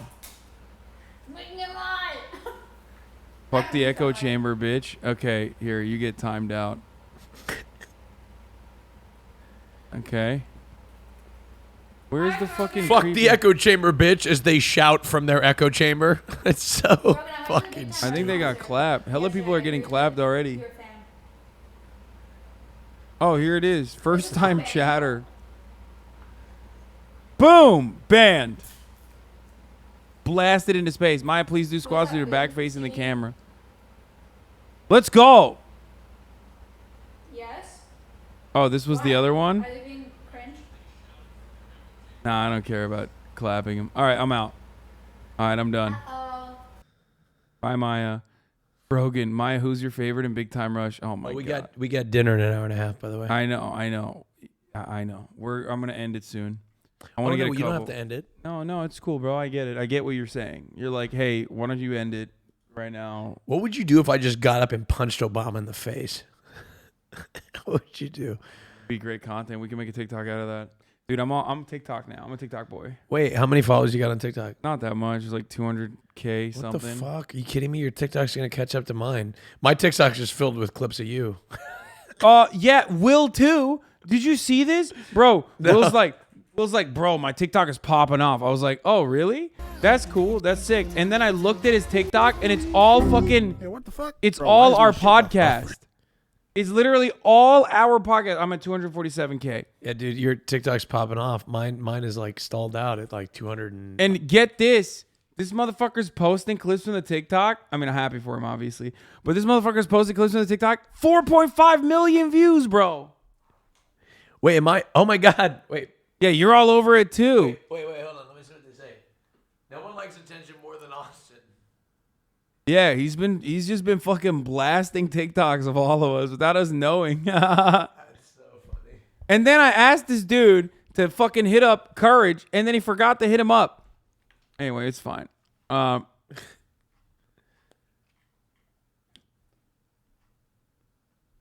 no reason. Don't worry about the Courage thing. He's not the guest. Mass promote your TikTok account to surpass Charlie. Who's Charlie? No. Wait. What? Oh, I see.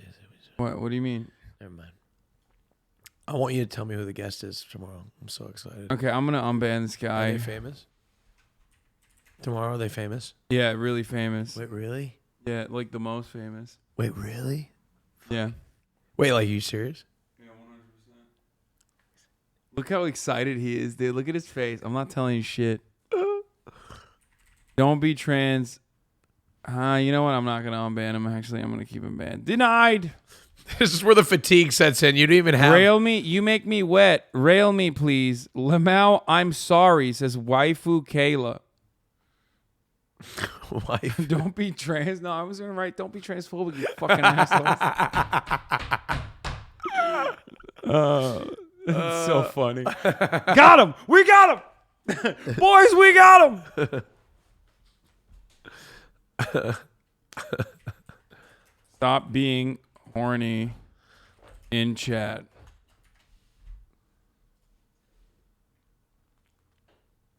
Okay, not your average African. IESP for fun. Channel should be called not your average African. Imagine getting banned asking a question. He disagrees, so he bans you. Hashtag one-sided channel. T-Bone. What the fuck is this? T-Bone Wiz OG sock account.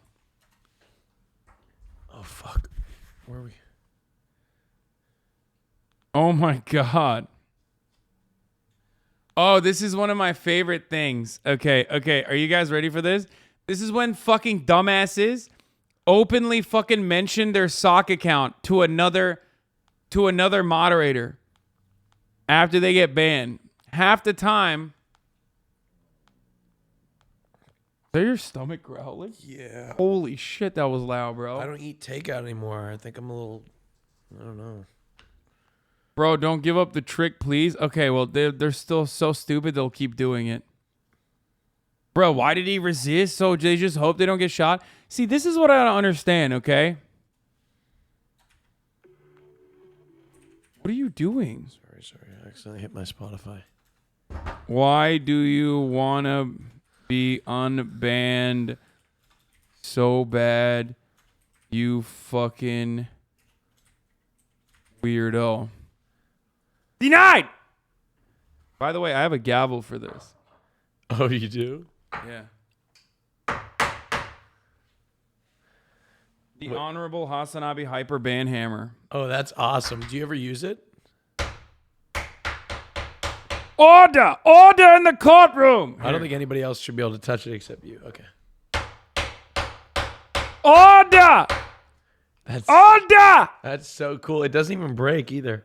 Okay, well, stop fucking slamming it, dude. God damn, we got some big-ass biceps, bro. Average BLM fan. I'm Turkish and I don't have good English. I don't understand what he says. Really, Black Lives Matter. I'm brown, please. I will never do it again, please. What? What? He said Black Lives Matter. Are you? I think he's fucking. No, he's definitely Turkish because look at the eyes. That's a Turkish keyboard. He's writing a capitalized I. He's 100% Turkish. No one like that. The capitalized I in English is different. You don't have the dot on top of it. Oh, fuck.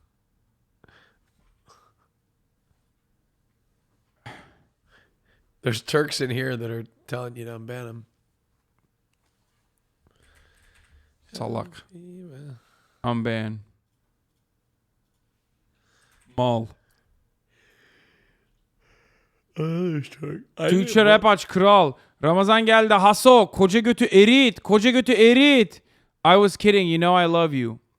This guy said, melt your big ass, like as in lose some weight. Denied! Wait, what? No shot. Why do people disobey? Dude, no shot, bro. No fucking shot. You think I'm going to let one of these motherfuckers come back in? Dude, are you kidding me? One of the things I hate the most. Why do people disobey lawful orders? But what about people resisting arrest and putting themselves in danger? If you don't resist, you don't get shot. Oh my God. It's disgusting to see another police shooting. I feel bad for the family and I try to understand the damage that's done to everyone involved. Yeah, you know, I can't believe this guy fucking did damage to his own family by being in the way of fucking police fire. How disgusting.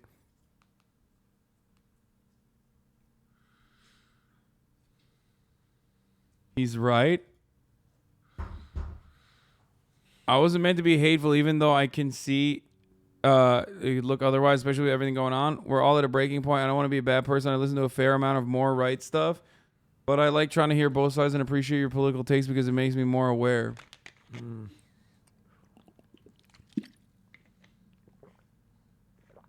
Sir, you've got this all wrong. This is an echo chamber.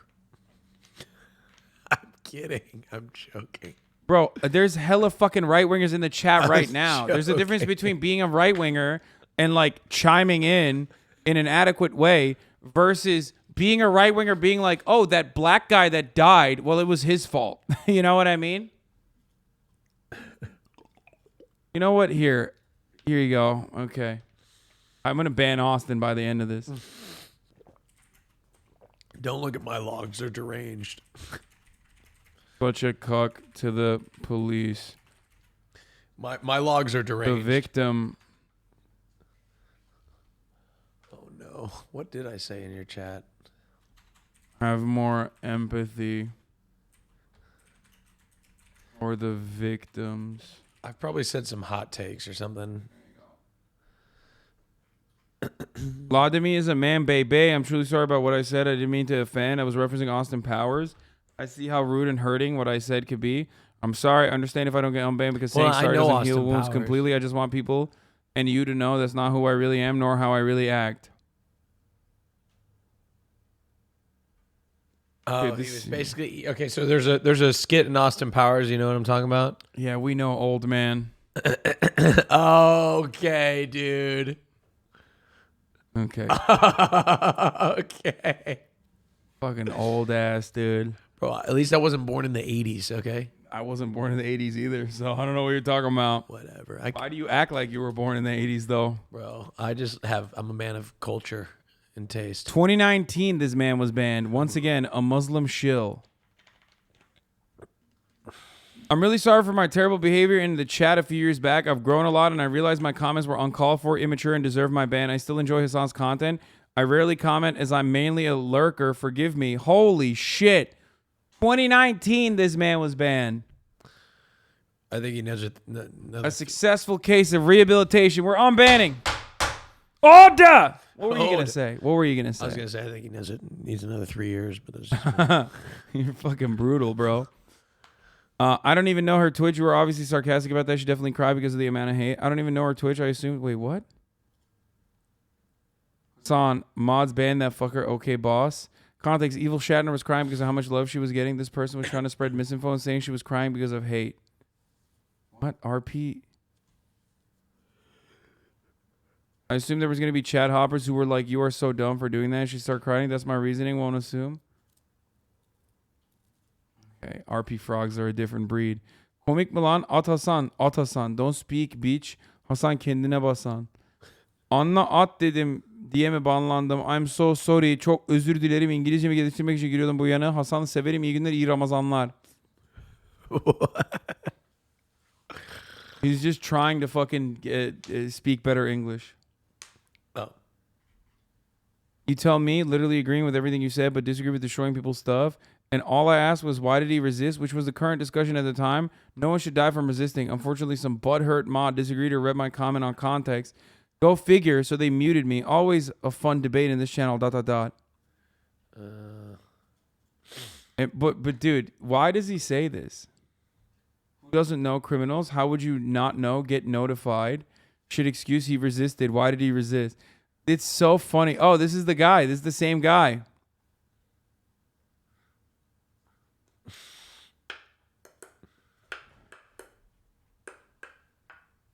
Okay. Being a debate lord is a mental illness. Hope you mental illness love. Get better soon.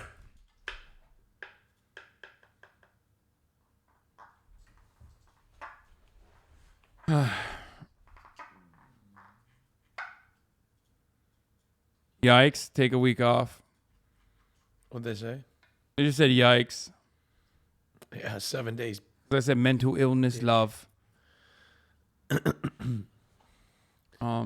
a fever. Can you check? Immediately clap. I don't know if that yike was to you. I think it was onto the chatter. Okay, you can unban him then. Him getting back in the car negates everything else that happened. He resisted at that point and clearly on video. Banned for stating a fact that cops won't be charged. That doesn't mean I agree. Lol. Can't tell. Why are so many people so into like cops act wild when someone has a warrant? He had a warrant too. And this comes from the same people that eat McDonald's every week. I can't tell if this person is like literally a fucking cop lover or not. I think he's just trying to justify. No, they're racist. Trust my racist radar. Okay.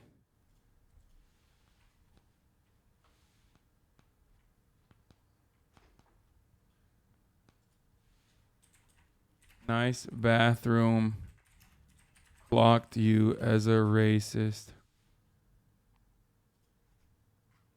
She wants revenge. Lamau, win the battle against diabetes first, Tubby. Kimberly Jones, they're lucky what black people are looking for is equality and not revenge. I was calling Hasan Tubby first day in chat. I mean, I wasn't going to unban him because he said that to Kimberly Jones while she's talking. She's doing her like famous rant. But I'm certainly not going to unban her now, especially because he said I was Tubby. Denied. What, do you know how many times the officer shot Duante? It was several. Bro, Google didn't tell me. If it was one, she thought it was a taser because tasers only shoot once. Dude, I was trying to figure out if he got shot several times. White supremacy is an excuse liberals use to get votes and push their BS politics. I respect your right to be a racist.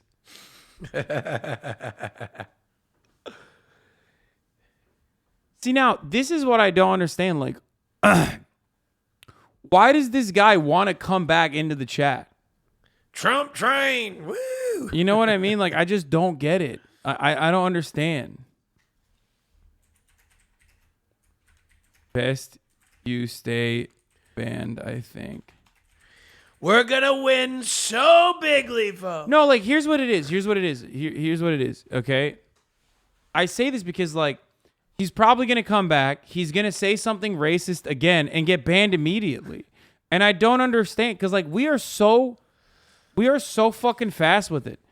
So if your goal is to, like, get another, like, just a fraction of racism off, it's not going to work out. You know what I mean? It just, like, doesn't make sense. They think they will get through the unban and garner a moment on stream. Like, you have nothing. Like, you have nothing. And even if you did have something, let's say you really pissed me off. Let's say you really pissed me off, right? And, you know, you got a 5-minute rant out of it, right? I'm still some fucking random dumbass Twitch streamer. Like, your life still sucks. You know what I mean? Like, it didn't change anything. It's so whack that you think you actually got something out of it. You know what I mean? It's so sad. Empathy, my guy. For what? Ban that person for saying my guy. I fucking hate that shit. Yeah. But why did he resist? Don't be the my guy, okay? Fucking hate that. Angel threatened my her guy. chat with a I'm not your shotgun? fucking guy, okay? And nobody likes the my guy. I don't even know who this is. Kyle Bitkin Angel, captain of Paleto Bay Sheriff's Office. Oh my God, RP Frogs, dude. They're not even going to see this. But I'm sure you're a wonderful I'm still going to person, say he resisted. If he never resisted, he would be alive. And I don't mean resist equals death. If he never resist. Oh my God. I feel so guilty sometimes when I say mean things to random people because they're humans at the end of the day. You know what I mean? I'm so sorry. Listen, my guy. Just don't say my guy. I'm sure you're a decent person.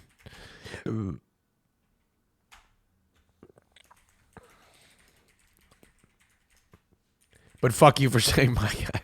This guy is brain broken. Okay, I'm brain broken from watching this, dude. I'm done. I can't do this anymore. Oh my God. Every time we do ban appeals, I'm always like, oh, this will be fun. This will be fun. And then it's all like just a sequence of motherfuckers being like, it's like Derek Chauvin. Yeah, it just sucks. This sucks. Imagine Miles going through this. Yeah, I know. It sucks. It's the fucking shit. Anyway, yeah. Don't forget to thank your local cops, aka your mods, okay? Like for all of the sea of like, there's like a couple funny ones, but then the rest is like a sea of awful things. Lil Chris turned 18, unbanned. Thank you for the 10 gifted subs. Lake deserves all the love for cleaning it up. Thank you, Lake. All right, we're done for today. I'm gonna run the last 3-minute ad break here. Thank you, Austin, for coming over. Okay. Thank you for having me. I Austin flew in for this. I'm gonna fly out right now. I've done my promo already. Yeah, he flies on a fucking private jet. That's right. All I'm the a time. Multi-millionaire. He flies in for like 5 minutes and then leaves on purpose. He's like, I hate the environment. I'm doing this specifically to fuck the environment up further. How crazy is that? That's literally, he told me that. Yeah. I did. I told him that exactly. Anyway, thank you, Austin, for coming on. Yeah, thanks for having me. Thanks, Chad. Hassan and I are now going to go do rich and out of touch people things. Oh my God, you're getting me cooked right now, dude. No matter what you say, they think that anyway, so it doesn't matter. Yeah, I'm going to do rich and out of touch things like go to a friend's birthday dinner. Yeah. No, someone literally the other day tried to say I was flexing because I was playing basketball with friends. Really? No, literally. I was like, yeah, last night I played basketball with friends. He's like, oh, okay, Mr. Flexer. Well, yeah. I mean, that's ridiculous. Friends It's playing ridiculous basketball? to think that you wouldn't be working a 9-to-5 job. You wouldn't have time for things like pleasure. Yeah, of course. Yeah, no one. Being a leftist means when I had a misery. 9-to-5 job, I never played basketball, famously. Anyway, bye, everybody. See you tomorrow. Peace. Review in the P.O. box, Uncle Iger's face. Sudden Discord agitprop, great names take on race. Tiny Bernie Sanders, LGBTQ Air Force. The whole left at your fingertips and out your door. The H3 crowded debate, the Young Turks online show. 3 full fucking years of this and plenty more to go. 90-day fiance talks of champagne bourgeoisie. I can't say that word. A Trump rally live reaction, a mess riot in DC.